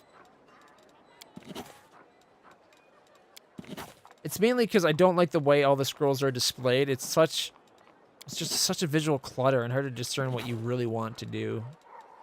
I think that's everything. Let's check out his redonkulous spellbook now. Look at all the spells. Yeah. Wonderfully. And that second level, just as many. Oh, one short. Show all spells? Oh, look, he's got spells you can't even cast in there, so it's better than I thought. He's got more level 2 than he has level 1s. That's hilarious. What about level 3s? Not so many. Getting up there, though. His collection of spells is getting up there. Here, I'll get myself to the other side. 1 second. Woo. Yeah, look at them all. Now I'm out of the way.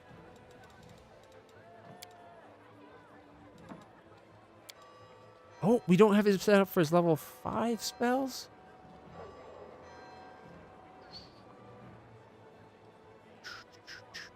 Oh, he already has Break Enchantment.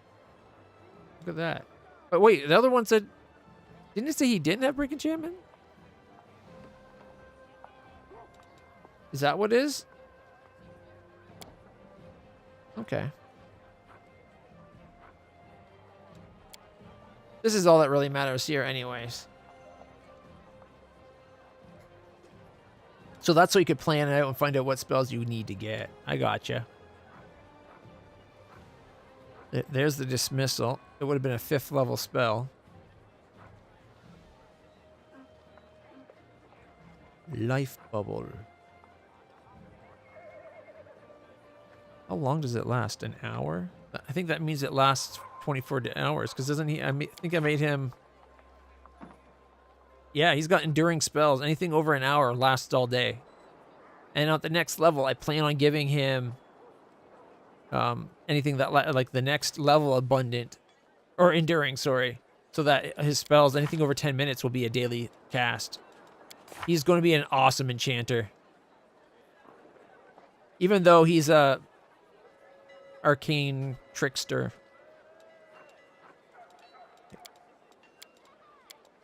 I focused his magic more on augmenting the party. However, angelic aspect? You take on the aspect of angels of an angelic being, including some of its physical characteristics. Resistance to acid and cold 10, damage reduction 5 over evil. You also get +2 deflection to AC and +2 resistance to saves against attacks made or effects created by evil creatures. In addition, your natural weapon and any weapon you wield are considered good aligned for the purpose of the spells. Okay, but it doesn't help you do more damage. It's just you take less. I don't love it. It is a minute per level, so it would be all day at this point, because his caster level is 13.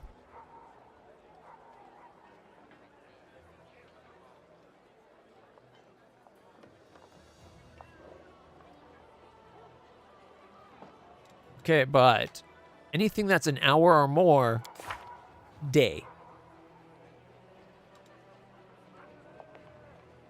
The effects of your spells on allies that should last longer than an hour, but shorter than 24, now last 24.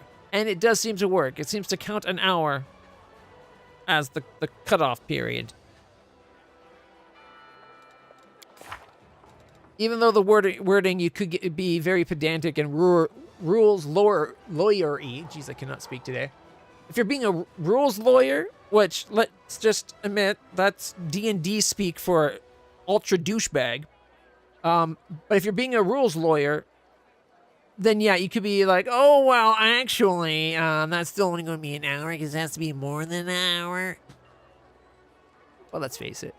The game, they clearly treat it as greater than or equal to 1 hour. Rather than just greater than an hour.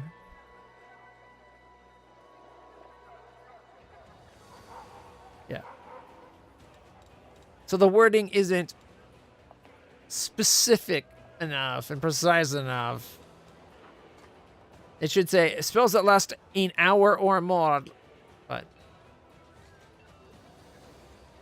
I think they're trying to be concise because they have very little space and wording, and they just didn't quite get it perfect.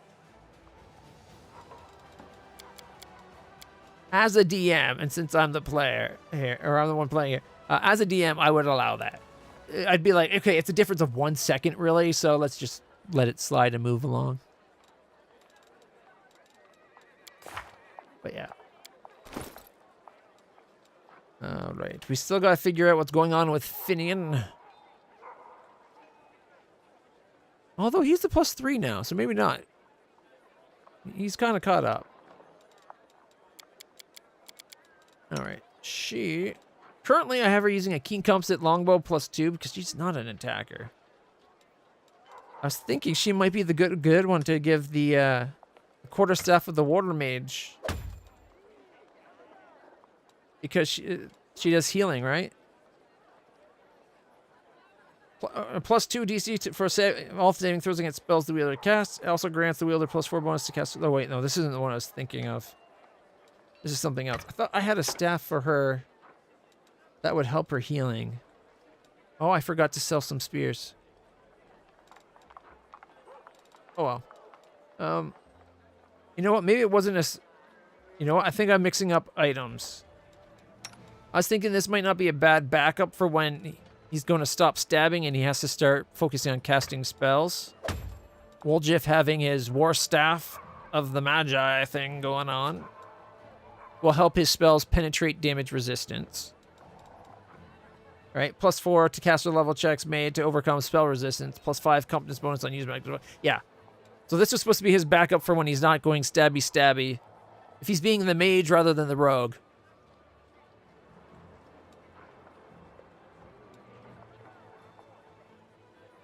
With extended spells and certain mythic. Oh wait. Yeah, because a single round is what, like 6 seconds? So if he extended enough. Does he have the extend meta magic rod on him? He's got reach, maximize, and quicken. I wasn't even thinking that's there we go.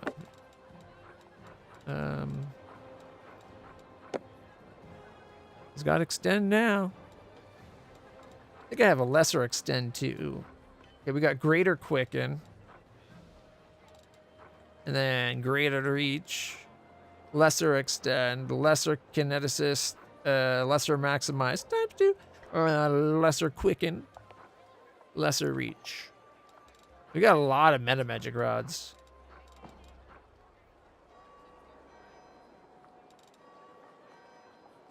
Only the main character? Really? Wouldn't it be anybody with the right enduring mythical stuff? And then you meta magic it up a bit with extend?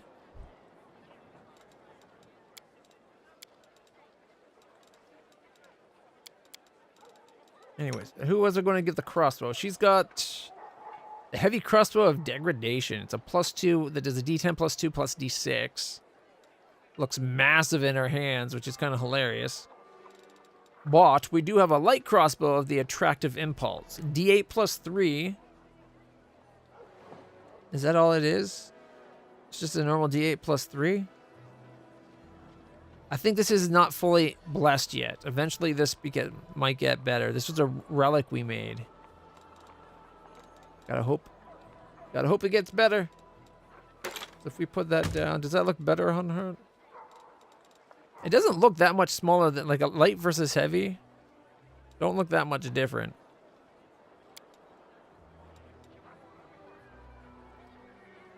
So for now, until we get the next phase, I guess, we'll leave that off. Composite longbow +2. Okay, we got still the longbow and the spears still.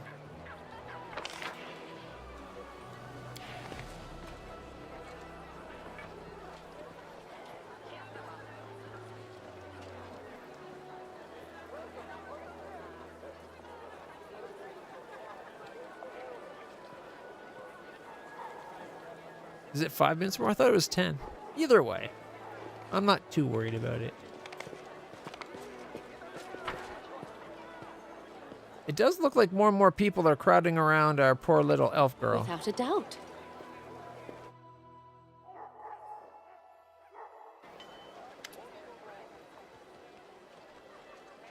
She'll talk to us, but doesn't seem to be causing an event. Alright.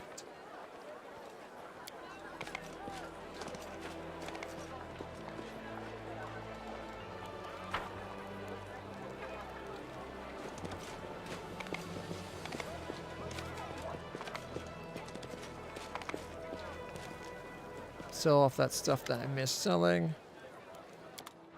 which was the bow and the spears.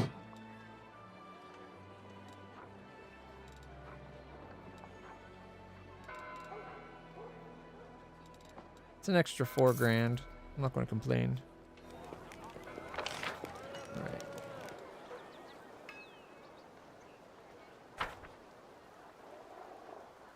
Maybe the event will happen once we go in the keep. That's, some of the events are like that.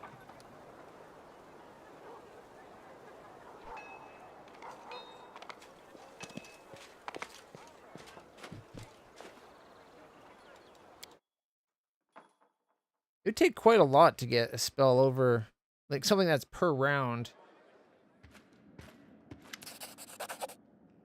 Brianeth.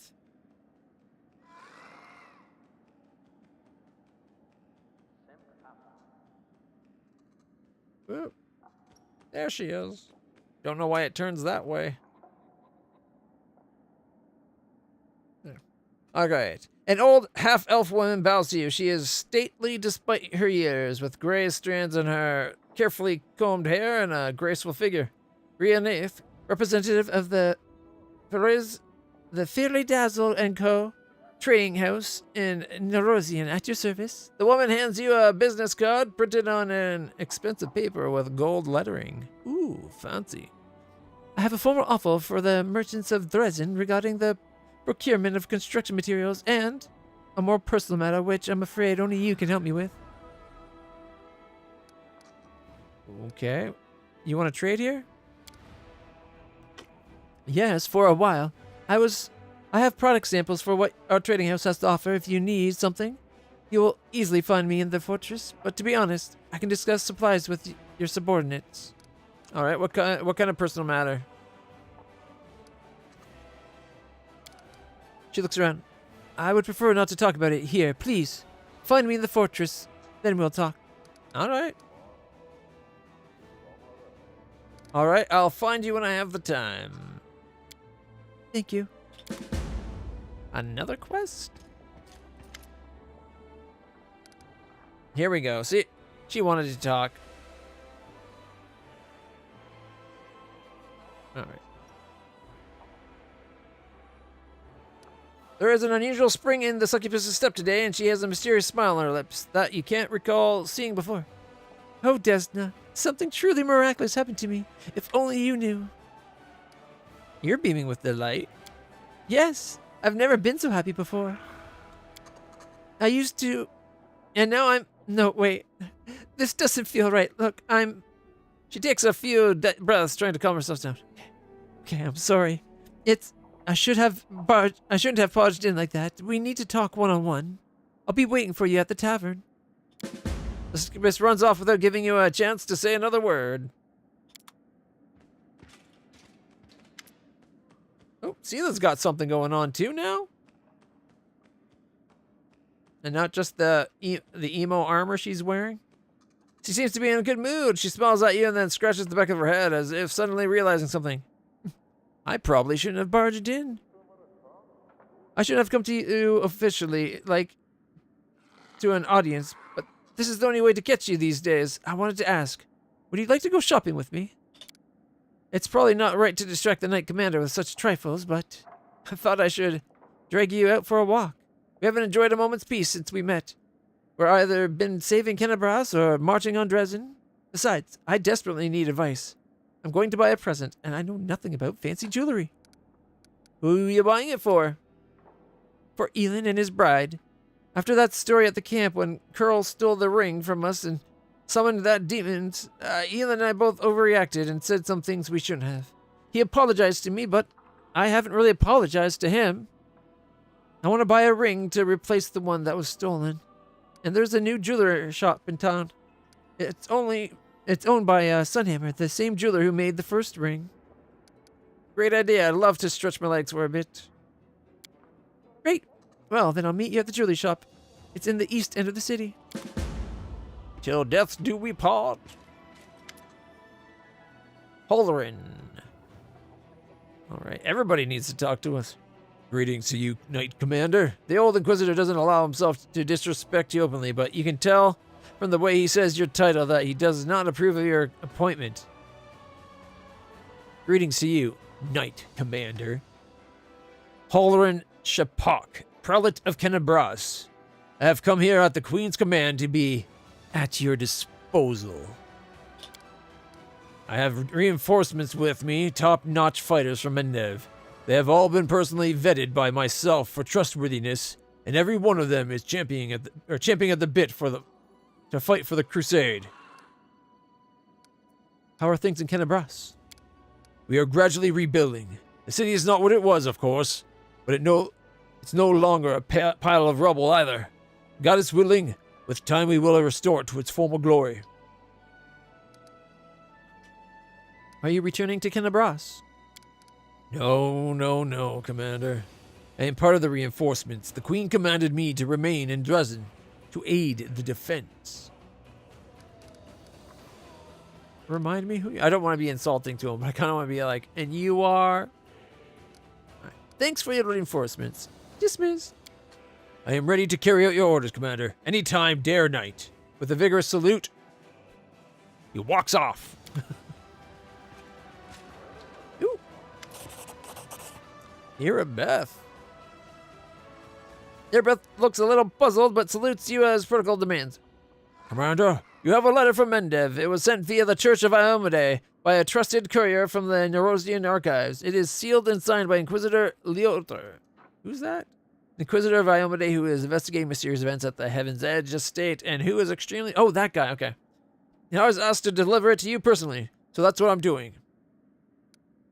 Why do you look puzzled? I know Inquisitor Leotor very well. His nickname is Hawkblade for a reason.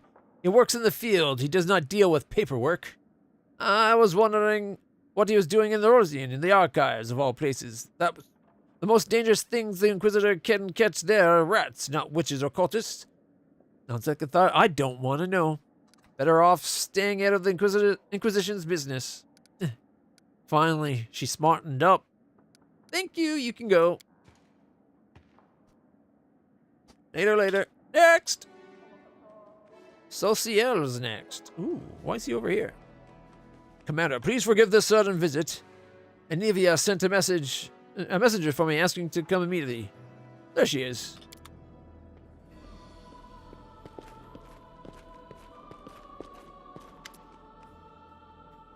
Greetings, Commander, revered cleric. A muscular, black-skinned man wearing Hell Knight armor is walking next to Anivia, despite the difference in height. Obviously nervous around the delicate woman, looking around and biting his lip. Allow me to introduce Hell Knight, Ambassador of the Order of the Nail, Trevor Vanek? The Hell Knight salutes. All right. Greetings on behalf of the Order. Forgive me, I can't stay. Duty calls.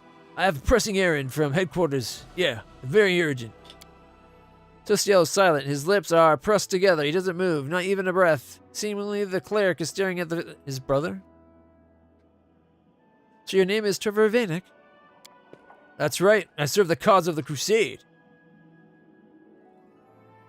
Oops. By wearing black and red? Okay. His armor looks kind of cool, I guess. It looks very much like the armor Reggie used to wear. It must be true. We have to take our guest's word for it. He has no documents or insignia confirming his identity. What are you getting at? Nothing at all. He casts a glance Anivia casts a glance at Sociel. The priest's mouth is twisted and his fists are clenched. We're happy to welcome you to Dresden. Trevor. Enough!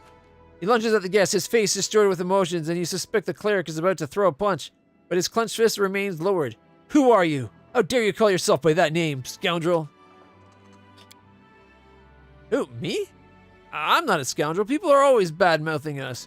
There's a saying, the credit won by a lie only lasts till the truth comes out. Trevor Vanek is a proud knight. I won't put up with slander, but I will talk about myself in the third person. Usually you don't refer to yourself in the third person. Sociel, is this Trevor? Of course not, but how does he know the name? And why is he wearing the black armor? And why do these words? The cleric's voice drops to a whisper and you don't hear the end of the phrase. Anivia, who is this? A great question. I have no idea. My guys clocked him when he was trying to threaten a merchant with his so-called order and get a horse for free. Then he gave a familiar name, so I decided to organize a face-to-face for the long-lost brothers. You knew it wasn't Trevor right from the off. You saw Trevor when he served in Kenabras. Of course, but I hoped that meeting you would make him drop the pretense and crack. Throw him in the prison. Execute! Okay, no, we're not going to execute. We're not evil. Yet. So, you're an imposter. Me? No, that's not true, I swear. Those are my options? Alright, throw him in the prison. He follows her unshackled. You performed an action that was lawful. Why wouldn't he reveal what's really going on? Sociel watches and leaves. His fist clenched. His fist unclenched. He drops his shoulders. What the? Where did he come from, man? Did you hear what he said about truth and lies? Credit won by a lie only lasts till the truth comes out. This is what they say in Andoran. Trevor used to say it often. Of course, one proverb doesn't prove anything. But I feel like that imposter knows my brother. Oh, Shaylin, what's going on? Commander, please. We have to interrogate him. No, you can do whatever you want.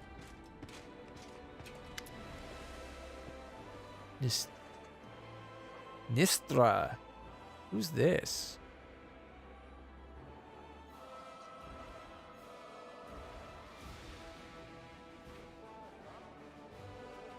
Yeah, looks interesting enough. Hail, Knight Commander. A young woman in knight's armor doesn't walk so much as burst into the hall, striding up to you and dropping gracefully to one knee. Nistra Flamefinger, at your service. Her Majesty Queen Galfrey has done me the honor of naming me the new leader of the Order of the Flaming Lance. From this moment on, I and the other order at your disposal. Okay. What happened to the last leader of the order? What does your order do? Most Crusader orders rely on a bastion of steel and blessings from above. We reject neither, but our primary weapon is magic. Mystic spellcasters and researchers of the supernatural gather under our banner. And what happened to the last leader? Miamir the Scholar was in Kenabras. She left the city not long before the demons attacked. She has officially been reported missing. Many people think her dead. However, if I may be allowed to speak freely... Her voice hardens and fury sparks in her eyes. Sister Miamir has always placed her personal curiosity above the needs of the Order. I venture that she's willingly absented herself from Kenabras and is now alive and well, in conducting research somewhere, having completely forgotten about the crusade. The crazy elf lady that was murmuring at the tree. She holds out a leaflet to you, a portrait of a stern-looking half-elf woman printed on gray paper. That's what she looks like. If you ever find her alive or dead, the Order would be grateful for the chance to pay her their last respects, or to put her on trial for desertion. Welcome to Dresden. Thank you, Commander. I hope we will soon have a chance to prove what you're capable of.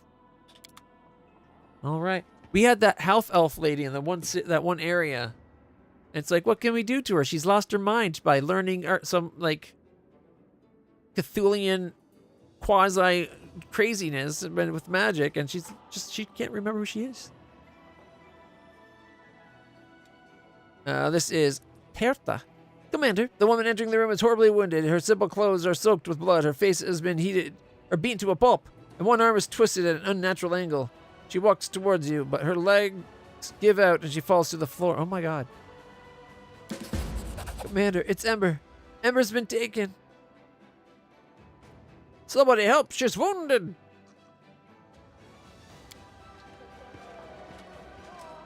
Someone took our Ember? Okay, can I just say, I can channel life just by pointing my hand at someone and being like, live! Or heal, whatever you want to say. I don't need to say anything, it's just fun. Anyways, I have the ability to channel life at will like 5 times per day. Why did I make them give her a potion? That probably did half the healing that my channel life does. Oh well. It was like the first power I took when I got mythic powers. One of the soldiers helps your guest up and hands her a healing potion. The woman drinks it and sighs with relief. She still looks terrible, but at least her wounds are no longer bleeding and she's standing on her own 2 feet. Thank you, Commander, but don't waste time on me. I don't deserve your kindness. You must save Ember. What's wrong with her? Baphomet cultists came to her sermon. They slaughtered everyone and took her off to their unholy shrine to sacrifice her. I can tell you where it is. I'm begging you, hurry before they do something to her. How exactly do you know the shrine of Baphomet is? You're very perceptive, Commander. The woman lowers her head, stops for a moment, and then forces herself to continue, looking you straight in the eyes. I didn't come here only to tell you about Ember's abduction. Also to surrender to the law. Arrest me for treason. I'm a cultist of Baphomet. It's my fault she was taken. How did you end up at Ember's sermon? At first, I stayed away from her sermons, but the cult leader kept a close eye on her. People flocked to her. The cultists dreamed of poaching her congregation and maybe even luring her to their side. When she started saying prayers for the demon lord, we thought it would be easy to entice them to our side. But we underestimated her. 5 spies, including me, infiltrated her congregation. And when the other cultists came for her, all 5 of us took up arms to protect her from them. That's our Ember. Alright, tell me more about the cult. I was recruited a few months back. I came to this city to work as on a construction site. I was alone with no friends and no money. I met some nice people in the taverns. Her being face twisted into a grimace. We spent some good times together, and they were always willing to help me in any way they could. They even let me borrow money and never asked for it back. I really thought I'd found friends. Then they started saying things about unfairness in the army. Like Galfrey is a tyrant and you're her executioner. That fighting cultist is just slaughtering innocent people who see things in a different way. I felt like something was off, but they were my friends. Well, it didn't even take 2 months before I was kissing the hoof of Baphomet's statue in his shrine and swearing an oath to his warlord Thasgarad? Yeah, Thasgarad sounds about right. To his warlord Thasgarad. Break Baphomet's profane altar, destroy his cult, and punish me in front of everyone as an example to the rest. Who's Thasgarad? A very powerful demon. I've only seen him once, and I almost died of fear. He's huge, and he breathes fire and devours human souls. He has an entire army of Templars at his command. Ember said prayers for the Demon Lord. That can't be true. Okay, why are you helping me if you're a cultist? I regret what I did. It doesn't absolve me of my guilt, but at least I can do some good before I accept my punishment. Alright.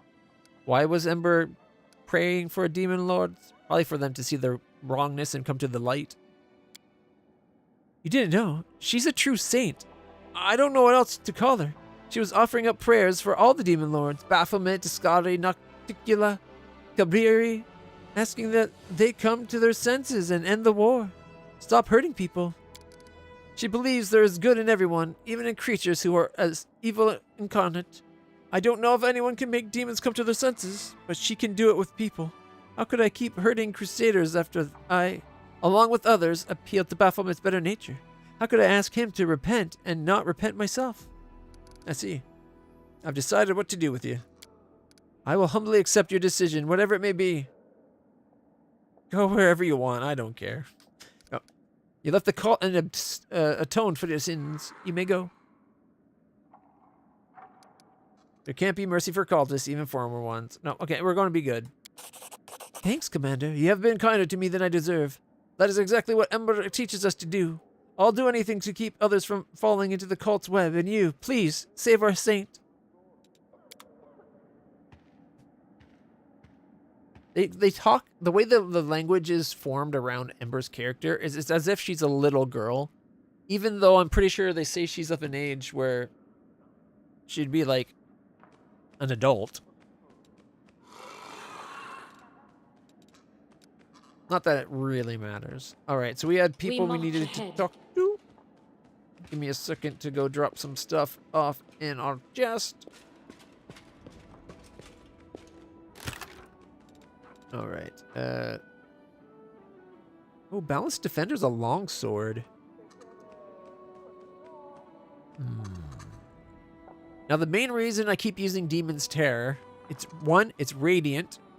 2, it's permanently hasted, so I get an extra attack. Whenever the wielder of the +3 longsword wields any shield in another hand, it grants the wielder an additional +3 bonus on attack rolls with the longsword. So I'd get... Ooh. And it crits on a 17? I think that's just because I'm exceptionally good with longswords, or my character is. So the question is, what's better? Having 4 attacks with a +2 or 3 attacks with a +3 that gets me an extra +3 to hit? This is an effectively a +6 when it comes to attacking. That would have really, oh man, that would have really helped with those guys with the 40 AC.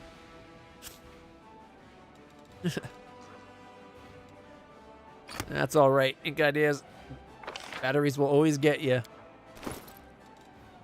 All right, so yeah, see, we get 25, 25, 25, or 20. Sorry, 25, 25, 20, and 15. Whereas if we go the longsword, 27, 22, 17.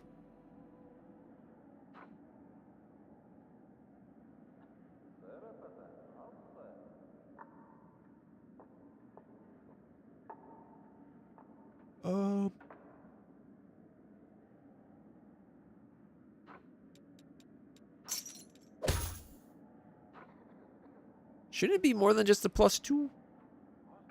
I have a shield, so shouldn't it be an extra +3? So it gets the +2 from the weapon. Or is it, like, worse than a normal sword?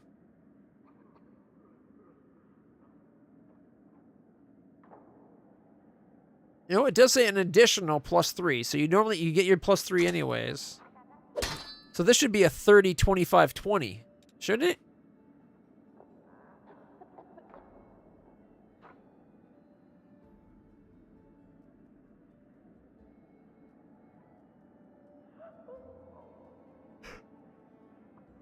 Does it only calculate the extra +3 at the point of attack when it verifies I have a shield?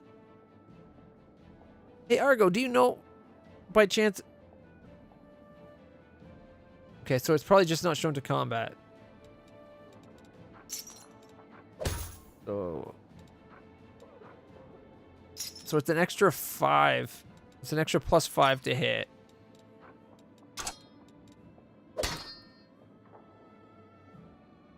What do you guys think? 3 attacks at +5?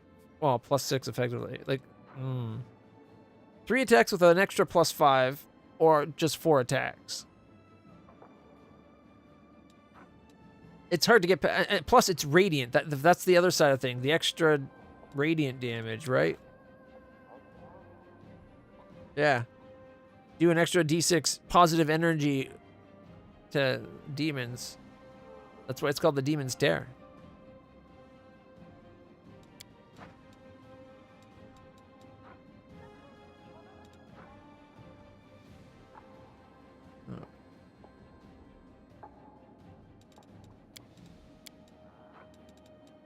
Radiance is still only a +2.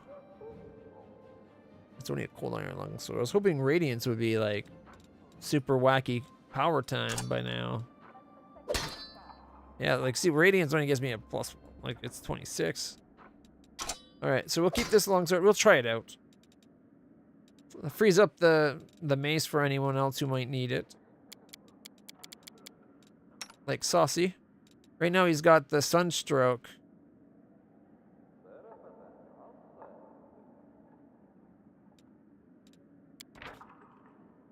+3, does a D6 is positive because it's also radiant. It's also cold iron.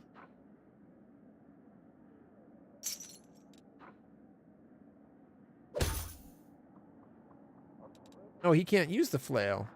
Well, shit. Why can't he use the flail?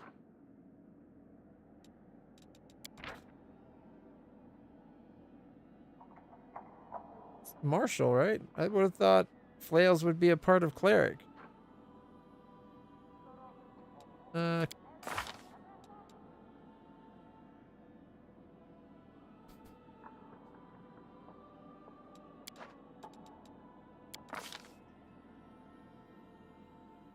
Simple and glaives. So he does not get martial, huh? We need to find a new glaive. I've been saying that for a while. Alright, I guess we just keep that in the background for whenever it might be needed. He's wearing currently the carapace. Where's Reggie? Reggie has mithril full plate +3. We should make it look like he's wearing this armor. Just so it matches everything.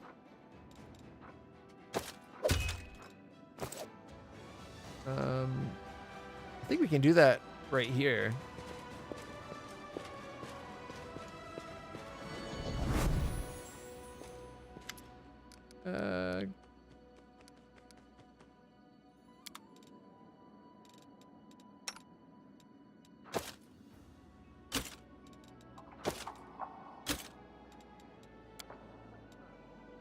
There we go. Look at Reggie. Styling it up just the way he's supposed to. Alright, looking good. Do we have something we can make this look like? What about this? What does this one look like? Oh yeah, that looks way better if you ask me.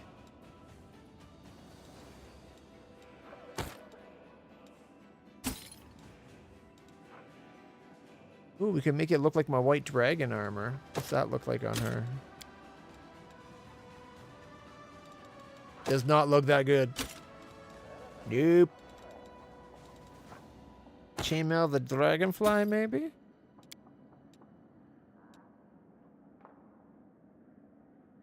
You know, I hate to say it, it kind of looks like something she would wear. She's all decked out in gold now, right? What do you guys think? Do you like this one? Or are you kind of with me and thinking the chain shirt of vile life? Ooh. You know what? Actually, I don't look bad on her. Scale mail? I didn't realize we had a scale mail.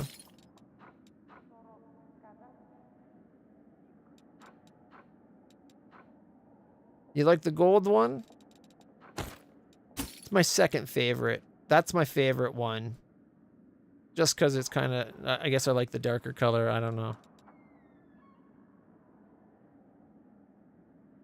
But yeah, I think the one she'd go with would be the scale one. Ta-da! That way, plus this way she looks unique and she doesn't match someone else. He's wearing that sweet, sweet armor. I love the look of this armor. All right. Her armor is what? Adamantine full plate +2. Can I have you look like the mithril full plate? Oh, wait. Yeah. Transfer. That looks more like how she would dress.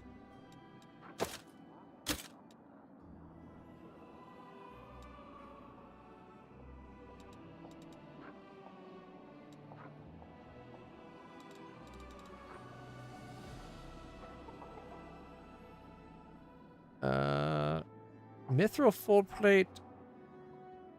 The +3 mithril full plate. She would lose her damage reduction,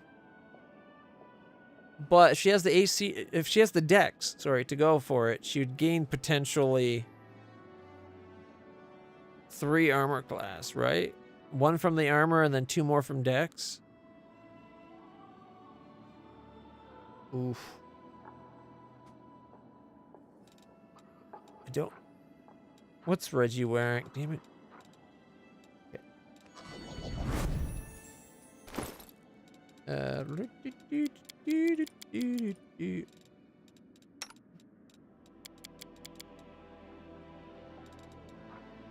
Soul Shear Glaive. If any, you know what? If anything, this is probably the best weapon to give. What's his name? He's a glaive wielder, right?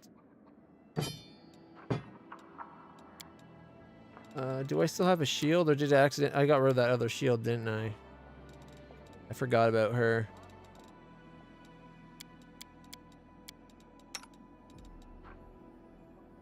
Okay, but if he's wielding the glaive,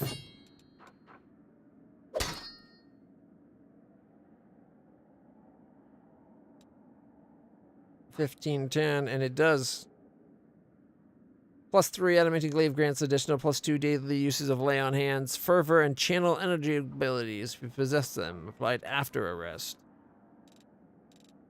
It's reasonable. So a D10 +3 or a D8 +3 + D6.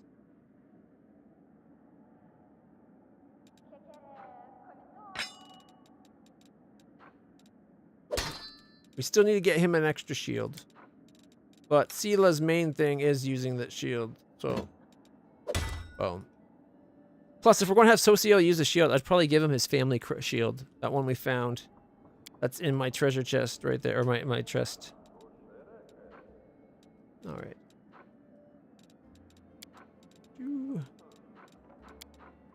So she's currently only got the Righteous Crusade, the ring.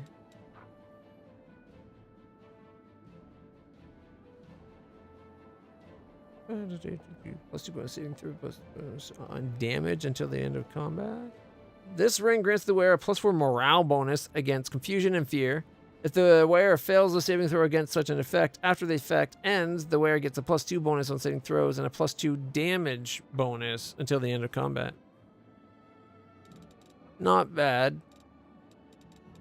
But kind of meh. She's got 30 armor. 32 armor.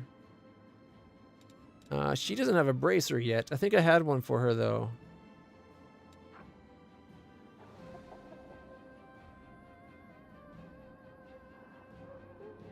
No. I thought we had one that was specifically...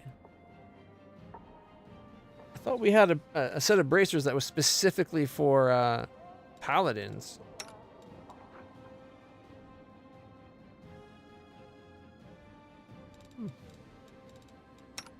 Did I throw it on someone else?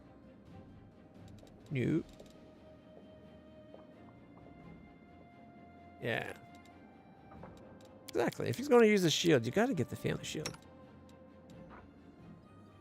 Armor +1. Here's the healing bracers.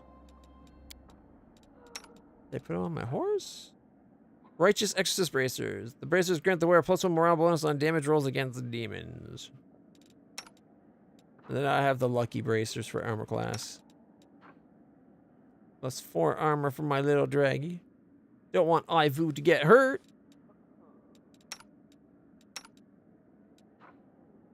Dominance. Whenever the wearer of these bracers confirms a critical hit with a two-handed weapon, the enemy must pass will saving throw DC 24, become unable to attack for a round. If only he critical more often. Like, if he critical as often as she did and that happened, that would be awesome. And then she's got the veteran marksman. Just armor class. Marksman, no, lesser archery.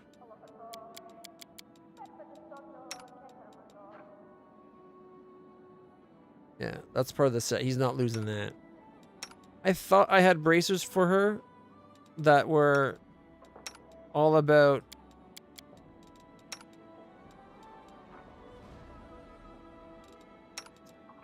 Oh, well, we clearly don't anymore, so I'm not going to worry about it. Weren't we able to buy the other half of half a pair? I don't think it's that good a thing, though. 2 creatures wearing different halves of this pendant are within 10 feet of distance to each other. Each gets +2 circumstance bonus on attack and AC. It's not the greatest. Prop, onslaught, and breaching is all we got available at the moment. Natural armor 2s. I think everybody... Oh, no, not everybody. I think everybody had... Oh, no, still not everybody. Really? Who else needs... Okay, we need 1. Cool. We need 2 more +2s. That's fine. We'll slowly get it so everybody's fully kitted out. All right. Didn't that person... Wasn't there someone that wanted to talk to us in the fortress, they said?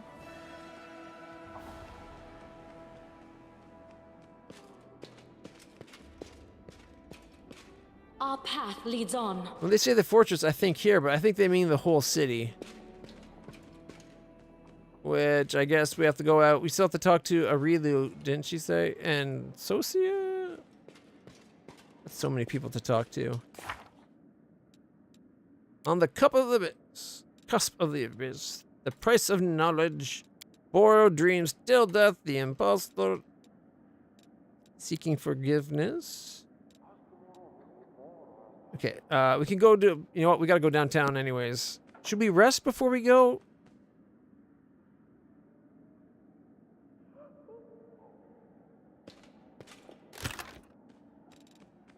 All right.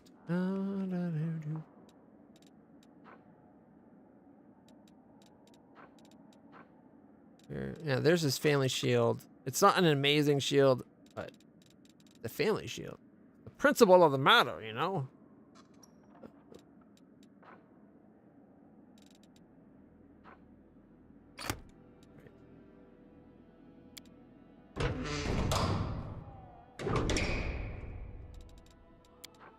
Moss voltage. Alright, manage. That's the +3 to skill checks. I feel like when you're in the town, you shouldn't have to worry about ingredients. +4 bonus to skill checks for the day. Plus all armor penalties on skill checks are reduced.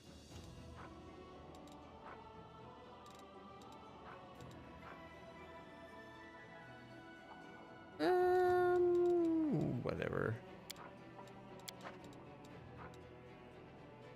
And rest. It's going to be a full day. Oh well, we need our characters to not be on death's door. A world with no walls, a sky with no ceiling. I liked it better in the caves where I knew every twist and turn and every place to expect prey or an ambush. I like Wenduag. She's a little bit prickly, but she's one of my favorites. I'm going to have a quick bathroom break and refill my water, everybody. I'll be right back. I apologize for the delay. Enjoy some music.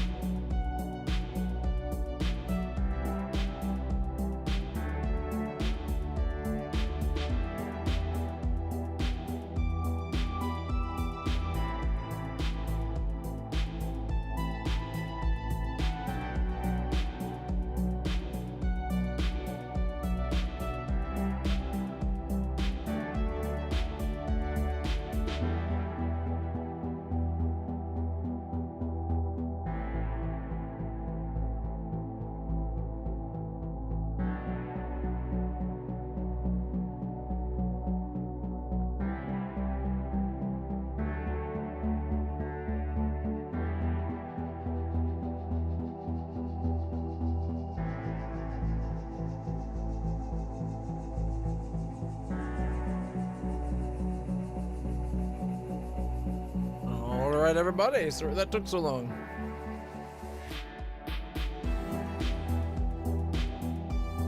Had to help the mom bring some stuff in.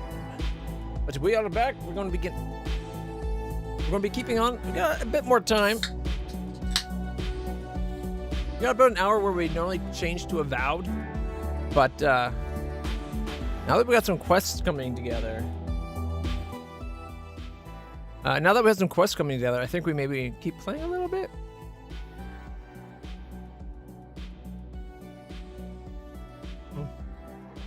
That hit the spot. Even though it's not cold, it does help the throat. Time to be social. And he left us. You guys can be social with each other. I'll be as social as I can, but... Alright. Now we gotta go find everybody in the city. I mean, it looks like none of the quests, like the act, it doesn't seem like the act has progressed, thankfully. I will guide us. Look at this. Quest, quest, quest.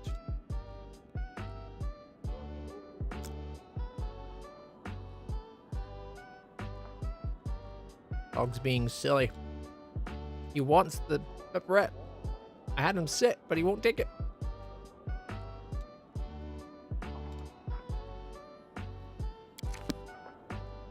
We'll start with Arilu.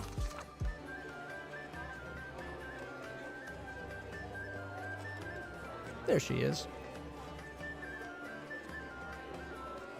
See if there's anything new in the tavern.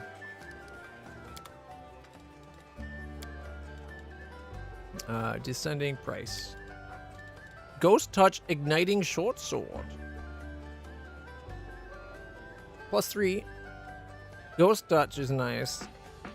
Igniting, too.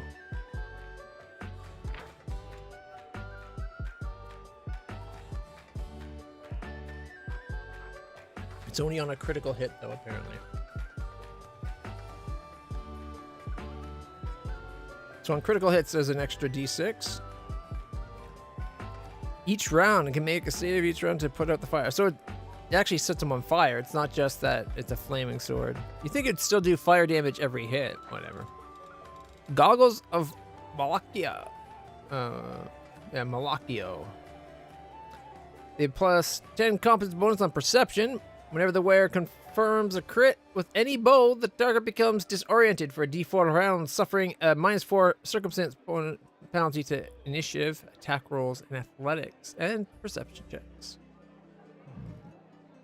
It's kind of tempting, but not for 34,000. I think I would pay probably like 25 at most. +10 on perception is not bad.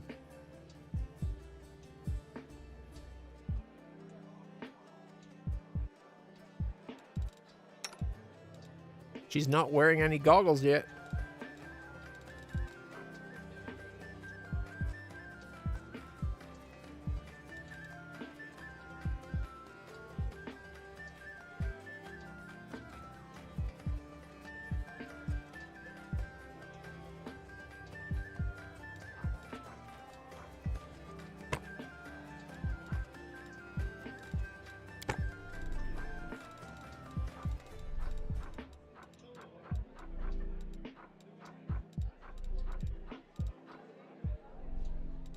I wonder if we should buy all the supplies. The purifying solution, definitely, but... How much would it be? Okay, that's 250.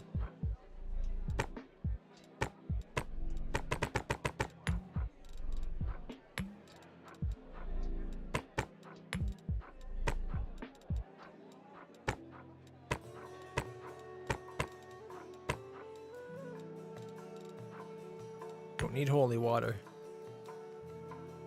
At least I don't think holy water is an ingredient.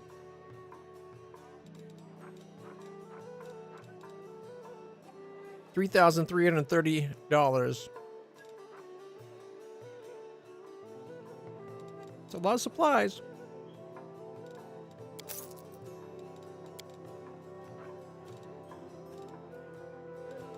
If I had more money, I'd consider the goggles, but we don't.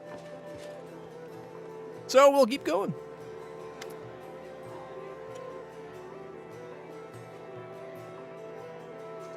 You have never seen a Ruchelet looking so happy and inspired. She gives you a wide smile. There you are. I can't wait to share my joy with you. Leave the party and never come back. No. What did you want to tell us? Remember how I told you about Desna leading me onto the path of redemption? I was trying to mock her by corrupting the dreams of mortals, and the great dreamer couldn't tolerate that. She ruined my game and made me spend what seemed like a whole eternity in her realm. I had a lot of time to reflect on my past misdeeds, and when the goddess saw that I had repented, she decided to let me go. Or maybe she got bored with you. I still vividly remember her parting words. And what do you dream about?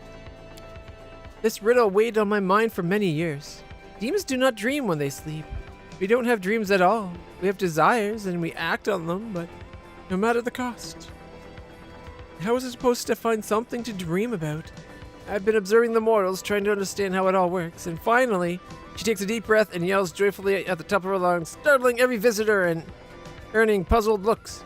I had my very own dream! So many years of hard work. I almost gave up at one point. But here it is, a dream. A real dream of my very own. I want to show it to you. You don't mind, do you? She offers you her hand. Come, I'll take you to my dream. I can't wait for you to see it. On a magic carpet ride, a whole new dream. Sung as horribly as I can try. Sorry about your ears, everybody. Let's go see what this dream is.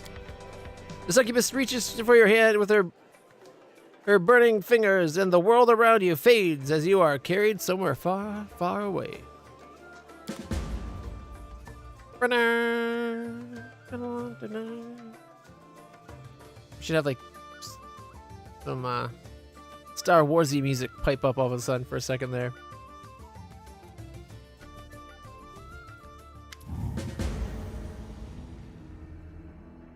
Interesting. I thought she said any touch would drain our soul, but now she's able to touch us to bring us into the dream without draining our soul? Or is sharing the dream, the cost of admission is one ticket-sized piece of soul? I'm sorry, I tried to sing it bad. See, if I tried to sing it bad and it's bad, I did a good job. But if I actually tried to sing it and it comes out bad, well, then I just suck at singing. So I figured I'd cut my losses and just dive right in and embrace the ear drip, like the ear shattering. What is it? What is the term when you make someone's ear bleed from it being just ouch? That bad of singing? Ear rending, maybe? Okay, are we supposed to look this way?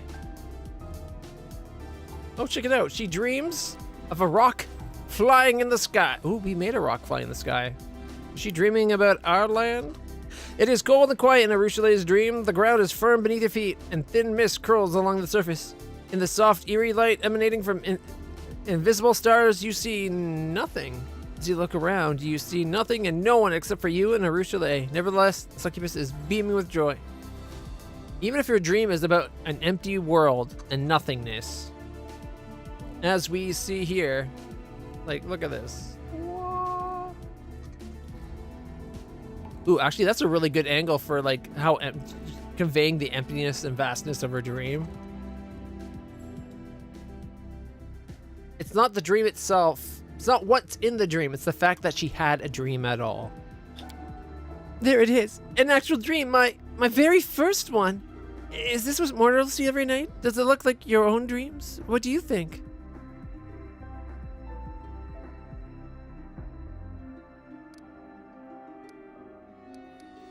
It looks exactly the same.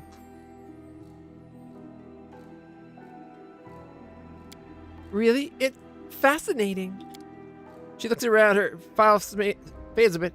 There's nothing to see here right now. Perhaps I was so keen on the idea of having a dream that it made all my other wishes and urges too pale in comparison. And now I have to learn how to dream properly. She catches your eye, cocking her head to the side. Tell me, what do you dream about? Peace. I dream about peace. What a beautiful dream. When the war is over, we'll be able to... What do you mortals do in times of peace? Do you retire to the countryside to grow apples, I guess? And herd ducklings? Alright, so we now know that after the crusade, we gotta get some ducks and some apple trees. Yeah, exactly. I can't diminish what she's having here. This is an amazing moment for her. And besides, it might still have an option of romancing the succubus. All right. Apple tree! Suddenly, a lush green apple tree with a flock of ducklings grazing under it appears before you, as if by magic. Yeah! Oh, the cloud is in the way, no matter how far we zoom in.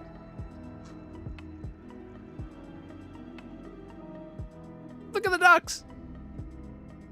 Just be glad they're ducks and not Canadian geese. If they're Canadian geese, we would have to get the hell out of there fast. Look, look! She's laughing and claps her hands. Now I have a dream. Now I have a dream as well. And it's not just something I made up. It's so wonderful sharing a dream with you. Do you mind me taking a look around your dream for, I don't know, maybe this is all built on blood and gore and corpses and... No. Do you like your newfound dreams? They're the most beautiful thing in the world. This world is mine and mine only. It's a bit empty right now, but I'm learning fast.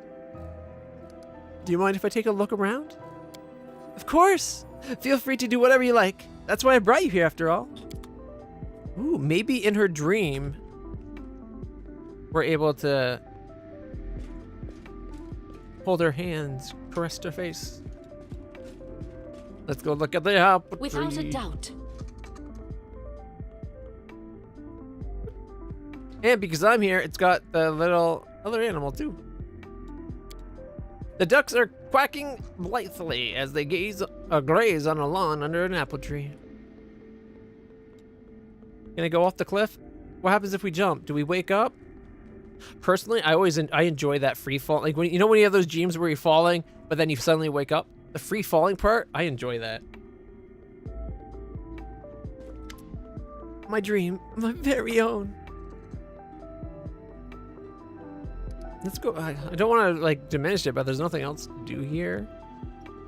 You guys want to see stuff, not us sitting in the dream world, gazing longingly at each other. Let's go. She touches your hand and the dream world begins to fade away. Ask the people addressing about their dreams. I'm glad for her. She's starting to get to... She's pulling away from the demoness. That's great.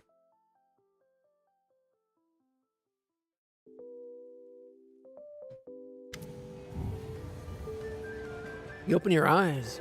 It seems that no time has passed into the real world while you were in the dream. So, that was my dream. I'm happy I was able to show it to you. She looks at you shyly. It is kind of empty right now, but I know how to remedy that. I need to keep learning from mortals, following in their footsteps until I figure out how to forge my own path. Naturally, I wouldn't even think about breaking into someone else's dream, as the goddess surely wouldn't forgive that. Perhaps I should ask the people of the city. What if they won't talk to me at all? The succubus seems lost in her thoughts for a moment, and she smiles at you. Is there a chance you could help me once more? Ask the city's people what they dream about.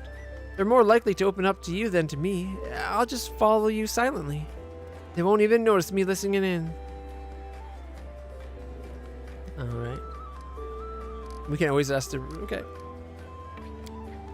I'll be watching you. In a non-creepy or threatening way. So is there certain people we get to ask? A friend told me Queen Galfrey has the best horse in Mendev. Maybe even the best in the world. I got the best horse right here. True, he's died already, Our but time has come. he didn't want to leave me, so, you know. He just kind of hung around.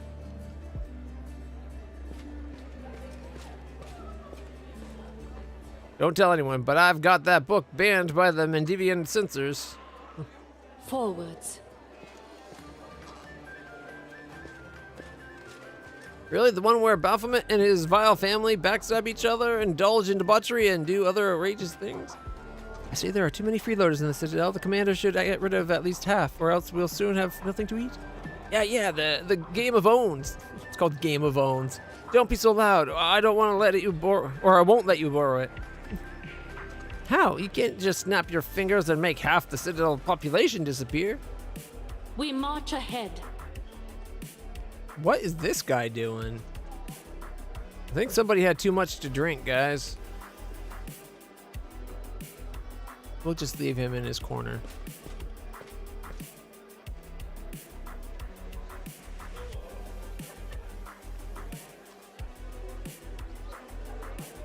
Oh, we can talk to these ones.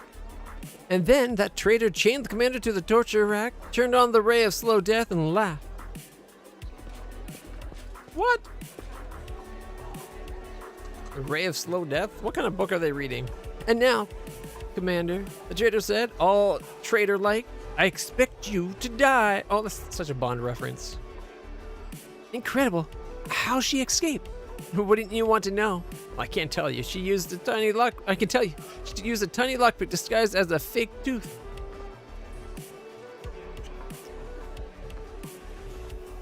No way. The commander has fake teeth? Just the one. It's not a lockpick. It's a teleport scroll, all built into it at once. That's all we can talk to in here. I guess that's not the people we need to do for the quest. All right, so we gotta ask the one-eyed devil, the storyteller. Ooh, a storyteller's back probably. So yeah, we have to talk to basically all the named people. All right, let's go.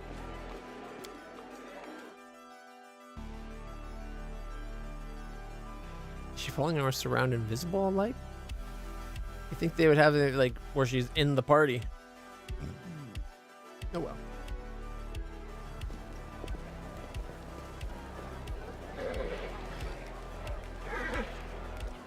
All right, the one-eyed guy. Isn't there like the one-eyed devil over here? There he is. I bet his dream is making a successful business.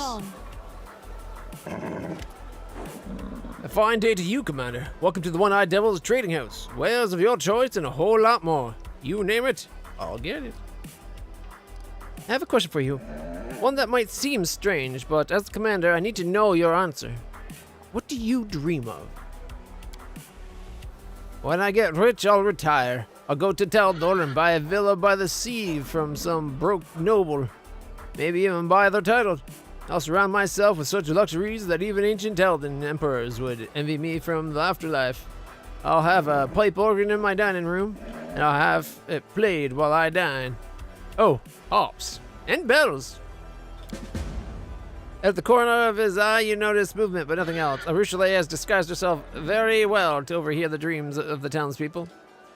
All right. Whoops. What wares you got? I asked you what wares. That was weird. Expensive descending.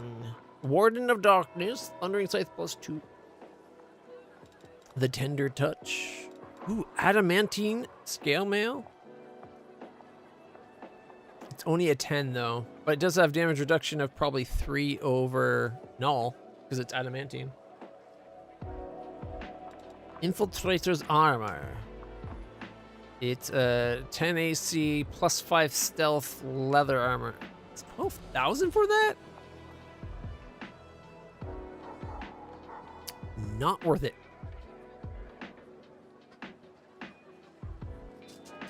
They got a +2 mithril flail. A lot of the stuff they have here isn't that great.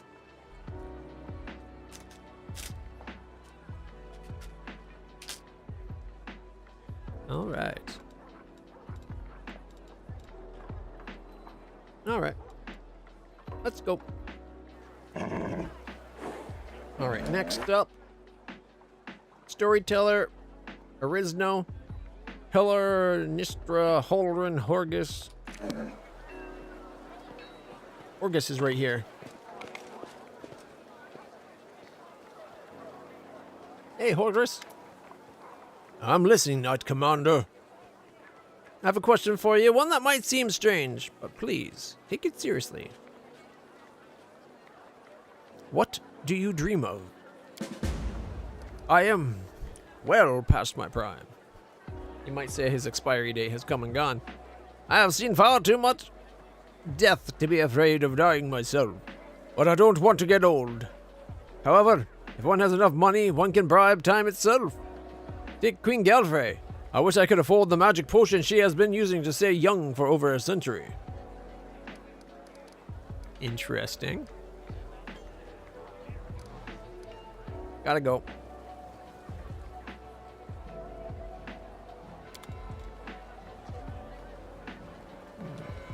So he would stay young.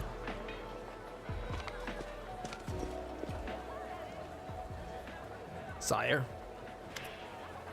He looks old and shriveled. His gray beard seems to have become even thinner. He looks at you, lost, and smiles sadly, as if out of habit. Yes. I have a question for you, one that might seem strange. But, please, answer it honestly. What do you dream of? Sighing heavily, the old man gazes looks over your head into the distance. So many young men and women have laid down their lives in this war. They have come here young and fearless, just to wind up dead, bringing them all back to life. That's my dream. Well, he dreams big. Gives you a bright smile. Of course, Commander. You have a good day. May Iomade bless you. Alright, there's Holdren, the guy that don't like us. Hey, Grumpy. The Inquisitor glowers at you from under his bushy gray brows. There are rumors going around that the Commander isn't just keeping a demon in her party, but she's also been seen paying court to her. This is idle chatter, I hope. Forget yourself, Inquisitor. In Kennebrass, you may have been able to stick your nose into other affairs with impunity, but you're in Dresden now. I'm in charge. I kind of like that, putting him in his place.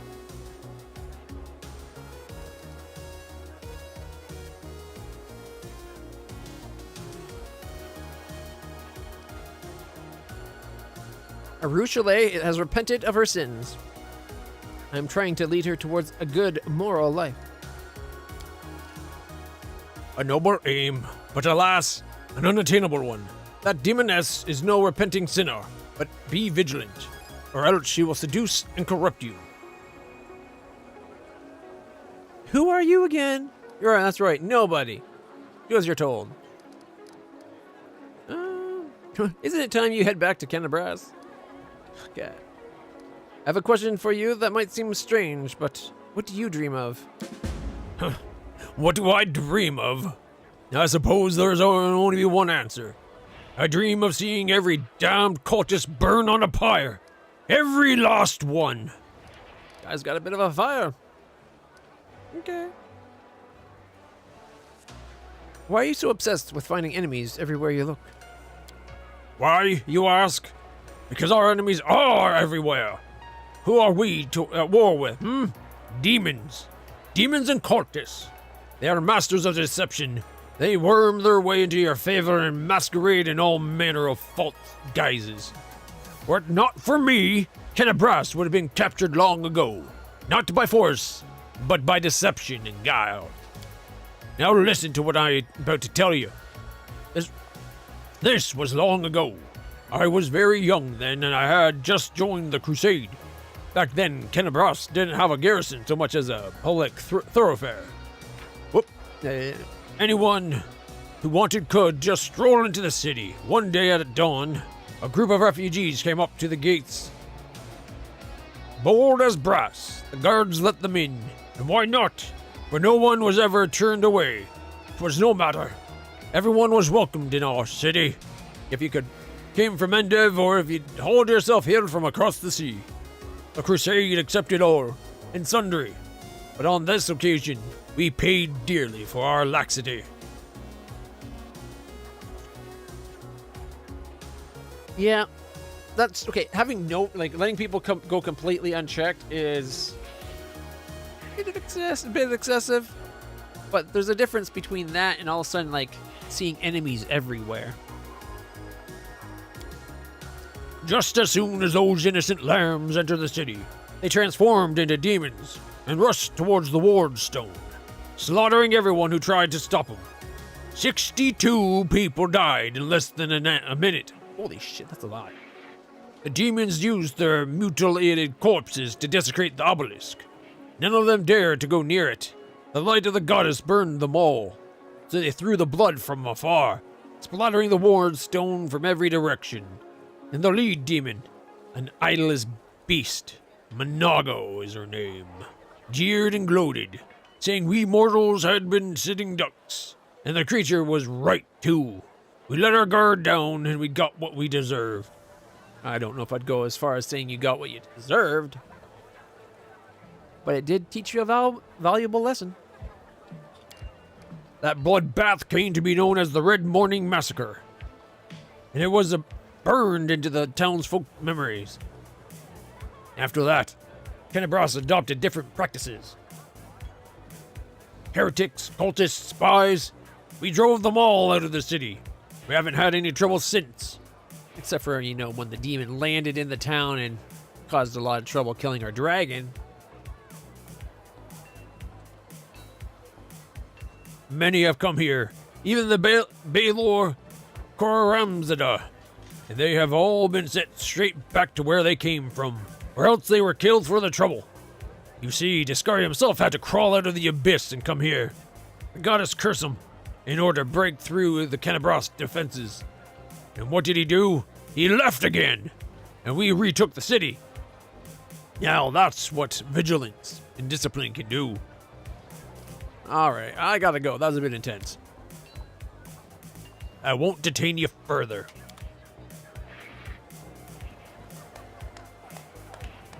Alright. We need Phi. I don't remember Phi. Fee, Fi, Fo, Fum. We're gonna see what she dreams of. Hopefully a bum. Because it rhymes. Okay. Erebeth and Anivia. Erebeth is up in the tower. I think Anivia is too. Nistra, Hiller, Arizno, and the Storyteller.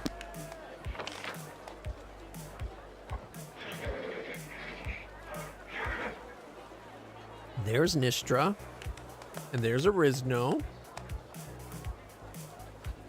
There's Storyteller.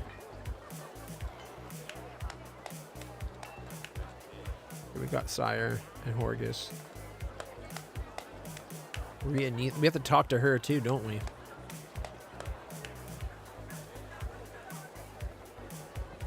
Chief Soul.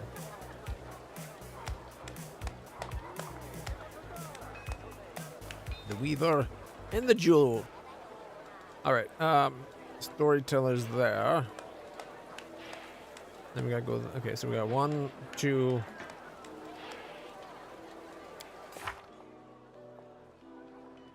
Okay, those two are at the bottom left, and we know what that one is.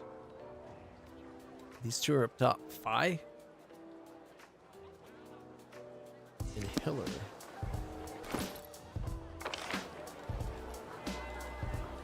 Is Hiller the... No, that's Odan.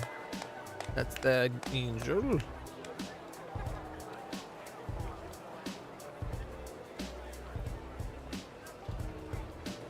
Blacksmith.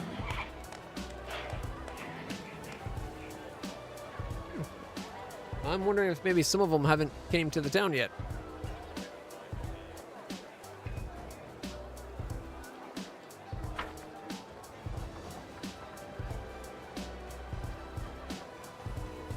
I dream of an apple pie. Not because it is tasty, but because it's delicious. And I know the meanings of the words are basically the same thing. Leave me alone.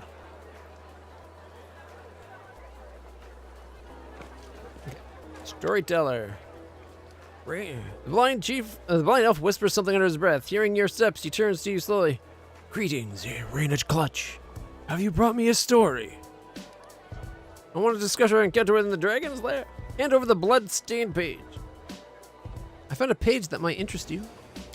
The storyteller takes it carefully. Yes, you're right. Another piece of evidence from the past I've forgotten. Item lost. The Elven notes. Thank you. If you find more pages like this, please bring them to me. Maybe by putting them together, I'll be able to lift the veil on the mystery surrounding my story. I found another page. Okay, repeat what I just said. Okay. And another. Yes, another. Wow. He clenches the pages he brought, his voice becoming a bit stronger and more energetic. My hand clutches the stone wall. The cold pierces my palm like the teeth of a hungry dog sinking into a piece of meat. I don't take my hand away. I let the stone enjoy my warmth in return for its service. It accepts my caress and my unasked question, the one that's been asked thousands upon thousands of times. Where should I go next? Behind me, I hear the loud stomping of the minotaurs that guard the gods' forsaken place. I tricked and outwitted them, leaving only a trace of my presence. There's darkness lurking up ahead, honing its swords and claws and teeth in the hope that a rare traveler visits its lair.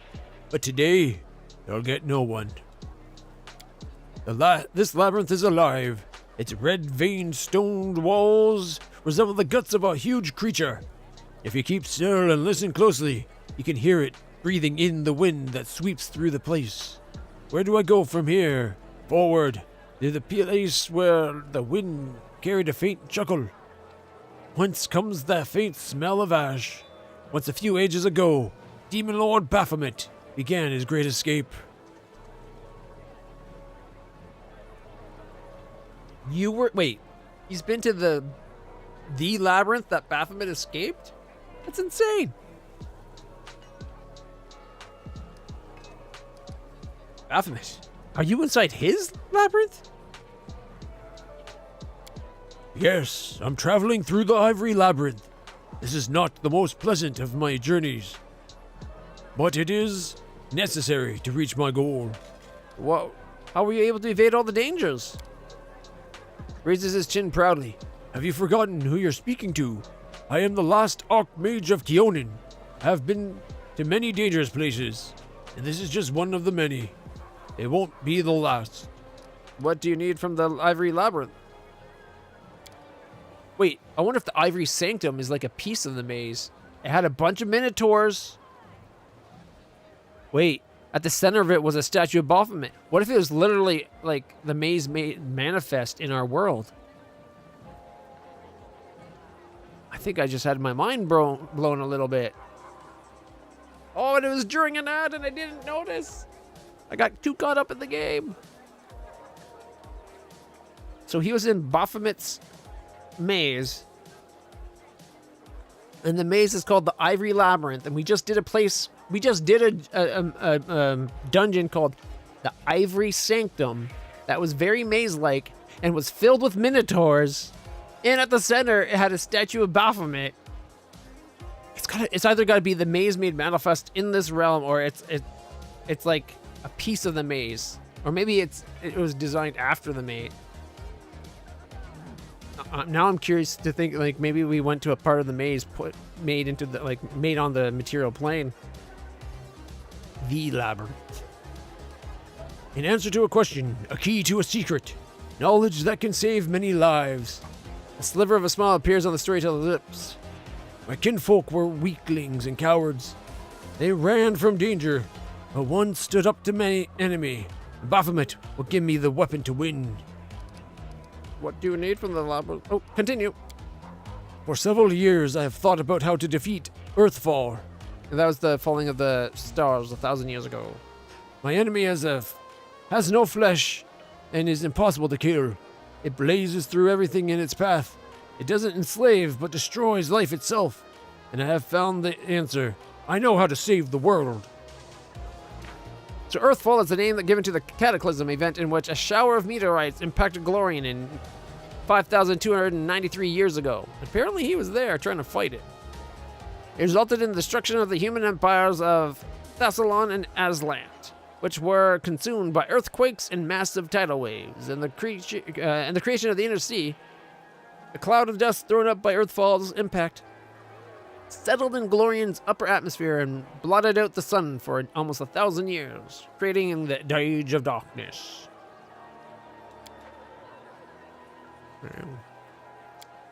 Earthfall came to destroy Glorian.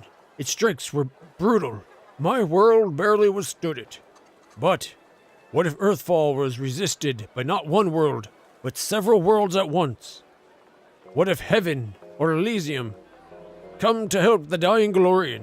If I manage to merge my world with another one, meld them together, the power of the disaster will weaken.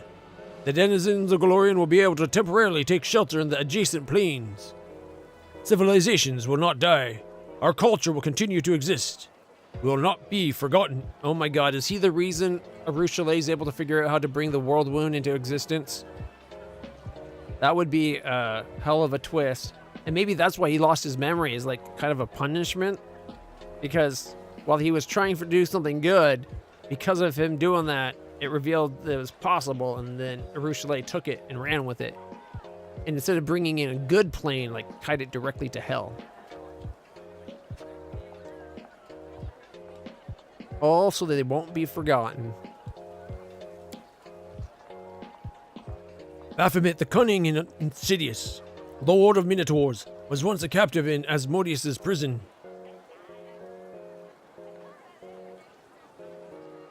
But only 10 years passed before Baphomet was able to escape, taking his own prison with him, which later became the Ivory Labyrinth. Such an achievement deserves respect, and it is the goal of my research. Moving matter between planes is what interests me now. I stopped near strange symbols covering the wall of the labyrinth. We've seen those. I run my hands over them to ensure they are real. Encrypted riddles drawn by Baphomet during his imprisonment. I take out the bark-covered notebook and painstakingly copy the symbols into it. Behind me, 2 minotaurs are fighting, deceived by the net of spells I have wrapped around myself like a blanket. Do you want to connect the planes? That's dangerous. A bark-covered notebook, the one your mentor gave you? The storyteller has his head, but a moment later jerks it back up. Yes. Blinded by my pride, I tore it to pieces when I thought I would not follow my kinfolk. I'm still not going to run, but the knowledge written in this notebook by my former mentor might serve my purpose.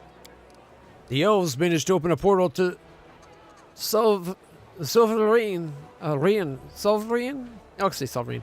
Open a portal to Solvarine and keep it open until all our people escape from Golorian. Their cowardice deserves disdain, but their knowledge is unquestionable.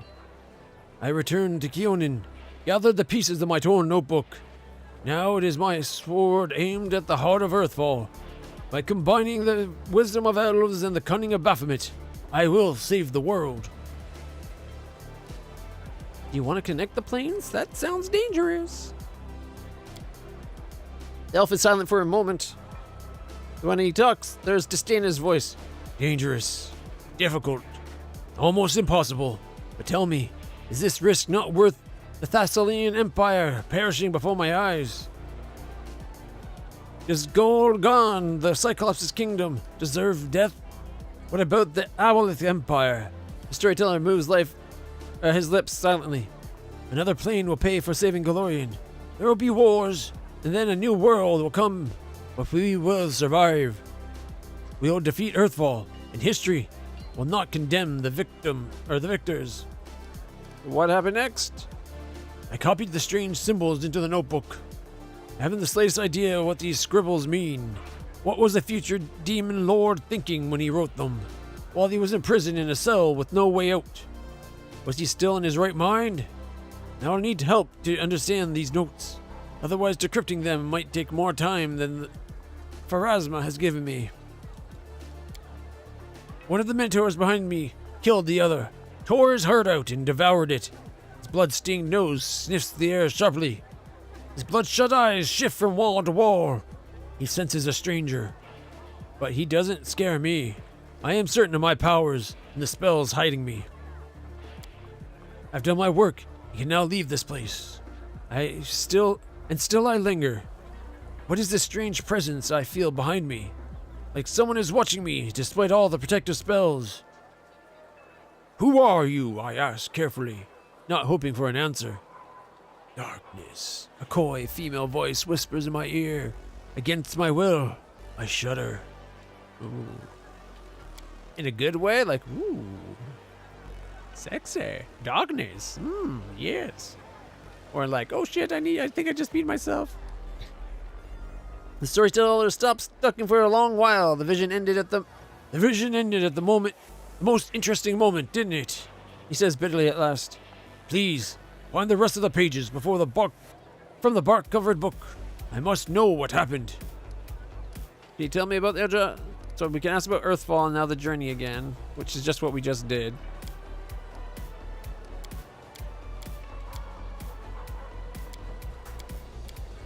It seems like his research is going to be what was used by a Rochelet.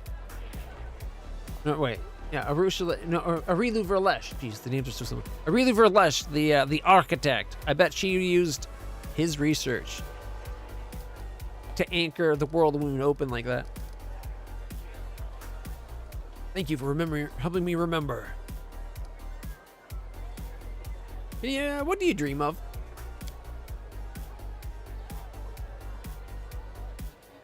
Oh, I haven't been surprised by a strange question in a long while.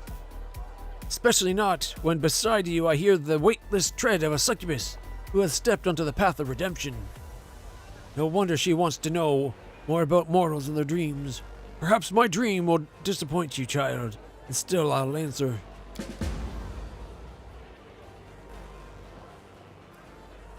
I have to admit, I suffer from insomnia. Every night as soon as I lie down, the ghosts of those who are remembered and those who are forgotten stand around my bed. The stories I have gathered swarm in my head. My mattress becomes hard like stone and my pillow ice cold.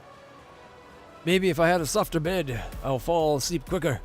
Although I suppose it's not about the bed. I found this in the molten scar.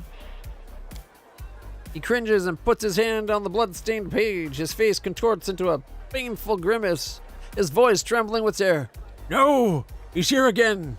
That terrible grating voice, the horrific semblance of a face, the monstrous appearance. Myriad insects forming a body with 2 arms and 2 legs.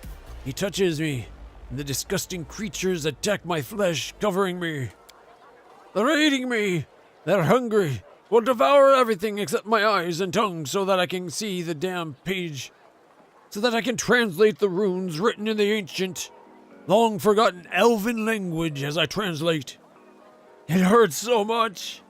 I tried to lie to him. I changed the translation, but he saw through me lie. He got angry. Now I'm not lying. I'm not. He takes one of the insects from my face, squishes it with its fingers over the inkwell, and he dips the quill in it and writes with my blood right over the runes, and I continue to dictate. Galistria, when will this be over? Let me die. Xanthir, let me die. The storyteller jerks his hand back, terrified. Oh gods, such horrible torture. This poor man was tortured to decrypt my notes. He was so tormented that his suffering became thick like molasses. My mind is drowning in it. My own memories are hidden by these images of horror. I can try to get through them, but I'll need your help. Tell me everything you've seen and heard. I'll try to lean on your words to use them as a light in the darkness of my forgotten past. The storyteller takes the blood-stained pages carefully, as though handing a dangerous insect. I see a magic shape. There's a force pulsating in the center. You've seen the ritual. Tell me, what was in the central point? Its magical knot. A dead man that killed the Crusader and conducted the ritual over his corpse.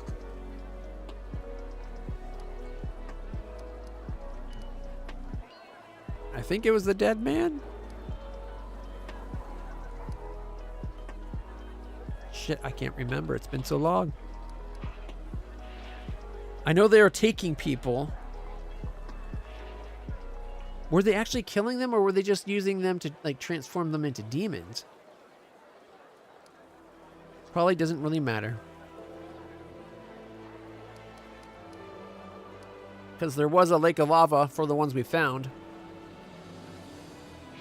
But then again, when we went to the Ivory Sanctum, there wasn't a lake of lava. But I think this is a page we found at the rock cave. Alright, they killed the Crusader and conducted the ritual over his corpse. A dead man. I don't understand. I feel something else, a life. A living soul in the eye of the whirlwind. I don't understand how one ritual can tie up the energies of death and the abyss. The currents in this world, ephemera, are contradictional.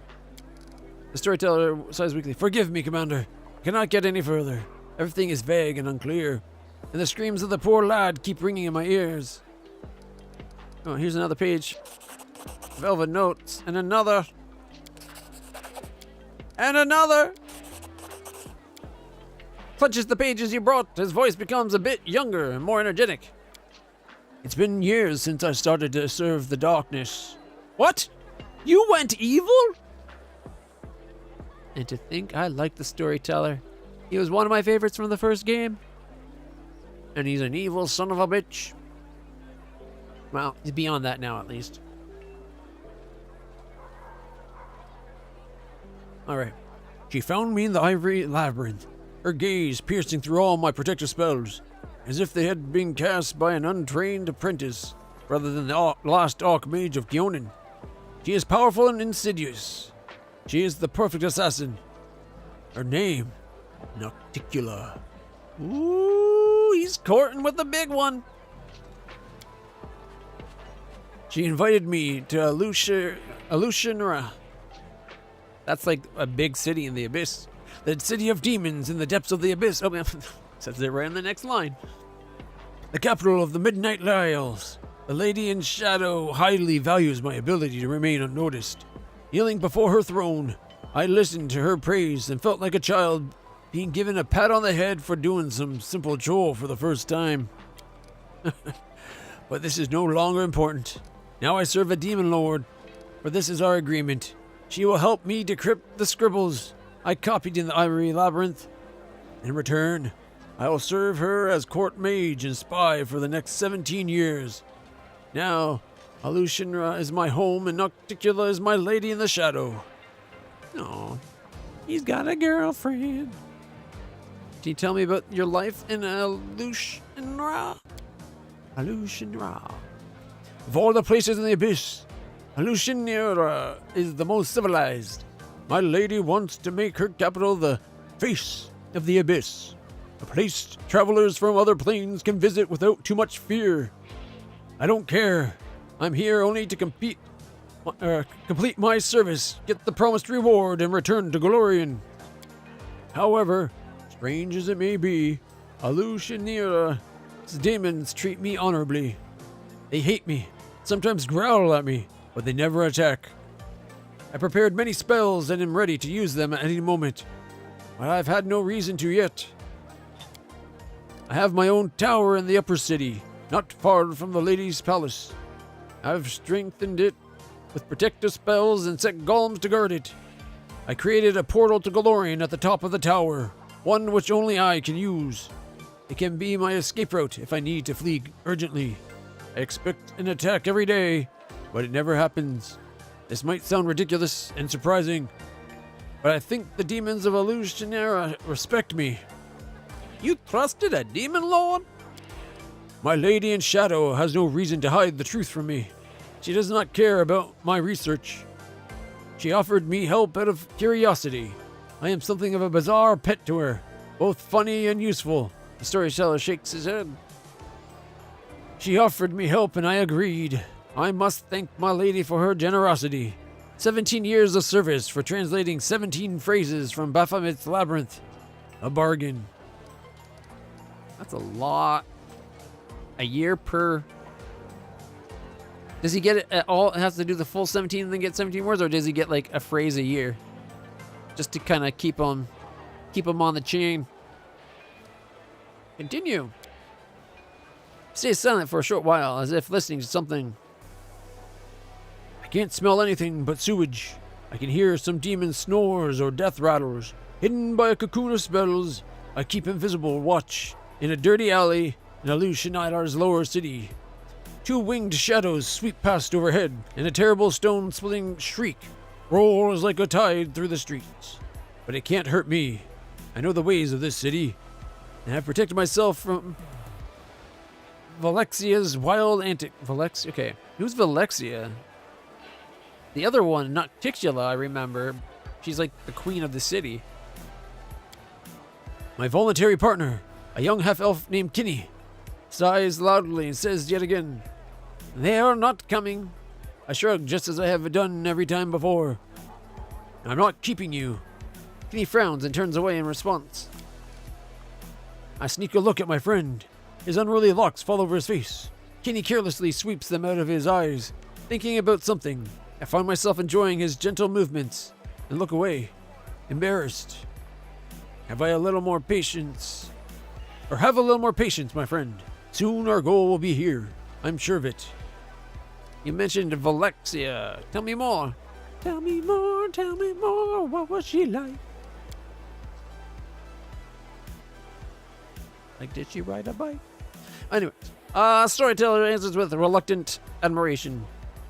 The maddest succubus of all those born in the abyss. Even Lady in Shadows can't but smile upon hearing of the latest mayhem she stirred up, just for fun.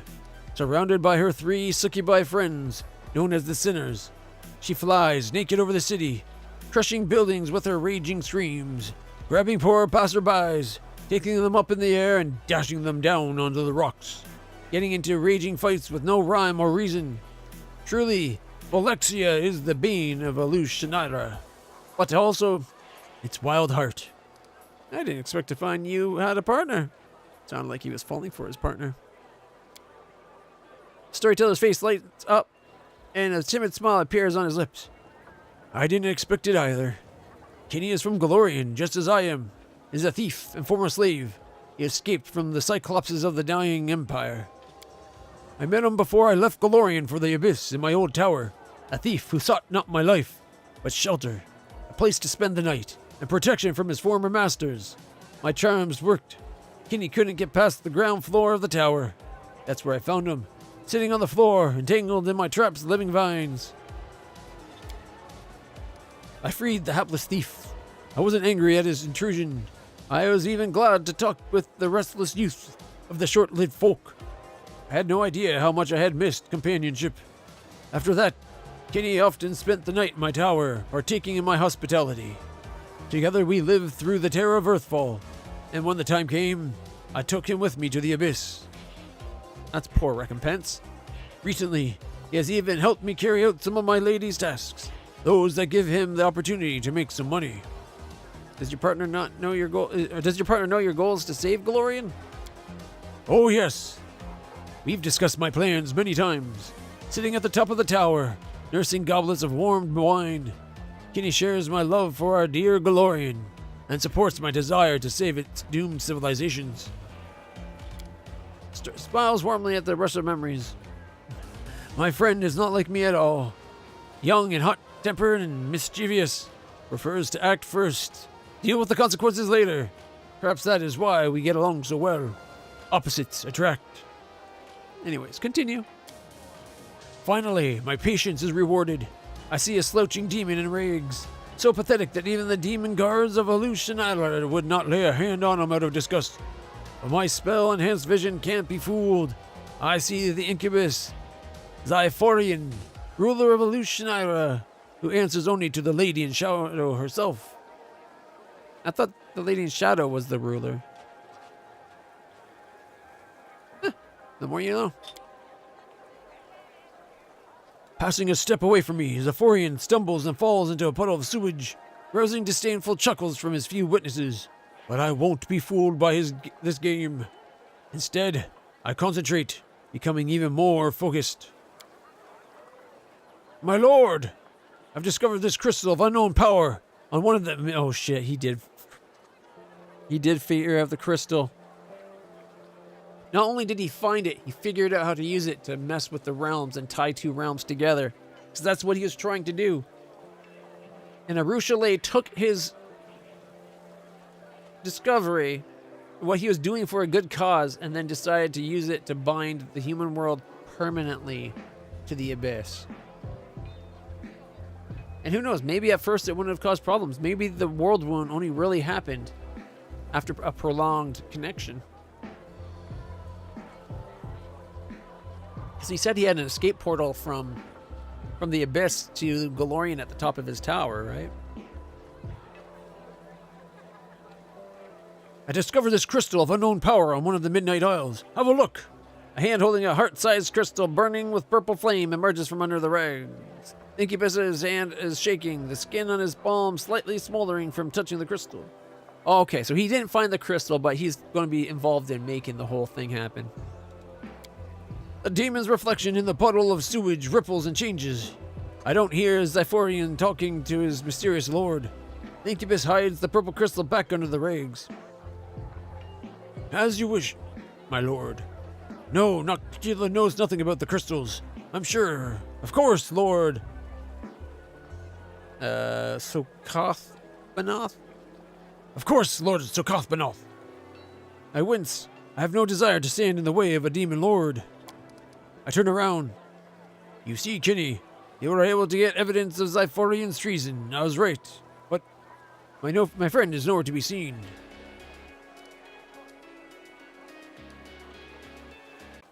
Oops. I didn't realize I left the music playing. Apologies. Who's Sokoth Banoth? The storyteller cringes. A disgusting demon lord, champion of meanness, debauchery, perversions, and breaker of taboos. He's Nocticula's brother and former lover. Oh, there's a taboo right there. Out of jealousy, he tried in vain to kill my lady, but he remained alive after the attempt. He is driven by fear, shame, and hatred toward his powerful sister. And the Nahedrian crystal? He nods slowly. You are right. This is probably one of the first crystals discovered by demons, if not the first. I'm glad it took demons so long to discover the crystal's true properties. Otherwise, the invasion by the abyss could have happened much earlier. Continue. I'm standing at the top of my tower. There's a goblet of warmed wine in my hand. Noctila was pleased with my raid. Oh no, she won't kill Zyphorian on the spot. My lady's punishments are much more sophisticated. Banishing, demotion, even transformation into the pathetic creature the incubus was masquerading as. Noctila has a lot of choices. I don't care. I've done my part. I sip from my goblet and turn to my friend. Without saying a word, Kinney takes out a rag from under his shirt, shows me the purple crystal. Kinney stole it. Why am I not surprised Kinney snuck out and stole the crystal? Wrapped in it. I chuckle. That's where my friend went at the end of the raid. Well, we are going to keep the crystal. I'll study its properties in detail and find out if it'll help us achieve our goal. Noctila doesn't have to know that I have the crystal now. Let her look to Zyphorian or her demon lord brother for it.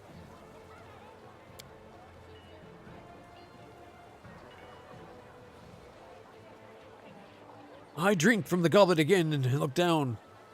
Alushanilera lies at the bottom of the tower like a faithful dog at the feet of its master. I earned respect here. Even the lady in shadow heeds my words. I feel a treacherous smile appear on my lips. Of course, when 17 years have passed, I will return to Galorian. But for now, I like my life here. I'm thinking he's being seduced by it. And after 17 years, perhaps he won't want to move. After all, he has his tower to Galorian. Whenever he wants to go visit home, he's not stuck, right? It's quiet. Right, the storyteller is quiet for a long while. Thinking about what he saw, he then runs his hand over his face, tired.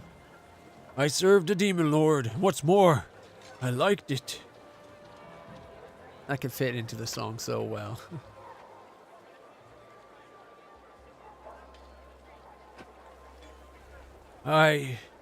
Did not expect this from myself.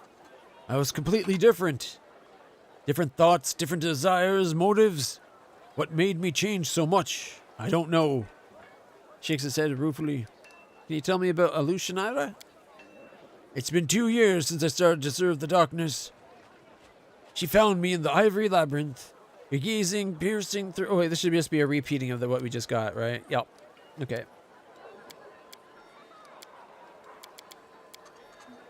Oh, please continue. Yeah, continue. Oh, by the way, I found another page. That's all the pages finally given. I want to discuss our encounter in the dragon's lair. I'm sure you do. You're wondering how I ended up there and why I wasn't killed, am I right? Why did you go there? I've been looking for a certain tower for several years now. And in that place... Oh, I keep accidentally hitting escape because it's right beside where I rest my head. Let's see. In that place I had a strange feeling of recognition. It seems that tower once belonged to me a long time ago. Knowing my habits, I assumed that some records or other items that could answer the questions about my past may have remained in my home. Unfortunately, I realized too late that the tower was now the lair of a monster. And how come the dragon didn't eat you? Despite their beastly tempers, dragons are clever creatures, but their way of life does not lend itself to civilized conversation, which is why they do sometimes enjoy a good chat, and even more, a good story. That was what saved me. I had to share a few of my stories with the dragon, hoping to win her over, or at least distract her. Did you find anything useful? Nodsfully. Yes. Thanks to you, the dragon didn't have time to burn everything. I found the memories of my previous life, which I had forgotten long ago. Now everything's clear. Once again, please accept my gratitude for the miraculous rescue. I hope I never again have cause to meet a creature as voracious as that dragon. All right.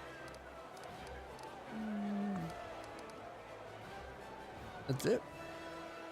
I wish you interesting adventures. So it seems this game doesn't have you going to him to get magical items in that. Which I figured it would because it's so much like the old game. And there's a bunch of, like, a few items at least that were pieces of broken artifacts. It seems like they've tied that instead into the crusade. All right. We still have to find some creepers. Hitler, Nistra, Arizona, Arizno, yeah, there we go. Erebeth and Anivia are upstairs. Arizno, Nistra. Where's Hitler? Nope. Okay, well, let's go get the two that are down here. I wonder if Hitler is the one up on top. No, that's Chief Saul. That's Captain Hermaton. Hermaton. I'm not sure where. I'm thinking we might not have everybody.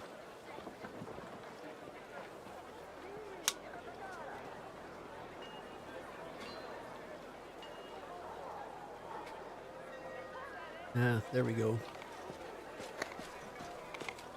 A few moments of extra ease on my voice. This game likes to do a lot of dialogue at times. Nistra? What you doing? The knight is holding a stale tablet in her hands. It's covered in occult symbols and diagrams. I'm not sure what she's calculating. She's clearly not getting the answer she wants. She mutters curses under her breath, wiping off some of the symbols and writing them anew in chalk. Looking up from her calculations, Nistra Flamefinger notices you. Sits up. Ramrod Street. Greetings to you. All right. I have a question for you. One that might seem strange, but as the commander, I need you to tell me about your dreams.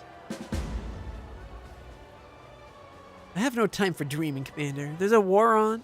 But I suppose, She pensively taps her finger on her chin. There are several experiments I have always wanted to conduct on plants from the First World. I've heard that they possess unusual properties, but obtaining such plants is difficult, as you can imagine. Why do they call you Nistra Flamefinger? She smiles, obviously enjoying answering the question. She holds up her hand and flame sparks to life at the tip of her fingers. I am a mage. I do not conduct my experiments in a laboratory, but on the field of battle. That is why the queen appointed me to lead the order in this time of war. As I understand it, you and Myanmar weren't on the best of terms? Whatever terms Sister Myanmar and I may have been on has no bearing on this matter. She was always a brilliant scientist, a mediocre knight, and an utterly lackluster leader. The order's success, or rather lack thereof, during her leadership, speaks for themselves, as does her outrageous absconding from Kenabras. I found her. Yep, see, she calls herself. She's on a cliff near Wintersun, studying the runes on the bark of a petrified tree. She doesn't look entirely healthy. Let's start with the order first. Most Crusader orders rely on bastions of steel and bless. Oh, This is exactly what she said when we met her. Never mind. I found Myanmar. She is on a cliff near Wintersun. She's studying the runes on the bark of a petrified tree, and she's lost her mind and memory. Her eyes narrow. So she's alive. Well, and absorbed in her research, as I thought. I'll set off immediately, Commander, to arrest her for desertion, and I also request your presence. All right. I don't want her arrested, though. I just want her help. I want the quest finished. No. Can you tell me about your dreams? That is a rather strange question indeed. But if it's not in order, I will answer. There is a saying, one can't win a war and keep their gloves white, yes?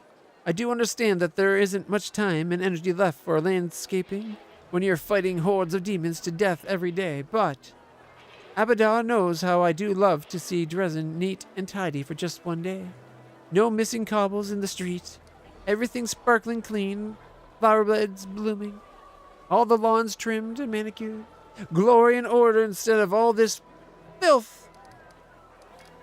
Okay, back away slowly. Gotta go. Apparently, that's a touchy subject for her. All right, we need Hiller, Phi, Edelbeth. Okay, I know Erebeth and that.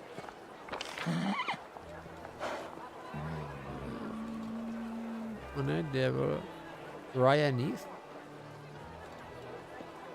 Ryanith was the one that talked to us about meeting her at the inn, wasn't it? And then not Erebeth. Sela wanted us to go to the jeweler.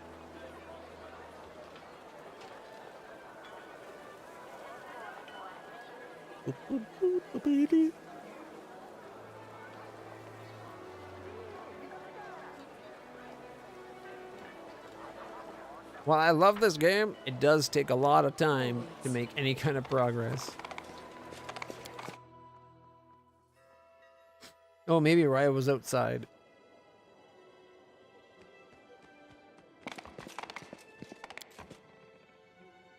Anyone up here? Oh, there's Hiller.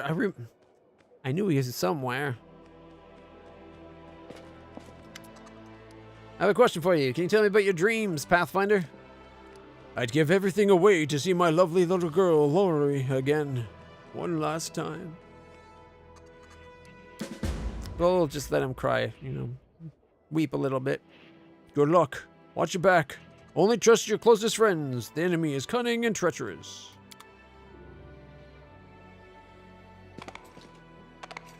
That's none of your... As in none of your business, hmm?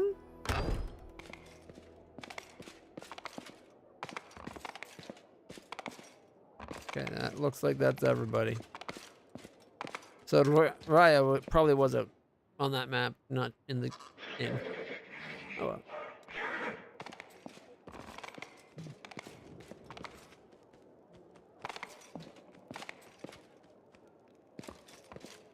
We march ahead. Seems to be everybody.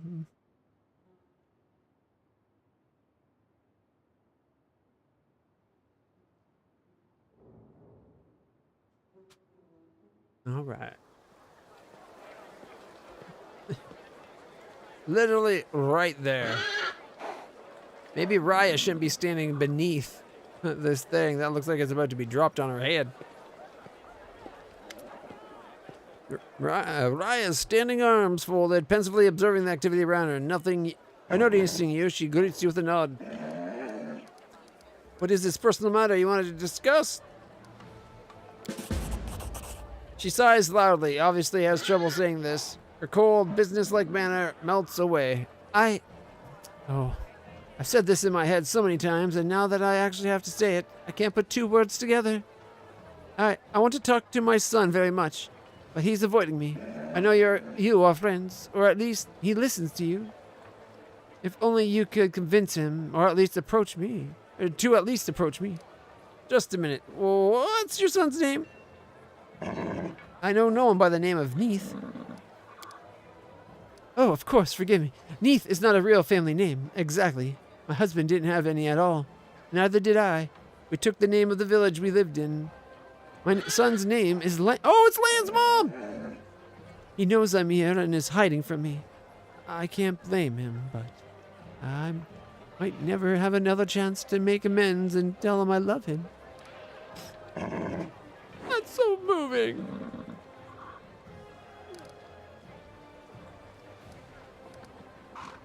Why doesn't he want to see you? Isn't it obvious? I gave up and abandoned him. The day his father and I decided to go our separate ways, that was that. He must resent me or hate me. Maybe he's ashamed of me, or maybe he is wiser than me. Some children shouldn't meet their mothers. There's no point in reopening old wounds, but I still want to see him. So much.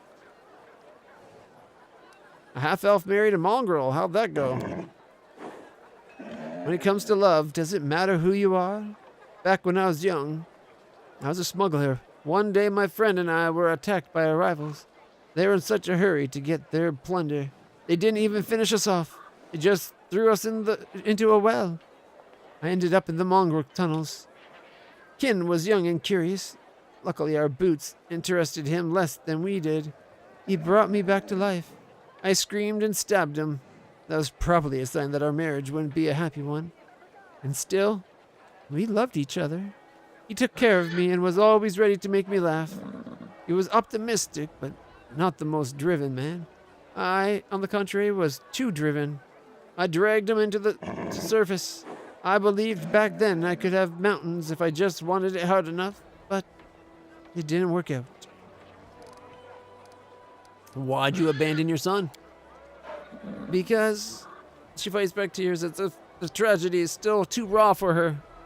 I broke. I gave up convincing myself that it was our decision, not my decision. That it would be better for everyone.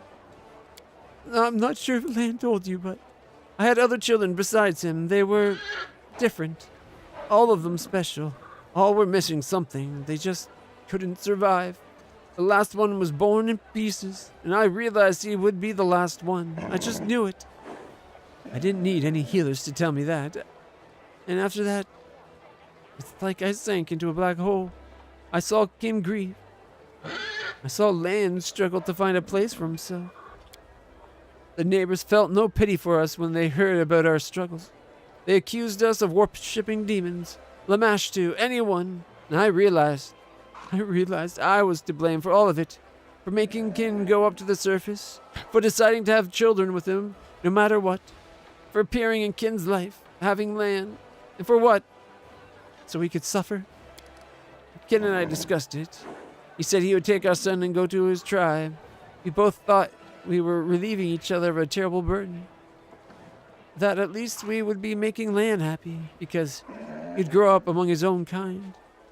I still ask myself if we did the right thing. If Lan doesn't want to see me, there was nothing right about it. What kind of mother could abandon her own child? Show me your wares. Oh, right, she's a store. She looks you in the eye. Yes, I agree. All right, I'll find your son.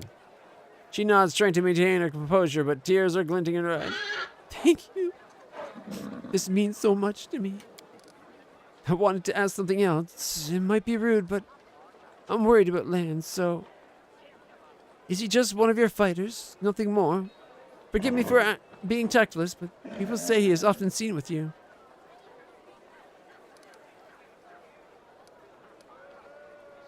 You're right, that is incredibly tactless. I haven't figured out how I feel yet. I like Lan well enough. I like Griffin more, but because he's got those beautiful wings. Come on now. And he's able to keep them out in human form. So, I think the game's at the point. I must have said something that makes it so you can't romance Olgriff. Because it never seems to give me those options or have events like that. But with Lan, we had that sparring match where he kind of got all hot and bothered, and I kicked his ass royally. You do not want to fight a Kitsune that's empowered transformation with mythic powers fighting barehanded, because natural weapons. They were like I was hitting for like 20 with my fist. It was awesome. All right. What do you guys think? Do we just commit to liking Land, or do we play it coy and see if we can swing it to a Rochelet or even Olgrim or Olgriff? We like our Griffin boy, I think. At least I do. He's an integral part of our kicking ass. I haven't figured out how I feel yet. I see. Forgive me. Suppose it's too late now for me to start worrying about his happiness after so many years. I couldn't help but ask. All right, show me your wares, lady.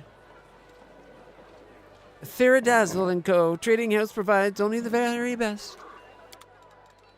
We'll be the judge of that. Oh, they got +3s for protections and amulets. That's the best they got, though. I don't know. Not very much of the potion stuff either. Potion of Dispel Magic Target. Oh, you just throw it at them? Hope for the best?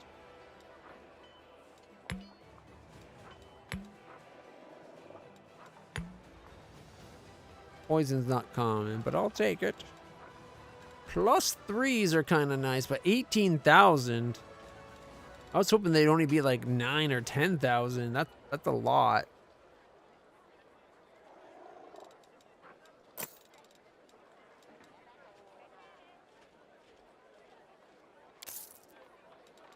A little disappointed in the selection.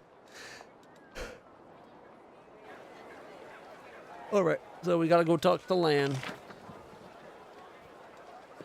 Lan is right down here. Oh, we're gonna go right through Ember's talking spot. Anything going on? No. Nothing going on there.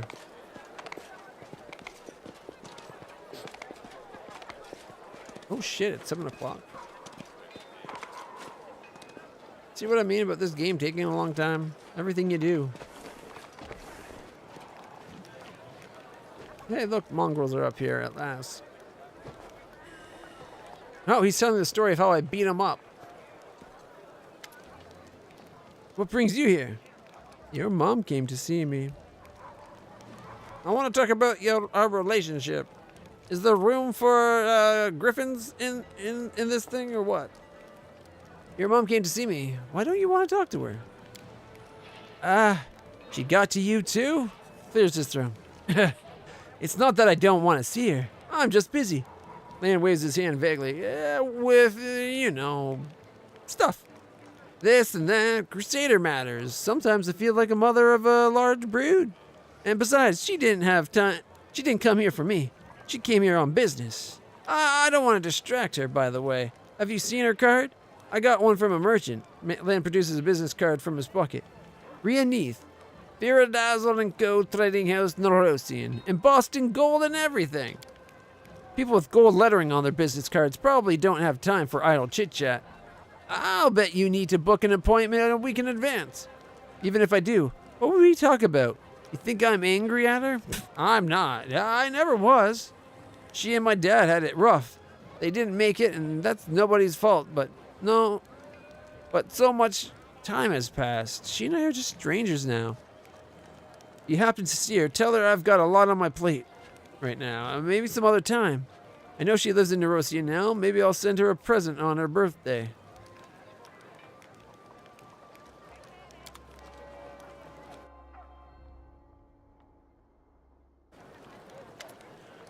I'm just curious. I'm happy with things that they are. Let's keep seeing each other.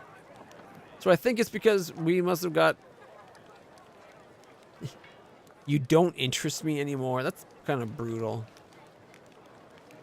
I think we're stuck romancing Land because I don't want to be an asshole about letting him down. And if I remember reading somewhere that, like, if you romance and then break up with somebody, it, like, really messes with the relationship with the character in the game. I'm not sure if it actually has a lot of stuff like that, now that I think about it. Not like it's a JRPG. It's not like we're playing Persona, and the relationships are very important. I guess we'll just keep seeing Land. Honestly, he's one of my favorite characters. He's kind of funny and mouthy, but he cares, right?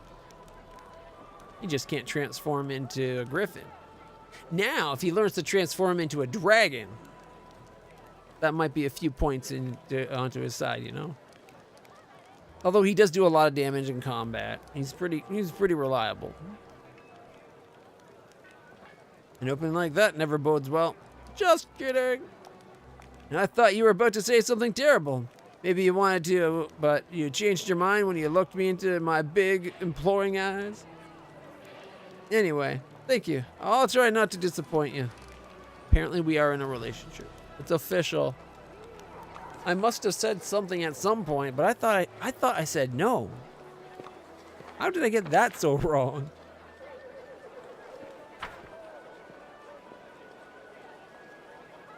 Yeah, hers was just shopping, so maybe we can get the shopping done. Technically, we should have already switched to Ivorian, but I'm really enjoying the game. Oh, there's Sela.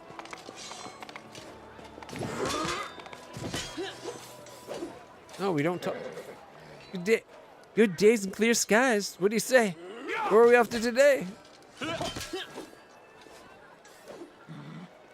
Thank you for speaking with me. What? I guess we just meet her at the shop.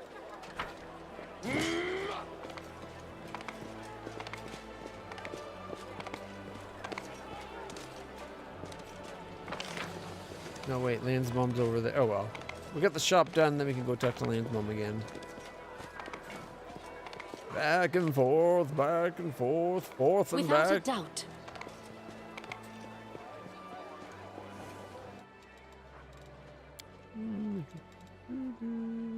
Descending. A glass amulet of clarity. +2 saving throws for mind affecting abilities. Also +4 morale bonus on saving throws against mind affecting and compulsion. Ooh, pure sight. Goggles allow the wearer to take 20 on the next dispel magic attempt once per day. They also grant a +1 bonus to caster level checks made to overcome spell resistance. 20 grand's not bad, actually. Take 20. That's a guaranteed.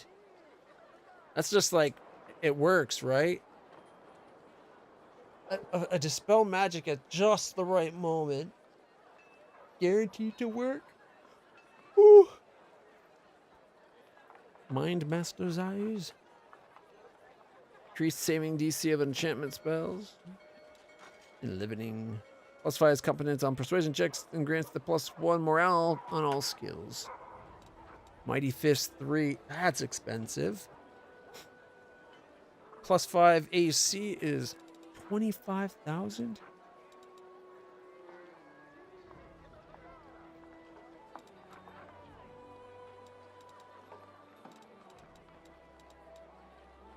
I'm tempted. I think we might need to start keeping a diamond or two on us for like raise dead and stuff. We're actually starting to get into some fights that can wipe the party. Partly my fault. I'm not playing on the hardest difficulty, but we have upped it by like a level and a half. 10 grand. Ouch. You know what? I'm still going to do it. It's good to have a diamond.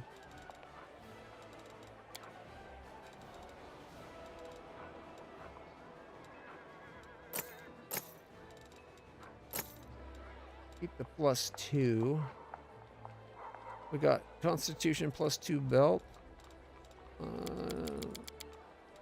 Is there anybody that doesn't have a belt? No, some of the belts were probably just thrown on them so that they would have a belt. But it looks like everyone has at least a +2. So we don't need a +2 con. Got a +4 though. We might be able to upgrade somebody's belt. Should have looked into that sooner. I think that's the belt that we got from that secret room that summoned that ghost spirit that had the undead healing spell constantly blasting off. That was a pain of a fight, but we did it. All right. I'm thinking it didn't progress because we still have to talk to the wrong one. Still have to probably, maybe it's because we have to talk to Arabeth, Anivia, and Phi. Where do we find Phi?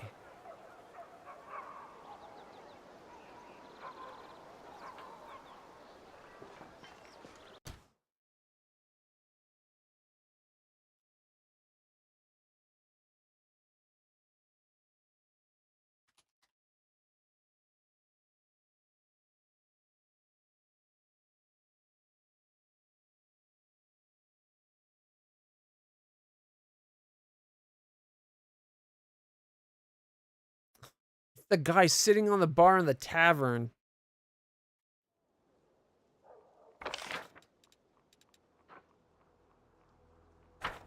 It'll be quicker for us to go in there and then we can appear in the tavern.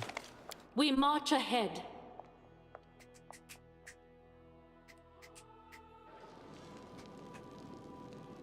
All right.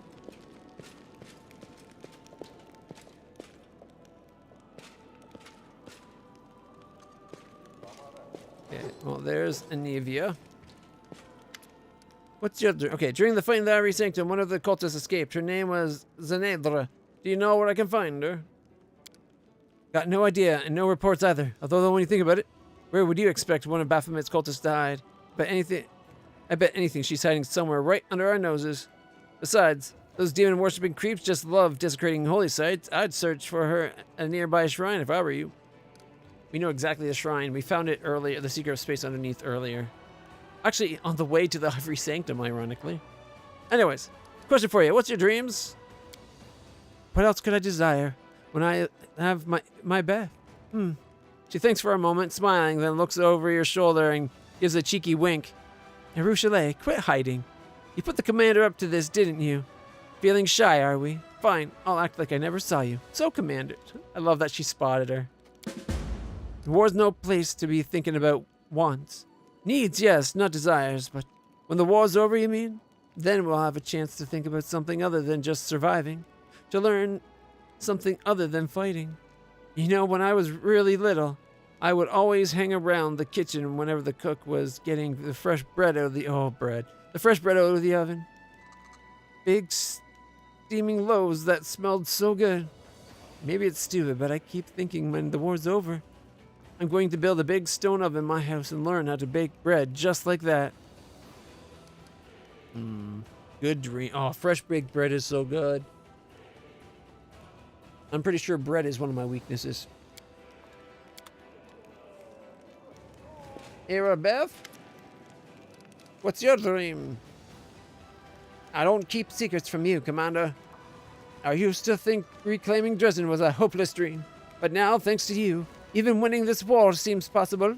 Still, the victory is our common cause, the dream of the entire Crusade force. My personal dream is more modest, putting an end to Baphomet's Templars once and for all, to prevent them from evading our ranks and poisoning the minds of our warriors with their deceit. Rearmament's another thing we do well to pursue. Our armor falls into disrepair at an alarming rate, and our warriors' blades are barely sharp enough to pierce the skin of the weakest demons. I understand that Mendev's coffers aren't bottomless, but if we can't order ready-made weapons, I'd be glad to get half a ton of cold iron. Wait, are we still dreaming? a ton of adamantine then too. Or 2. That would be enough for the barely discerned whisper. The Templars, the weapons, the adamantine. So many wishes at once. Gotta go.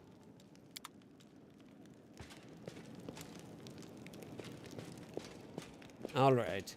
The only one we have to Our ask is path the leads guy on. sitting on the bar where we started. But we can go right to the tavern.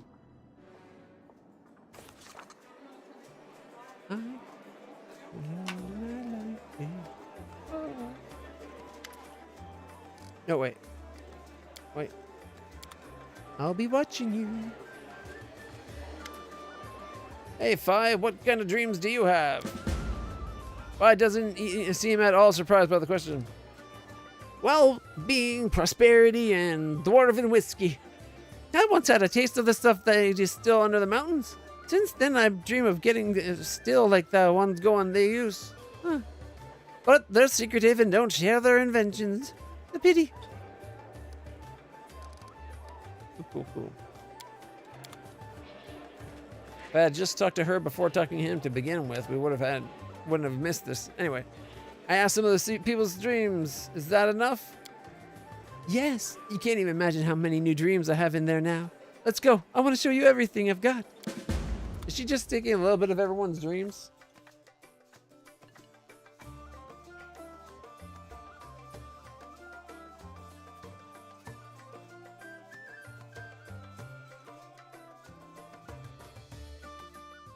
I hope she's just not copying bits and pieces of everyone else's, but having her own based on that.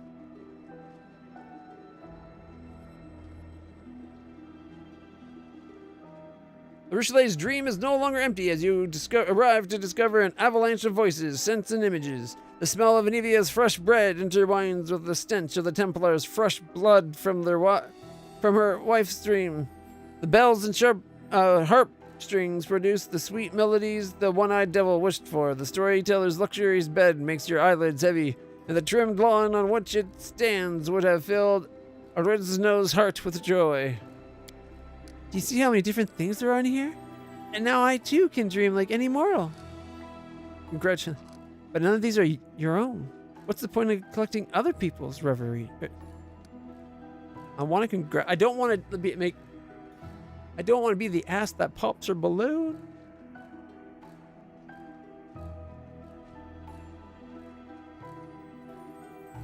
Got the beautiful bed. Ooh, I like the flowers. You got the resources, the weapons, the Templars, and you got evildoers being burned. But none of these dreams are your own. What's the point of in collecting other people's reveries? No need to be so harsh. It's my first dream ever. It's a miracle. I'm able to have one at all. I would never have collected all these dreams without you. Would you like to take a closer look? Feel free to explore my dreams, and do tell me if they look like the things mortals dream about. Maybe you'll give me some hints on how to make them better. I wasn't wanting that to come off harsh. I wanted it to be like, what about you? Like, it's great that she's dreaming and I'm happy for her, but I want her to think of herself a bit here too, you know? An intangible gust of wind ruffles the mysterious plants of the realm of the Fae. I will guide us. The pavement is not merely swept clean, it is thoroughly washed with soap. The lawn is trimmed so neatly that not a single blade of grass sticks out. The soft bed is tempting you to have a little rest.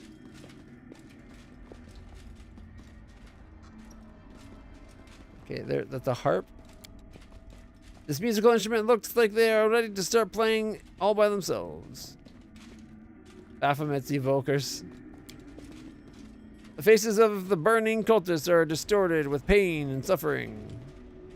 See, this part right here feels a little evil.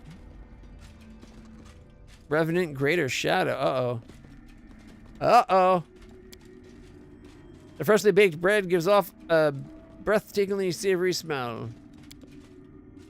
Amber-colored liquid with a brewing aroma is dripping steadily from the pipe of the pot. Oh, that's the dwarven whiskey.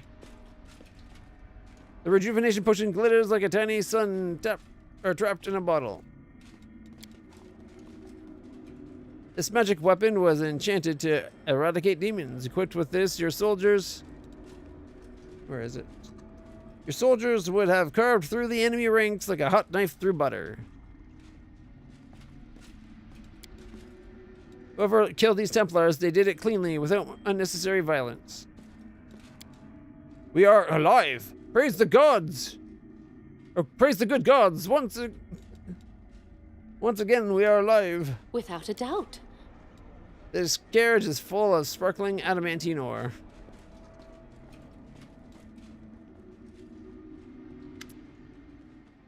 It's no longer empty. You arrived to discover the avalanche. Okay.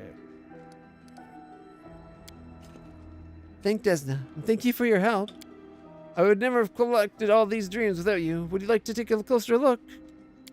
Yes. Oh, wait. I forgot the one at the back. Oh, and there's Lowry. Daddy, I'm here. I'm alive. Ravenous Greater Shadow. Get out of my friend's dream, Shadow. Arushale, my venomous butterfly. Wait, be careful, LitlClutch. Where are you, my darling? We used to be as happy as the canopy of stars. Leave me alone. Go away. Uh-oh, Spaghetti-O.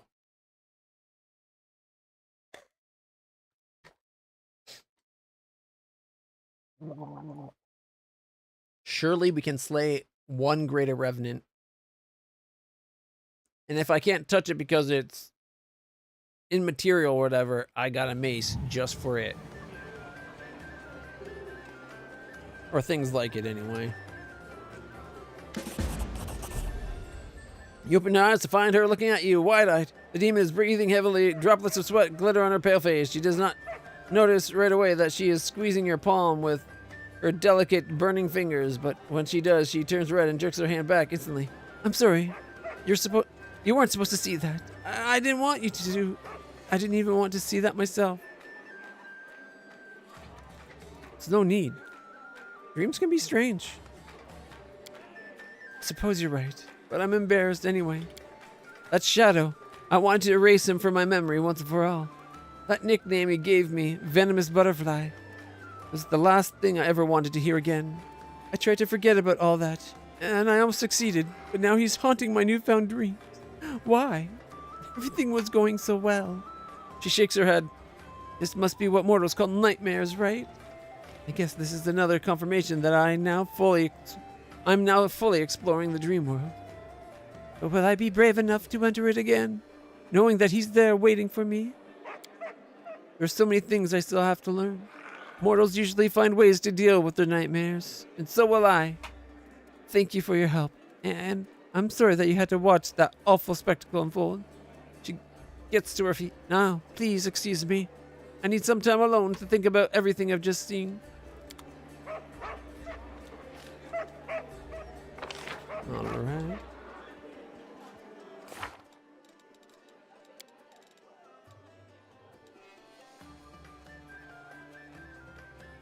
To write a letter recording her grim tale and send it to Kionin.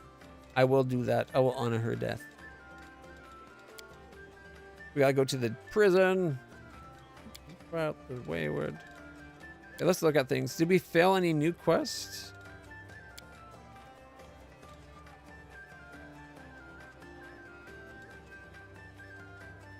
The dark catacombs of an old Sarkorian village were a trap for a restive soul. Perhaps something can still be done to help it. Leave this sorrowful place and find peace. We failed? Damn it.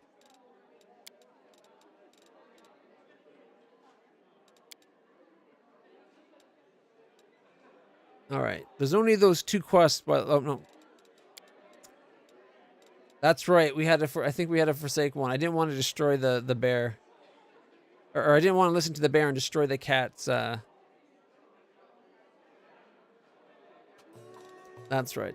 Like, we did the Simoleon and the Deer's request, but I didn't want to honor the bear because he wanted me to destroy the altar of the Smilodon. And the Smilodon was still coherent and itself. Why not praise the bad gods? Because we're not evil. Obviously. Duh. Also, they're smelly and they don't know how to play nice with others. They break your toys. And they hog the controller when you try to play video games with them. Basically, they're mean stinky pants, okay? That restless spirit thing, that must have been the one where if you took the item, it was constantly attacking you.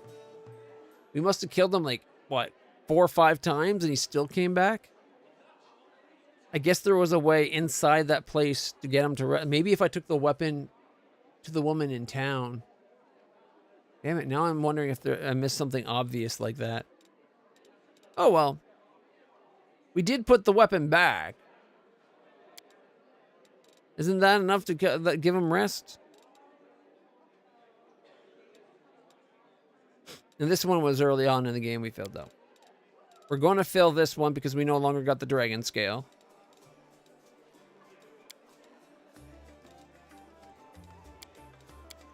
All right.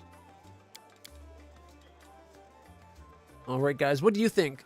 I'm all for playing more of this today, but I think maybe we call it quits on Pathfinder for today, and we switch over to Avowed. That way, I'm not doing 10, 12-hour runs of a single game. As you can see, I'm already starting to lose my voice on this game.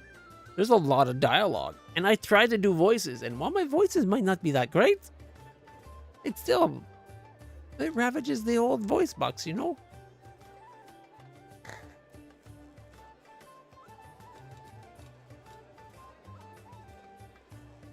All right.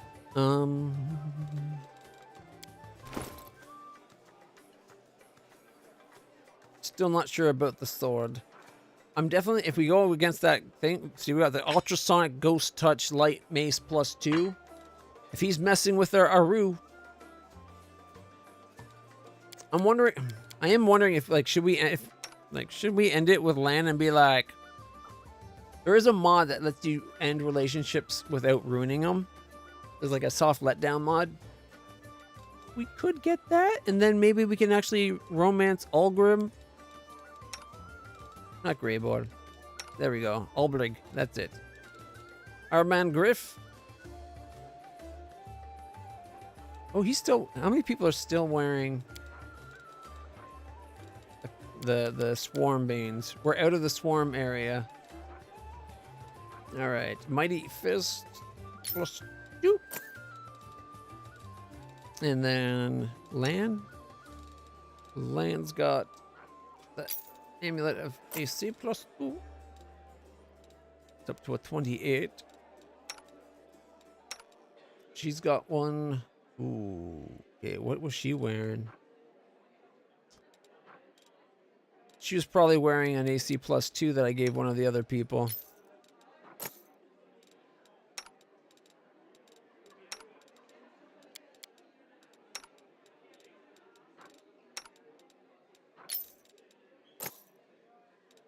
Right, that's +4 con.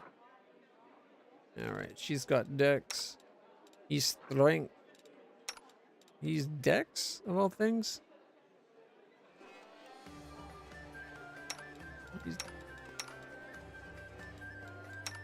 She's Strength. None of them are con based. I think he used to have con and then I swapped it. Him getting the extra +1 AC wasn't that important. I think at the time we didn't have any extra options. Having clerics have a lot of hit points, usually a good thing. I just noticed Ember's no longer on the list. We really do have to go save her. No! Ember! Alright. You get the Agile Fists.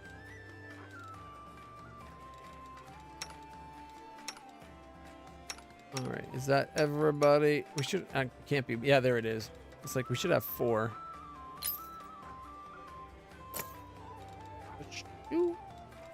And then I think that's everybody now.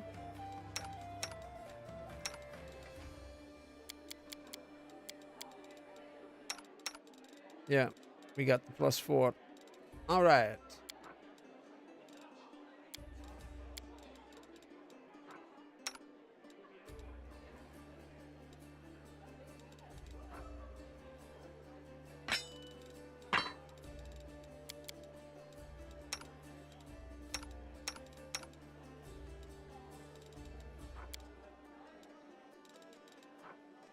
Heavy crossbow of degradation. He's got his oracle crossbow. +2. Attractive impulse. +3.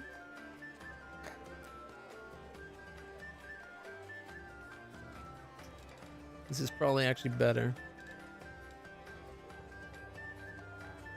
I like his wings, but I don't like him.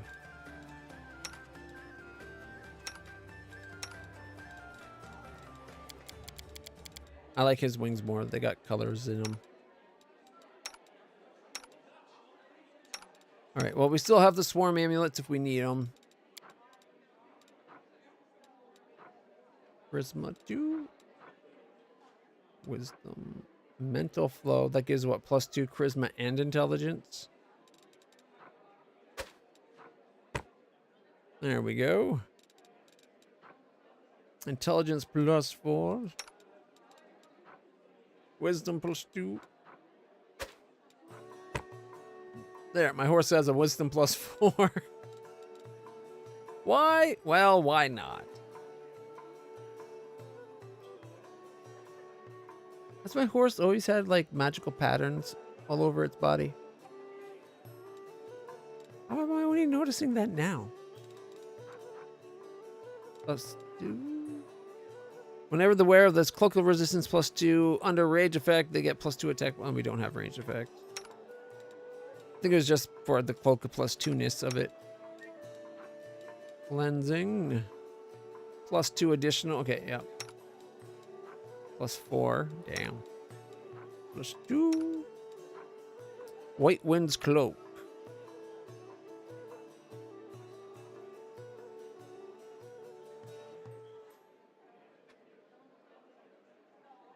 Can be worn as a cloak only, non-evil aligned. If the cloak is worn by a character with no levels in Duelist, each such character will get the precise attack ability. That's all they'll get. I'm not sure if there's any point in precise attack. Instead of doing multiple attack, you do like one doubled attack.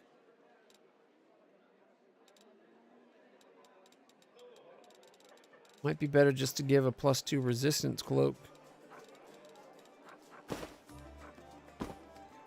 Will's still only a 7. The wearer of this helmet gets +1 morale bonus to armor class, but no more than +3 for each ally in a 10-foot. Oh right, for each ally within 10 feet, max of +3 gets a +1. It's a good AC helmet. He's got that other cloak, right? Blood Clarity. It's a +2. Then to killing blow, they get immunity to mind affecting. Yeah. It's a +3. All right, yeah.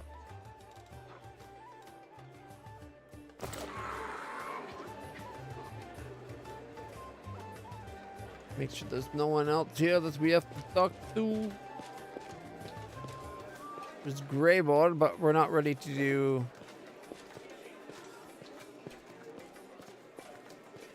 Well, I guess we can talk to him. He's now part of the group, I think.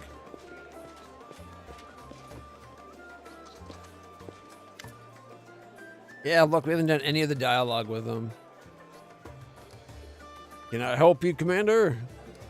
Tell me about your craft, about you. What do you think of your new powers? Do you like working with me? You want to know more about your last client? I'm breaking our contract. You had to pay him to stay. You can stop for now. Okay. Forwards. He's like, use me as much as you want. You're paying for me to be here. And he wasn't cheap. I think he was like 12,000 or 15,000 gold.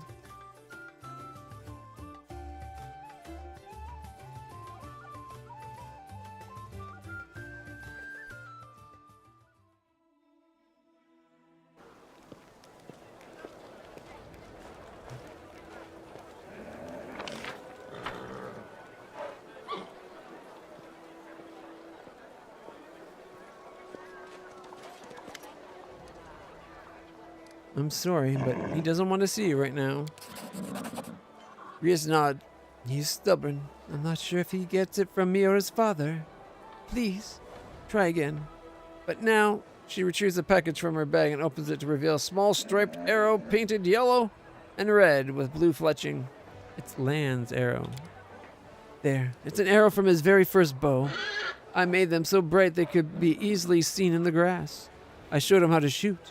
Taught him to train his vision, to account for the wind, to fix his string. Just take it to him. As a souvenir or keepsake. Tell him I've never forgotten him. I know Lan won't forgive me, but he should know that at least. Alrighty, I gotta go. Our path leads on. Oh yeah, the arrow.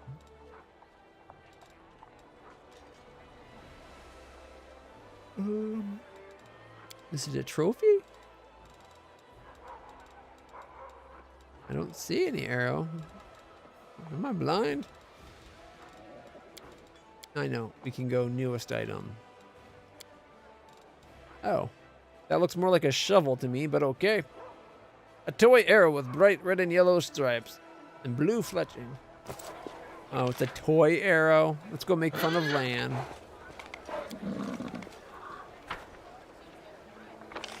Oh, not there.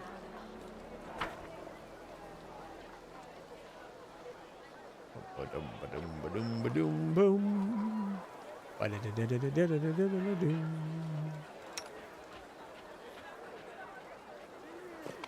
Ooh, look how fast we could be traveling. Oh, we're there already. Never mind. There's Lan.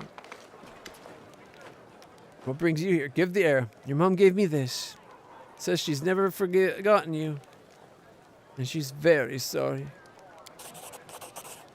Takes the arrow carefully and examines it. This is my toy.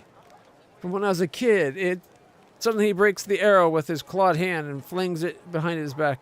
It doesn't matter. Not anymore. She made her choice and my dad let her. I don't want to blame her. I have no right to. Sounds like you do. Sounds like you're being a dick right now. She's your mom. There was extenuating circumstances. You were hideous. No. That was a joke.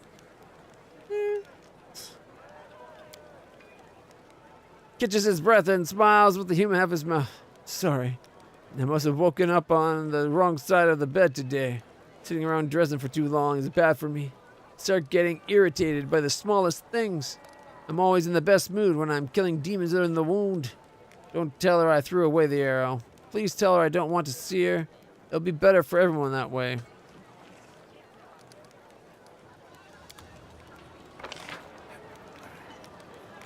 Back and forth, back and forth.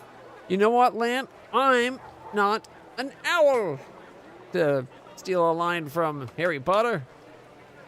If you don't want to talk to your mom, go tell her yourself and just get it done and over with.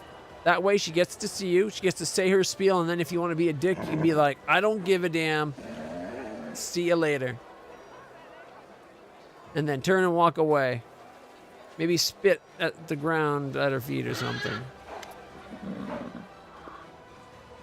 How did switching games go? I asked if people wanted to switch games and nobody said anything, so I assumed they wanted more of this. So we're kind of stuck. I'm really sorry, but he threw it away. He threw away the arrow. I'm so sorry. Grits her teeth, holding back tears, and tosses her head proudly. All right, all right. It was just a silly, sentimental piece of wood that won't change anything. He's right. He did the right thing. Lan strides up to Ria and stops as if he hits an invisible wall. Mom, you look well. Ria clenches her fingers so tightly her knuckles go white. Lan, you're so tall. I see your entire tribe is here. How's Dad? Did he stay down below? He died. Oh, I see.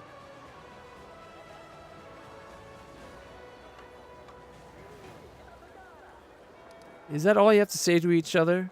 Why don't you finally reconcile?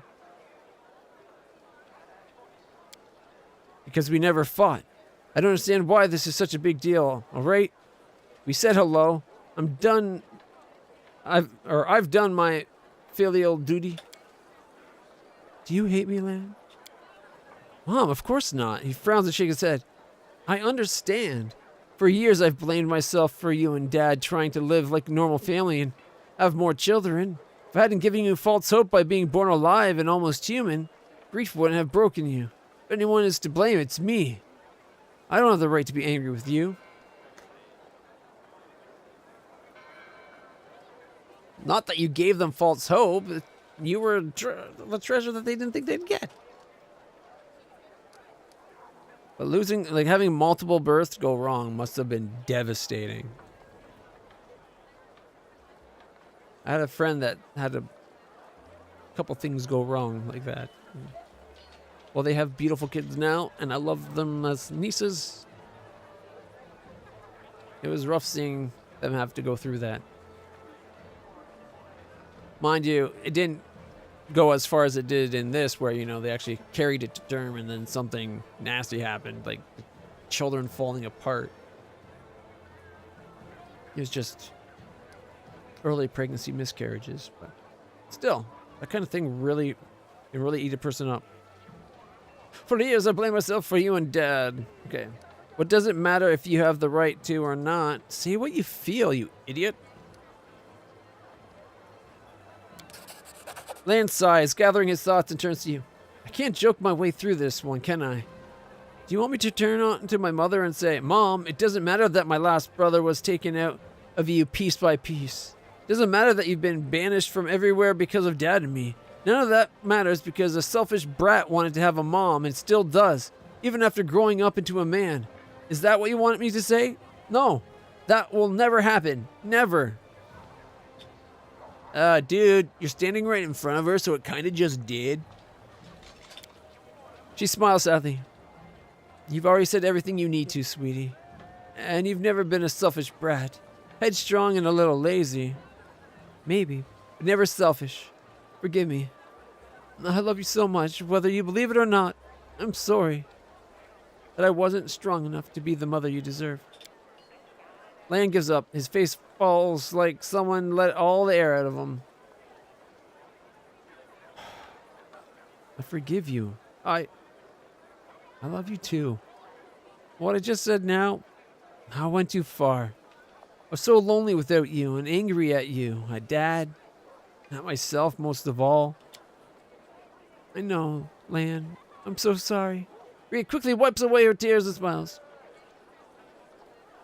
You silly little cave potato. Don't you dare be angry at yourself.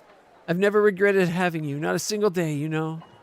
I'm leaving soon, but when the war's over, find me in Nerosian. We'll visit your brothers together. I made sure their graves were looked after. Well, you agree? He gulps and nods without saying a word. And that's the end of that chapter.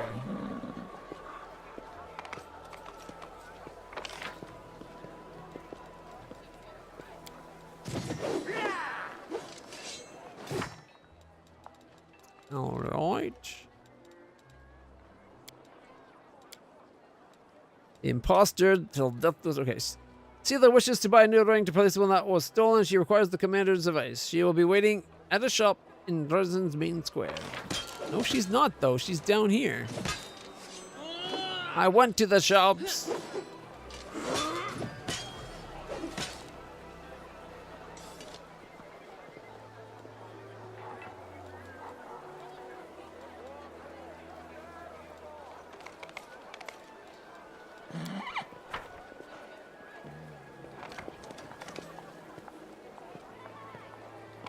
There's the Arcane Weaver. Ooh, what do they have? Expensive stuff, I'm sure. Ooh, Pearls of Power. 2 spells, 4th level Pearls of Power. Shirt of the Blazing Fighter.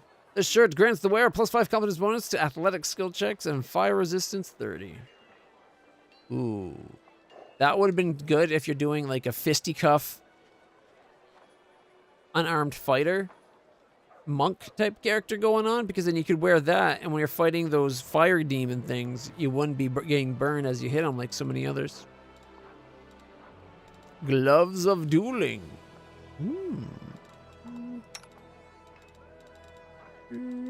Where is it? Oh, there. The gloves give the wearer +4 bonus to their CMD against disarm attempts. If the wearer has the weapon training ability and wielding a weapon it gives a bonus to, that bonus is +2. All right, I think she does, but hey. She's currently wearing the Trap Springer gloves, an extra +5 on trickery. She's our lockpick when Woljif isn't around. Honestly, she's better than Woljif at it. The Ambassador's gloves. +5 world knowledge, +5 persuasion, and +2 enchantment to +2 to charisma? Okay, 1 second. Do I have a charisma boost currently? I do not currently have a charisma boost. Woo! Now, the gloves I'm wearing right now are only partially effective if I'm off my horse. Because if I'm off my horse, the morale bonus is covered by my boots. Because I got the greater heroism from my boots. But if I ride my mount, I get +1 to damage, or is it +2 to damage while riding my mount? And I was attacking a lot, so that was a fair bit. I think we're finally getting rid of these gloves. These gloves grant the wearer a +1 morale bonus on attack rolls. In addition, and that's covered by the heroism. In addition, they also get a +2 on damage while mounted.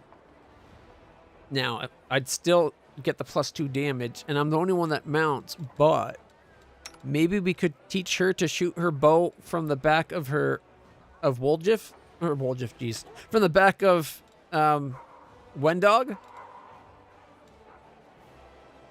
And then maybe we switch her gloves out. Whenever the wearer of these gloves announces a quarry, targeted enemy suffers -2 AC, becoming sickened for 3 rounds. Ooh. She's the only one that has that fiendish quarry. From now on, I forgot about the -2 AC. We gotta make sure she quarries anything we fight that's got a really high AC, just to lower the AC as much as possible. Hasty Eradicator. This +2 dagger allows the wielder to make 2 additional attacks during a full attack action. This doesn't affect, or doesn't stack with the haste. Yeah.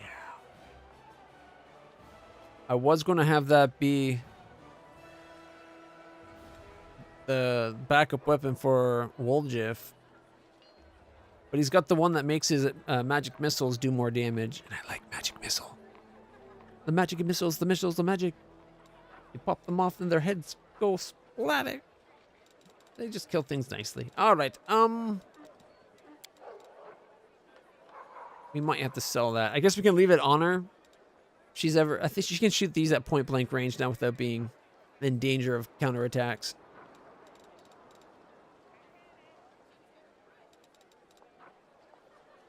Those are good gloves, though.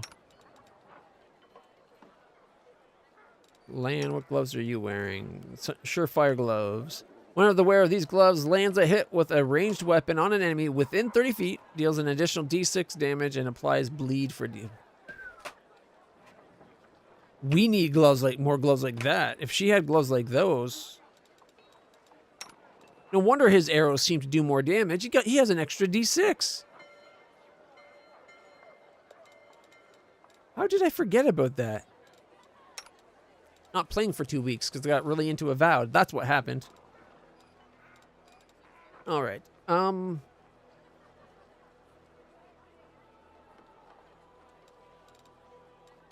We're buying the gloves. Sort expensive descending. Or, wait. Gloves of the Ambassador, right? Gives me +2 to my charisma, which affects other things for me, I believe. And the +5 competence to world knowledge is going to be handy too. 21,000? Damn, that's expensive. Celestial protection. It's a +5 cloak of resistance. Right? No. Wear a +5 resistance bonus on saving throws against demons and a +5 combat bonus on lower religion check. I kind of want all these pluses, but these things are expensive. There's a cloak of resistance. Pearls of power, 2nd level. Still only 1 charge, but we're starting to find a lot of these. They're only like level 1s are 1,000. The level 2s are 4,000. We could probably have it so that we could recharge a spell a bunch of times, like 6-7 times per day.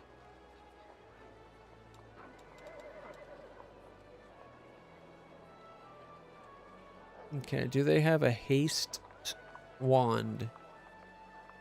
One of the people in town used to sell haste wands. We need another one. It's a lot of scrolls.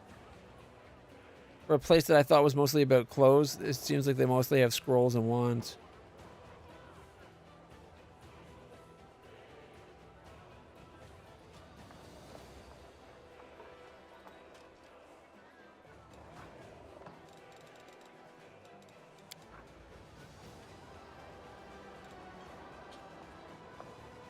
They have scrolls of haste and slow.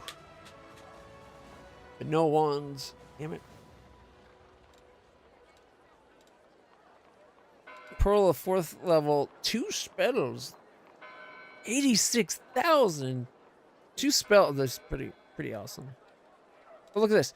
Pearl of power. 1st level. 2 spells. You could get 6 pearls, or you could get like 71 pearls of like 1 spell pearls and 1. If you could find that many pearls, but you could have 71 1-charge pearls. Just have like a bag of them, and you just kind of like draw 1 spell out at a time. I don't know, but it just seems like that's a ridiculous price just to have 2 1st level spells.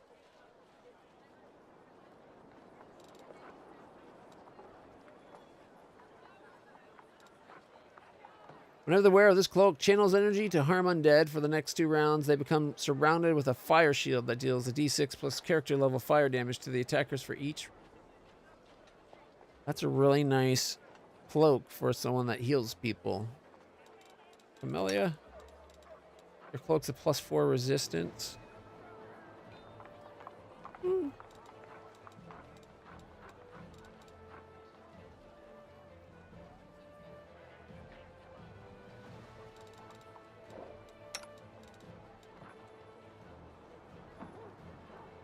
Losing +2 per hit while I'm riding my mount might be a bitch. 21,000. Mind you, I could just pop the gloves on, if I remember, whenever we need to do knowledge check world.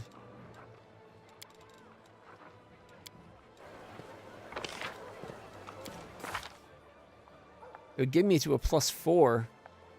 It would have every stat modified. Kind of redonkulous, if you ask me. World. Oh shit! I'm actually really good at world knowledge, apparently. So yeah, I don't know how that happened.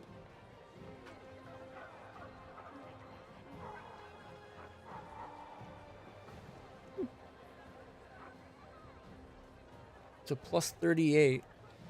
39 if I have guidance. Religion's still my weak point, but I think our dragon is Arcana. Barely. Our dragon's barely better than we are at Arcana. Actually, so Arcana, does it list other people's? No, just mine.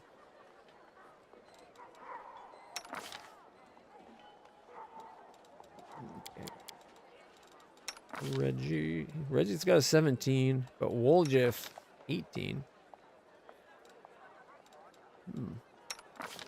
32 on nature. What about land? Religion and 21 nature.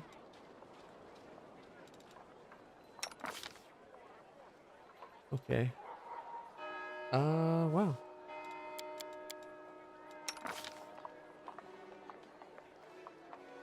If only it was like +5 to religion. But what can you do?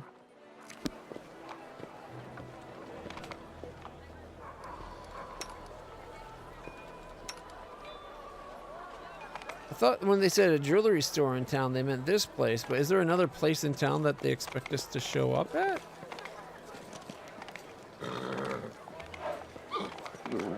There's Camellia. Nothing new with her. There's the house, but I think that's just the house. Oh, we gotta wait for me to arrive. Our slow ass.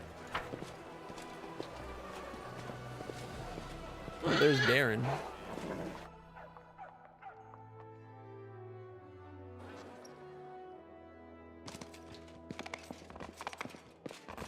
Wait, is this an uninhabited house? Without a doubt. If it wasn't for the fact that I live in the castle, I'd say we should have this as my house. Except for I live in the castle, so. I guess for nights when I want to slum it.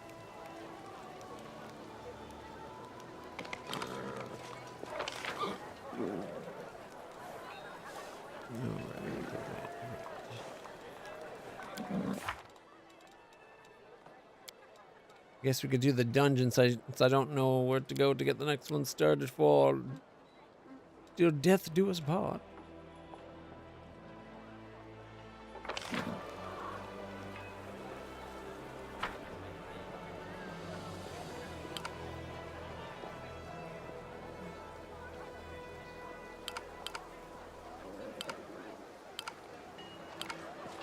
No, wait,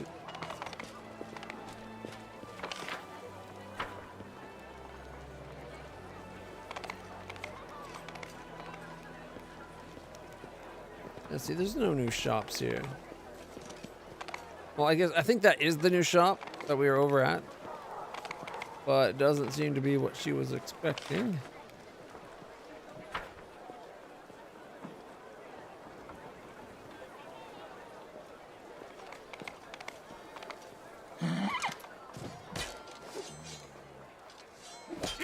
Yeah, see, there's no option for it.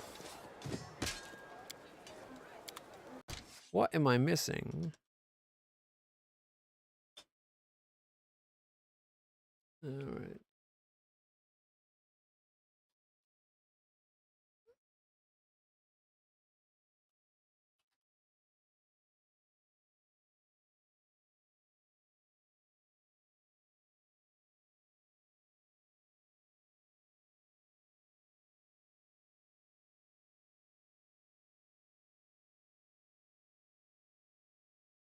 Apparently there's a new jewelry store on the east side of Dresden streets. Really?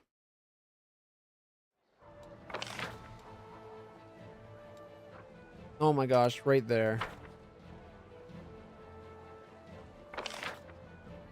I was thinking that was just the place that's always been there, because I think when we did the prison, it came out over here. But I'm guessing the shop got bought up.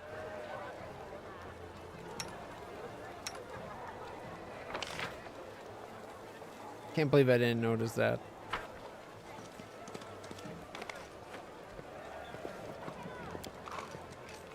No, that's the tavern. Where is it? Jewelry artisan. We march ahead.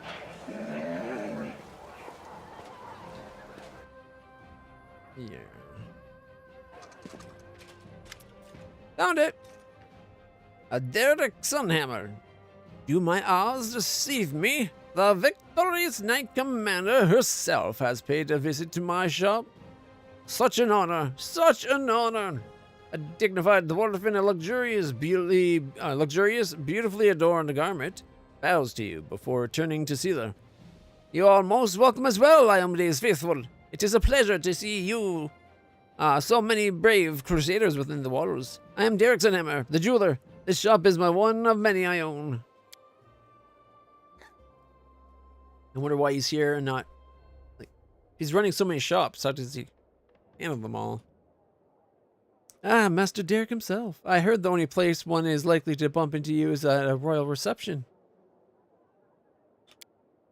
Not at all. My wares are expensive. Not least because I have to buy costly materials and gems, but also pay for the security of shops and workshops throughout Mendev and beyond its borders. My prices limit the circle of my clientele, yes, but that doesn't mean I myself shun all those not in possession of a noble title. The Master Dirk gives you a warm smile. I must say again, very glad to see you here. Why'd you open shop here? There are two sides to me, if I can put it that way. I'm both a merchant and an artist. For the artist in me, the crusade is a limitless source of inspiration. In recent years, I have crafted very few delicate items. Plants, flowers, patterns, that kind of thing, you know. My current preference is far heavier, larger jewelry. Dark metal, expensive gems, and cold colors. Everything that reminds me of steel armor, the calming weight of a shield in your hand, the clash of weapons. But the merchant in me sees something else in Dresden, a risky but potentially fruitful new market. If you succeed in your noble cause and defeat or at least push back the demons, the city will thrive, and whoever is first to make a splash here will reap the reward. Those are my motives. Inspiration and greed in equal measure. She wants to talk to you about something. You have my full attention, my dear. It's a simple matter. You might remember that a while ago, Sir Elin of the Hound Hunters ordered a ring from you. A silvery ring with a blue-green gem. I would like to buy something similar, but I only have this much monies. She shows him her coin purse. If it's not enough, I can help. Come on, LitlClutch. Come on, Reina. I only invited you along for advice. I can't handle the expenses myself. Oh, I'd advise you not to reject the commander's help out of hand. With her participation, I can offer you something truly special that fits your description perfectly. A ring with a blue-green gem, just as you've described. This is one of my latest creations, and I'm very proud of it. Alas, your own funds, my dear, are only enough for my plainest ring, and the gem in it is not the right color.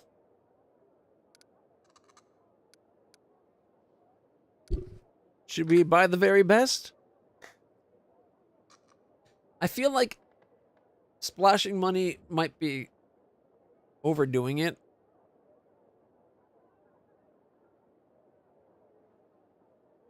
Look forward to another Sins of a Solar Empire stream. Yeah, me too. I've been so hooked on that game lately. I think I still prefer Sins of a Solar Empire Rebellion, but the new game looks so much nicer and it runs so smooth and it doesn't crash. I really like the not crashing part.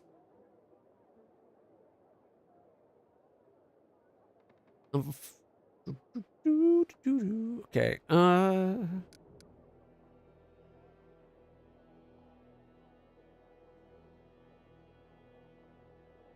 Let's throw the 1,000 at it. It's only 1,000 gold.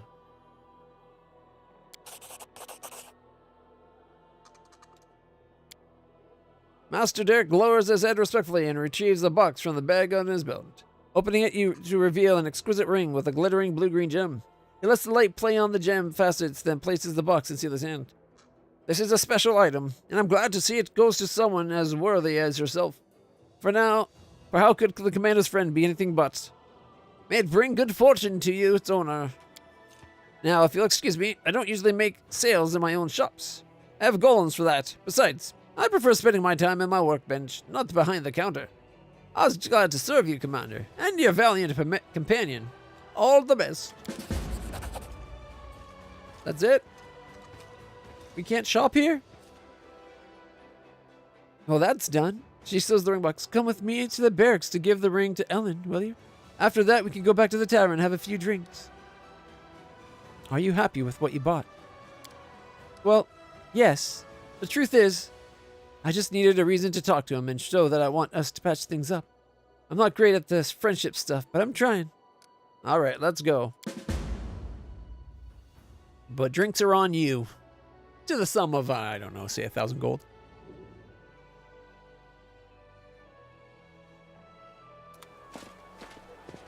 My only dealings with jewelry were back when I used to steal it, even remembering those times. Okay. Dresden is a nice little town, and since we got here, it's really transformed. It looks better than ever. I don't care what everybody says. I like life in the Crusades. I know so many different people and everyone doing stuff. I can't read this fast enough. When I go play the Sword of Valor, this feeling of total calm comes over me. It's like, God damn it, give me time to read. I give up. You read it. How do they expect people to read this? Do they not play their own game to test it? Like 1 extra second. That's all I needed per line of dialogue. And even then, I was still going pretty fast. Or at least I thought I was going pretty fast. Yelling of the Hound. Oh, wow, we're way zoomed out. Zoom in. There we go. Oh, this is the guy that deserves to have his ass beaten for what he did. Sela, Knight Commander. He seems a little discomforted. Good to see you? Not this again. Well, to avoid a drawn-out conversation, I just get to the point. I got you a gift. It's, well, a ring to replace the one Curl stole. Oh, Sela, thank you so much, but you shouldn't have. I already apologized to you for how I behaved back at the camp. And I'll say it again. I don't blame you for anything. We fought shoulder to shoulder here in Dresden. Can't we just let bygones be bygones? Sure we can. But take the present. Your wedding is right around the corner.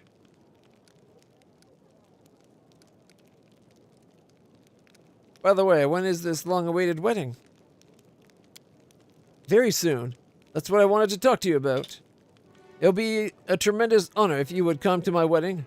We're going to hold it not far from the walls of Dresden, to the east, towards the river. Sela's already been invited. Now I'm asking you. You showed so much kindness to me when you helped me look for that ill-fated ring. I simply must repay you somehow. Besides, Tiana would simply love to meet you, and I can't deny her anything. I feel like this is a trap. This is the guy that threatened to get us, like, he wanted the Inquisition to take our power from us. He didn't trust us. Yeah, we'll crash his wedding. Well, technically it's not crashing. We're invited, but maybe my whole party will come, and then that way when things go sideways, we'll kill the demons really quick. This is great. Say you'll go, Reina. We'll have so much fun. Aren't you worried about holding the wedding outside the walls? We chose a place that is still within the range of the holy power of the Sword of Valor. My fellow Hound Hertz will be there, and Kiana and her friends know how to handle themselves too. Of course, the location is not entirely risk-free, nowhere in the world wound is, but it's as protected as can be, and the territory has been much calmer since your victory. Okay, I'll be there. Thank you, Commander, and you, Sela, for the gift. So long, my friend. She turns to you. Thank you for coming for a walk with me. It's nice to take a breather between fights sometimes. I hope we have a good time at the wedding.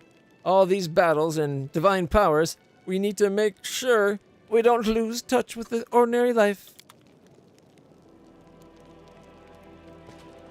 Commander, my regards. May your unwarranted power not bring doom upon us all.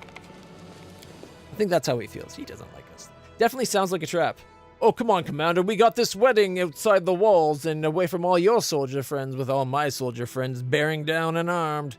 Oh, also, there's a dress code. If you're not part of my order, you're not allowed to have your swords. It's like, wait a minute. Our path leads on. It's starting to sound an awful lot like I'm going to have to kill you. All right, we got a wedding now. Look at that. The fake Sociel's brother.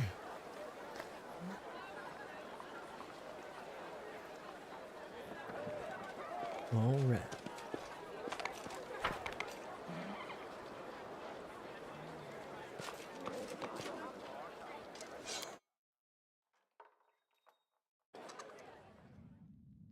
Yeah. Also about Sins of a Solar Empire. With Sins of a Solar Empire Rebellion, the mods have like 5 races. A Tauri or a minor faction that you can run into, which is awesome because then you get to see B-304 Daedalus class ships, which look awesome. They also got 302s. Is it 301s? Either way, they got the fighters, they got the big ships. I think they even have Prometheus in it. But then you also got the Goa'uld, and you got like Ulrai and Wraith. I like being the Wraith. I was surprised. I started by playing the Ancients in it, because I am a fan of the Ancient ships, obviously. But surprisingly enough, I ended up really enjoying playing as the Wraith in the mod. You never seen Social like this. The usually calm, friendly cleric of the goddess of beauty is furious, shaking the imposter, holding him by the collar with both hands. Who are you? What do you know about my brother? Speak! Speak, you scum! A brother, huh? The imposter cringes. Yeah, you do look like him. Come on, holy man. Give me a dozen lashes. Wait, he's enjoying it? He's like, oh yeah, yeah, lash to the left, baby. Lash it to the left. The blood drains from Social's face. His fingers unclench, and he recoils away from the bars. Social, what's wrong with you? How do you know the name Trevor Vanek?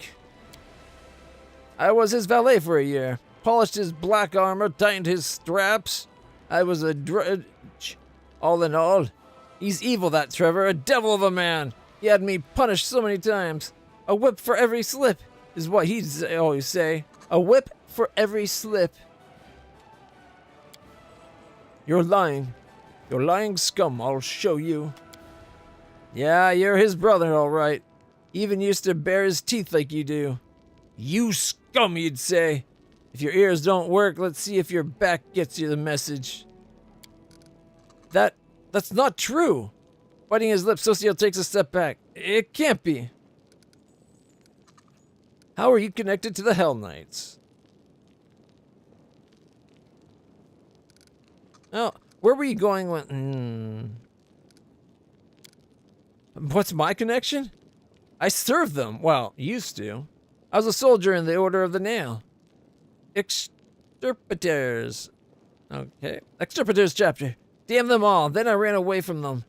I wasn't cut out to serve like that. I wasn't a knight, not even a squire, just infantry. I got sick of getting my back whipped, so I had an idea. I hid the armor at night, and when I got the chance, I ran. And who are you really? The name's Graham Abadar. My name's Graham. Abadar knows my last name. He's got it all written down. But it's above our rank to know our lineage. The man's lip curled into disdain. Alright, tell me about the Extirpators chapter. What's there to talk about? They're scum, just like the rest of the black-clad brutes. What was our captain thinking when he got us hired by them? Maybe he hoped they'd knight him. Or maybe just wanted money. They have deep pockets, you know. The Order of the Nail, Extirpators chapter, they mostly hunt monsters. You know, dragons, other beasts. Study them, stuff them. They didn't tell me what they were doing in the World Wound. Maybe they decided to hunt distorted beasts who grew tentacles and horns because of the demonic scourge. They, you know, turned into freaks. They do pay well, but they make you work for every coin. If you do anything they don't like, they beat you with a stick or a whip. They don't pity people at all, even their own, not to mention us. In the year I served them, the unit shrank by half, so I ran away. I wanted to live too much. Where were you going when you were caught? Wouldn't you like to know? I thought I'd go to Mendev, sell the armor, use the money to keep going. Didn't matter where. Maybe to the River Kingdoms. Maybe to Varicia. I don't care, just as long as it's away from demons and demon fighters. And where's Trevor now? With the other Knights of the Pike? I hope they whipped him good for losing his armor. What cleric haven't seen your What, cleric? Haven't seen your brother for a long time? Give me the map. I'll show you where they camp. And when I scrape... And when where the camp was when I escaped, they probably haven't gone far. Cheers to you, his teeth are clenched, his hands shaking. I don't want to believe that Trevor became a Hell Knight. Please, we need to go there, find out for ourselves. Alright, let's go. He's not going anywhere, Social. Sure, go on. Good luck getting there. We are the commander of this whole thing, you dumb man. We want to get somewhere, we get there. Without a doubt.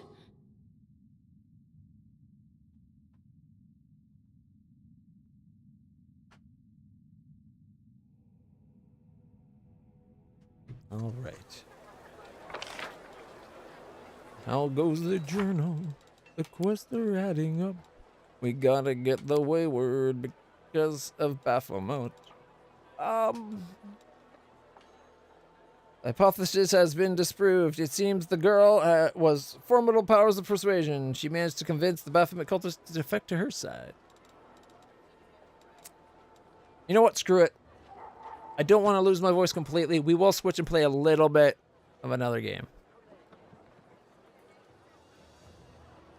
Let's see. I'm thinking Avowed. But I could be persuaded to Sins. Oh, you had to bring up Sins. Now I got Sins on my brain. All right, so we'll continue this tomorrow. Hopefully by then I'll have my voice back and I can continue performing the amazing and exceptional voices that I have hopefully become to know and be known for. All right. Just getting back to the tower.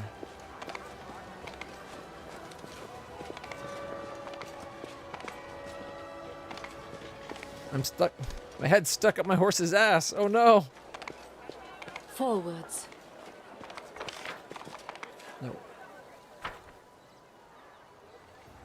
Careful when you have a ghost horse, right? You never know where your head might be stuck. We march ahead. Yeah, it might work better. I don't know. We can maybe try the Star Wars without the other stuff altogether. Like, Our path leads what is on. it? The Star Wars Live? I have a feeling it's the mix of the non-Star Wars stuff. Because they made the Star Wars ships weak.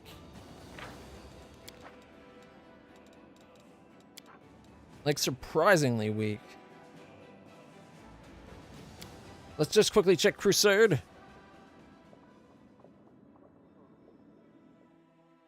We'll definitely be back with more of this tomorrow for those who are wondering. If you haven't hit the follow button yet, please do. It does help the stream.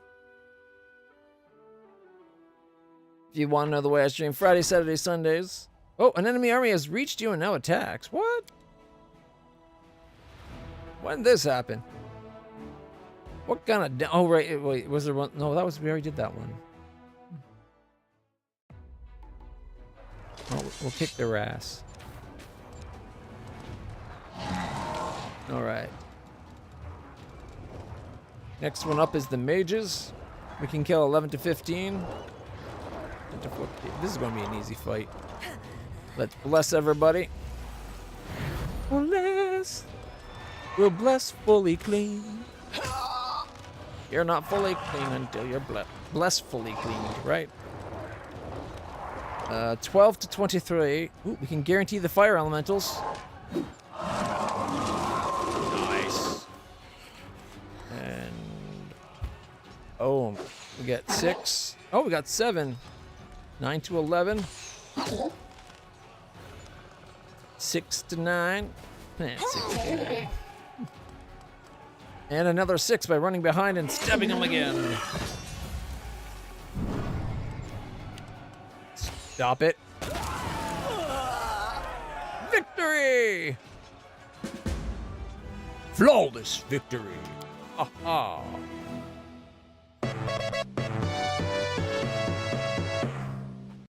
Bum bum bum bum bum. Ooh, treachery.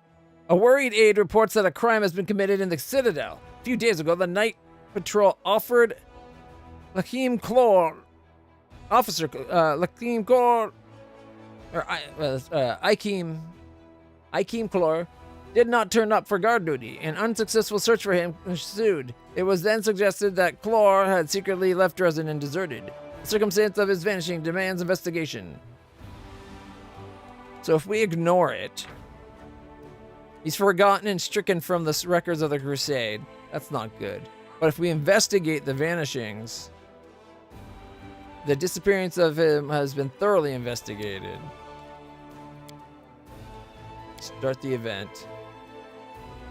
All right. Buried in rubble, Ikeem Clore's body was found at the wall of Dresden. The nature of the wounds leave no doubt that he was stabbed by a man or by someone similar in appearance and build, rather than mauled by a demon. Examination of the corpse in the area has revealed that Clore turned up to the crime site on his own volition. He then suffered a penetrating wound to the chest, which made him unconscious before being finished off. The attempt at hiding the body seemed negligent. The interrogator concluded that the murderer was in no hurry, mastered the appropriate skills, so must have let the body be discovered intentionally. Uh-oh. That's not good.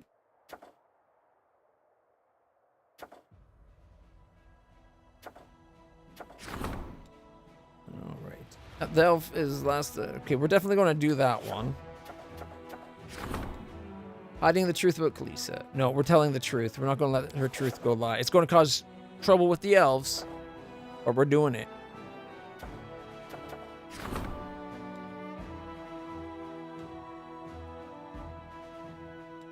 Remind me to issue that in like a day. Because today was the day where we got new stuff, I think. Oh wait, no, we slept since then. So it's definitely okay to issue the decree. We're going to lose some stuff, but it takes a week anyway. Development, bastion to fortress. Upgrading a bastion to a fortress, the commander will expand the territory for building as well as allow the construction of advanced structures there. It's kind of expensive. It's 5,000 finance and 1,000 material.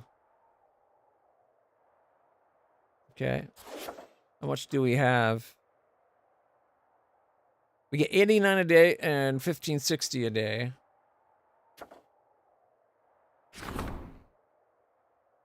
Needs at least 6 of the 9 structure slots filled.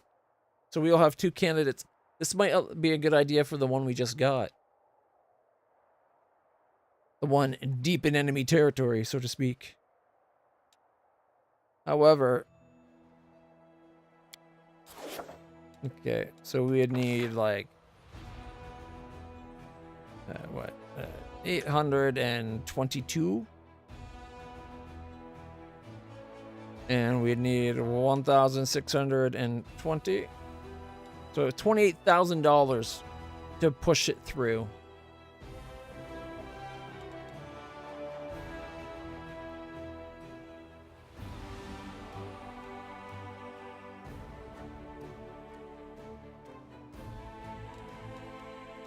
Okay.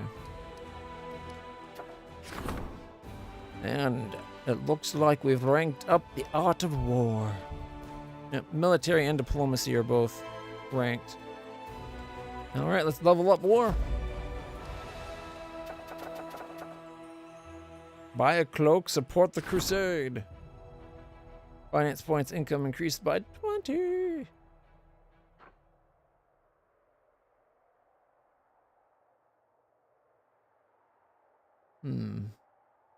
Is this a one-time thing we can do for 150 material, which is about all we got right now?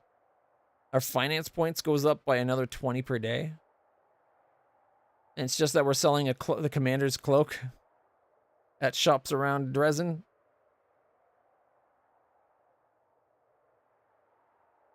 $150, eh? 3,750.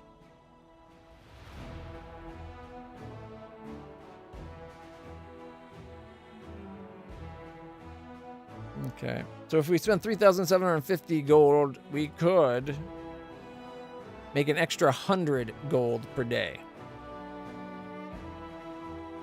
Which means it would take like 37 days to make our money back. 37 and a half days. So after the 38th day, we would have made a profit of what, like 50 bucks? I'm not sure if it's worth it.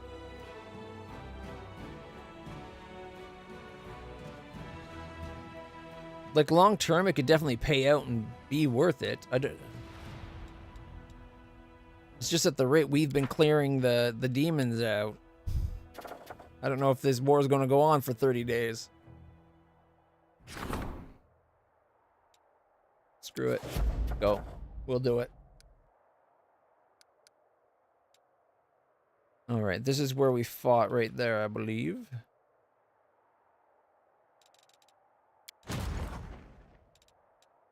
Okay, we got clerics and church guard. We got a bunch of... Oh, this must be some of the people we got from, what's her name? The queen. Alright. These can continue to join up with the army.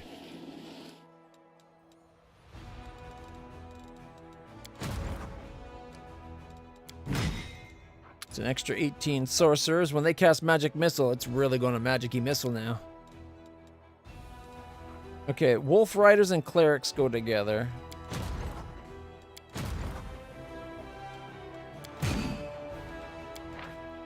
Extra 3 of those. We're up to 6. Alright.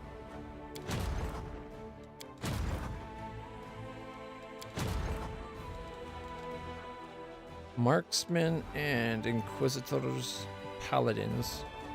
Okay, well, the Paladins can join the Paladins. That's obvious. I think...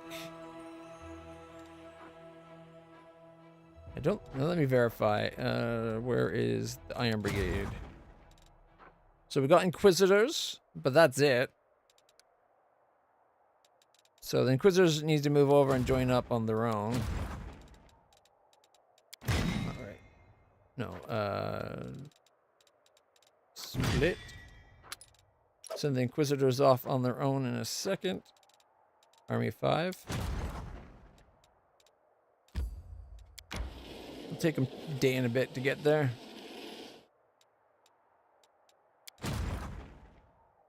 Okay, oh, this is where we did that fight a second ago. Alright, here.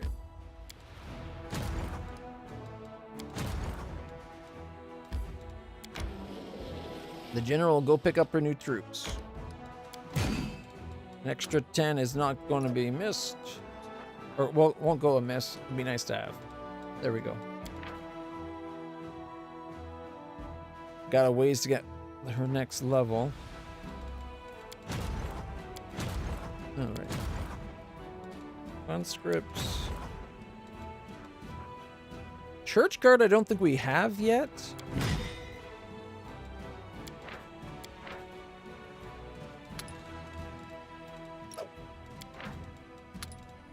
I don't think we use conscripts either.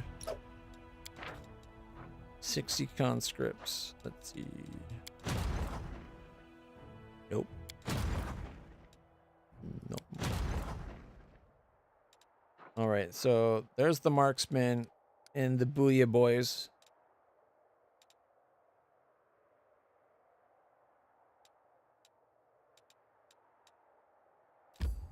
$54. Sure.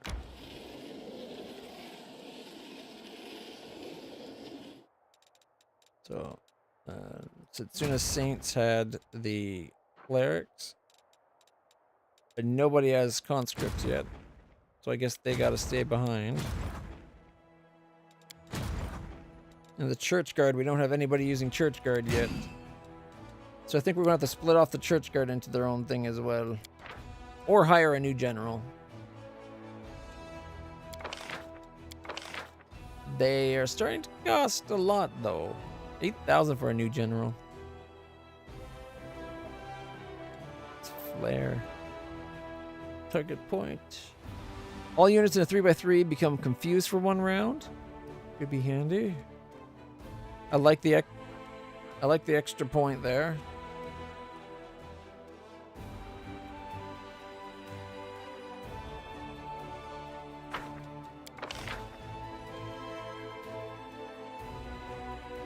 He's got an extra troop point, but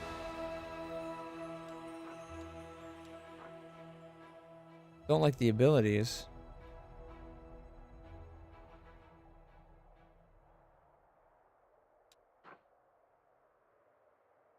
I like the idea of explosive trap, but no extra point.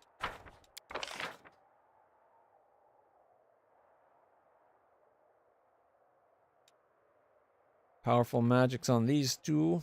This one's more defensive, this one's more offensive. Heroism, eh? Target unit gets a +1 bonus on saving throws and AC, damage reduction 1 over, whatever for 3 rounds. Also a plus 20 over power plus divided by 5 to morale. Not the greatest abilities is the downside.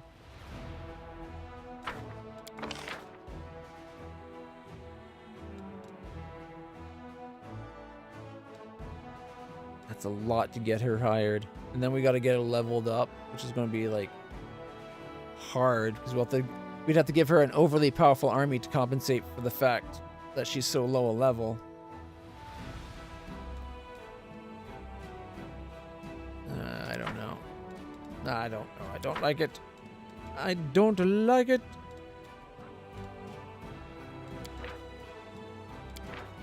Okay, so we need to split the army. You guys get to stay. They get to go. I think these are the reinforcements from the Queen of Mendev, which kind of trifling. Oh, they can make it.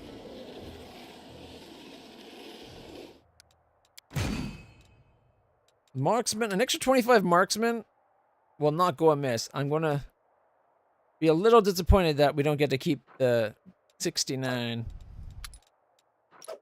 But 94 is better in its own way. It's just not as memey.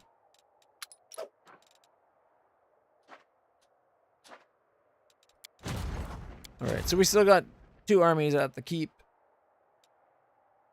That actually like a power 5. Like surprisingly powerful for such low numbers. No thanks to the conscripts, let me tell you. Maybe we can swap.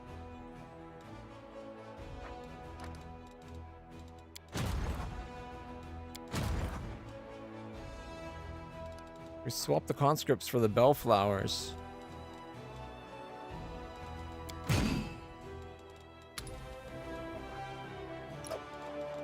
It's probably the most powerful we could make a single army. Or the infernal cavalry.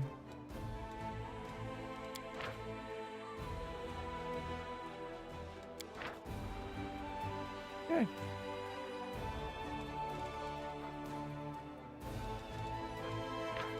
Okay, so paladins are 54s. These are 4, so that's 240. 240.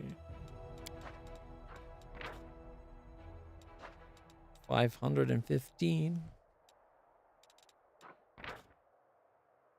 18 each.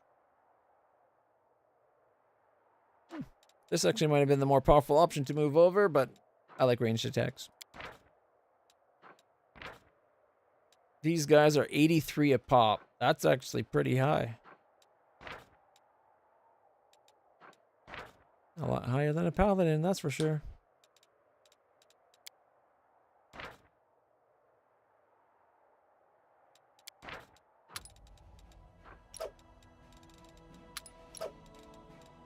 Again, if we had another general, we could have like 4 and 1. All right. We checked on those. We got things going.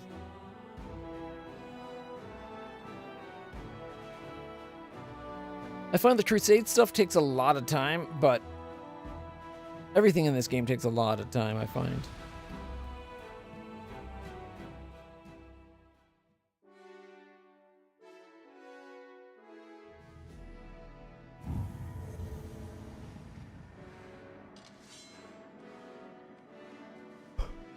Okay.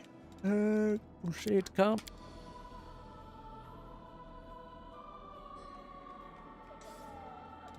I guess we're going to be switching games. The question is, do we go to Avowed like planned? Which could be a good time. It only takes a few minutes to switch over everything. Or do we end up going a more spacey route? I think I know Minson's opinion on the matter.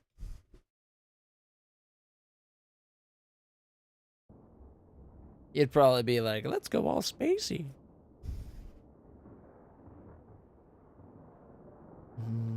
Choices. Child of Adam. Spacey? You're fairly predictable. Yeah. Actually, you want even more than just spacey, which as much as I love these space... Oh, that's not... Click. Let me... Good, it didn't change.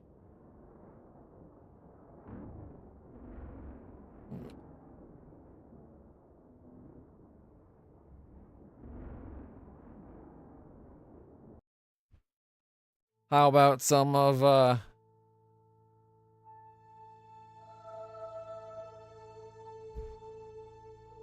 No, it's not the one. I thought I meant to click the one right beside it.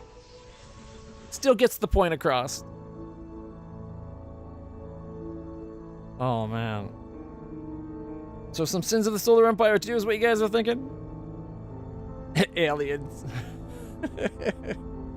I do have I have one of these for aliens.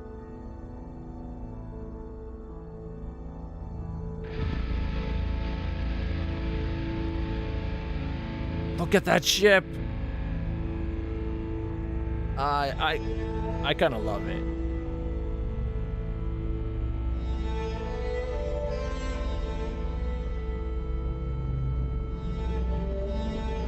It looks so good. Like, it looks old and beaten to shit, but it looks so good old and beaten to shit, right?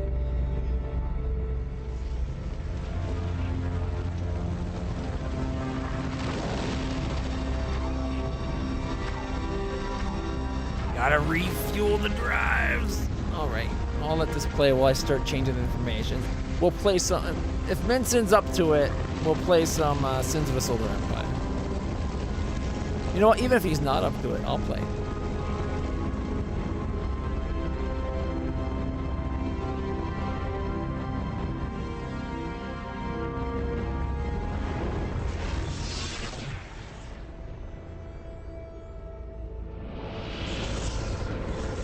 Goes to work.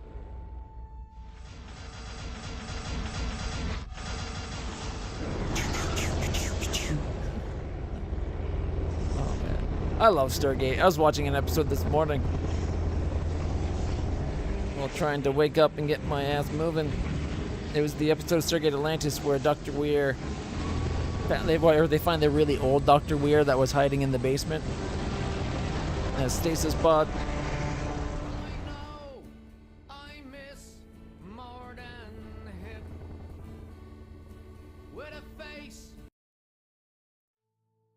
Is that the whole clip? Yeah. Or this one here. We gotta keep things moving.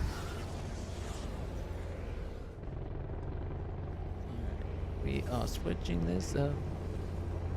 Oh man, I didn't save the other one. Okay, 1 second.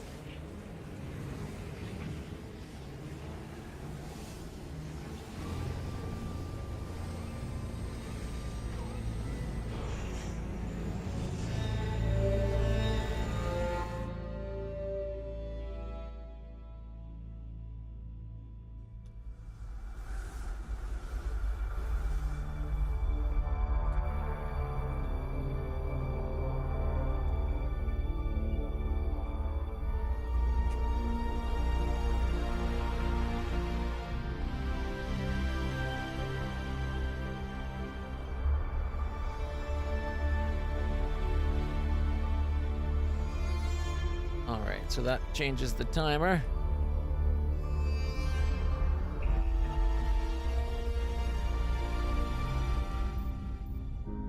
There's something majestic about the Destiny. I think it's great.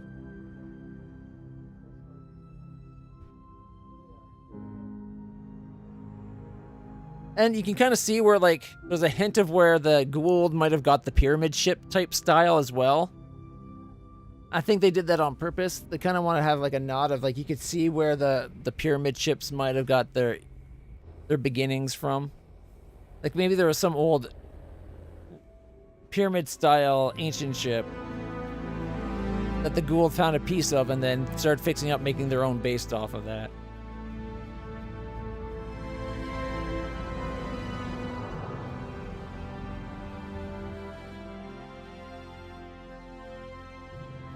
Looks so good. I'm sorry. That shot is such a Battlestar Galactica style shot with the whole zoomed out and then you kind of unsteady cam, you zoomed in. Really conveys the speed the ship must be going there, though. Slingshotting around the gas giant.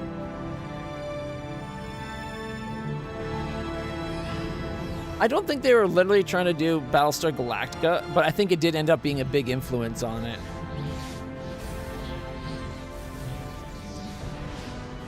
But you're basically right. It ends up basically turned into that, whether they meant to it or not. I know they wanted something sexier than Atlantis. They wanted a young crew constantly on the brink of being lost and defeated, having to constantly push forward against all odds. Because this race here, I'm not even sure what they're called. The drones, they basically became the Cylons, right? They are always in the new systems, to the point where they ended the show by saying, we gotta skip this galaxy and just go to the next.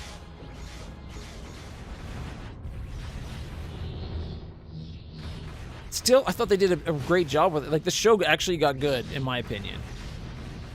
I came to really like it. I think they had a rough start. Plus, they really alienated their audience.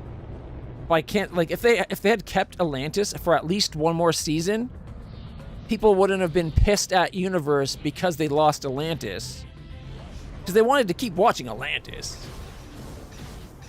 So they would have been, I think people would have been more open to it. Or at least the fans of Atlantis would have been more open to it. Because then you would have both. But yeah, it definitely...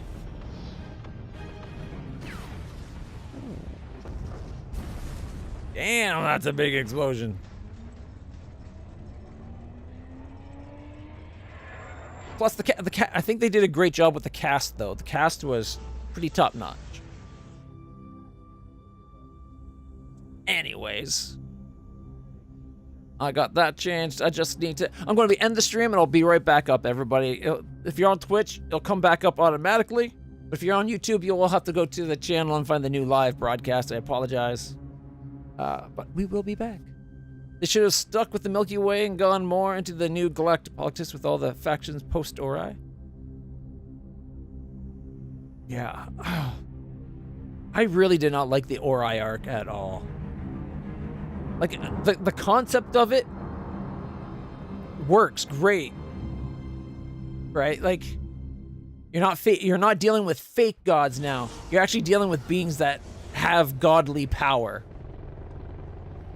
And they get more power the more people worship them, so that, like, they're effectively gods for real this time. So it makes it a lot harder to be like, oh, you don't want to worship these guys. I just didn't like the way it got executed. I think it would have been more interesting if the Ori were separate from the Ancients. And if it maybe would have forced the Ancients to act more. But they kind of did the whole thing with, like, not a office. What was that guy that came back from the dead's name again? Anubis, right? He was the ascended gold. They kind of touched on that with the Anubis already. And I don't know. They ended up having one ancient stop him from using his ancient powers. So why wouldn't the other ancients, if their rule is don't interfere, why wouldn't they stop? I don't know. It felt, while there were some fun episodes, I enjoyed the whole search for Atlantis part, but they could have had something else be the driving motive for finding Atlantis. Anyway, yeah, I don't know. SG-1, I really liked. It's harder to watch nowadays because it shows its age, I find. But it's got some amazing episodes. I would have been more interested in exploring a way to save the Asgard. Or maybe actually do something with the Furlongs. Like, we never even got to meet the fourth, well, I guess the third race or whatever. No, the fourth race. I was right. We never got to meet the fourth race. We saw a little bit of the third race. So there's so much we could have done that we just didn't get to see. But, you know, Stargate's a great little show. I do prefer the Atlantean gate. This is such a cooler gate. in my opinion. Anyways, if I just keep talking, I'm never going to actually get to it. Were originally made as their stewards? Interesting. But didn't they did the whole thing with like they also introduced the what was that race, the thing that the so the ghoul tech is supposed to be furling tech. Okay, that's kind of cool. Maybe the furlings help make Destiny. Maybe Destiny's idea was the idea of Destiny's mission was the furlings, and they just had the ancients help set it up. Could have been cool. Like it could have been cool to explore that. I don't know. I feel like there was a lot there they could have done.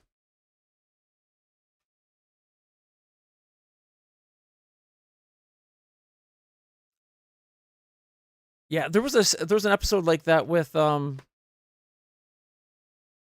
wasn't there an episode like that in Stargate Atlantis 2 with Shepard, where there was that place where you could go to live a peaceful life and try to ascend, and it was like time warped from the rest of the galaxy.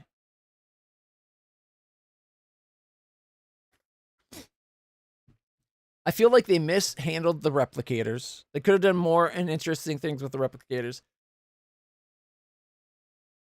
I wanted more. I would have liked to have seen more Asgard, and also with Atlantis, there was the whole other the side Asgard race that like they split off, and they were much more, well, dicks. But apparently it worked because they were able to get their breeding to go somehow. Yeah. Anyways, I'll be right back, everybody. I'm going to end the stream and bring it right back up. We're not truly done. We're just switching games.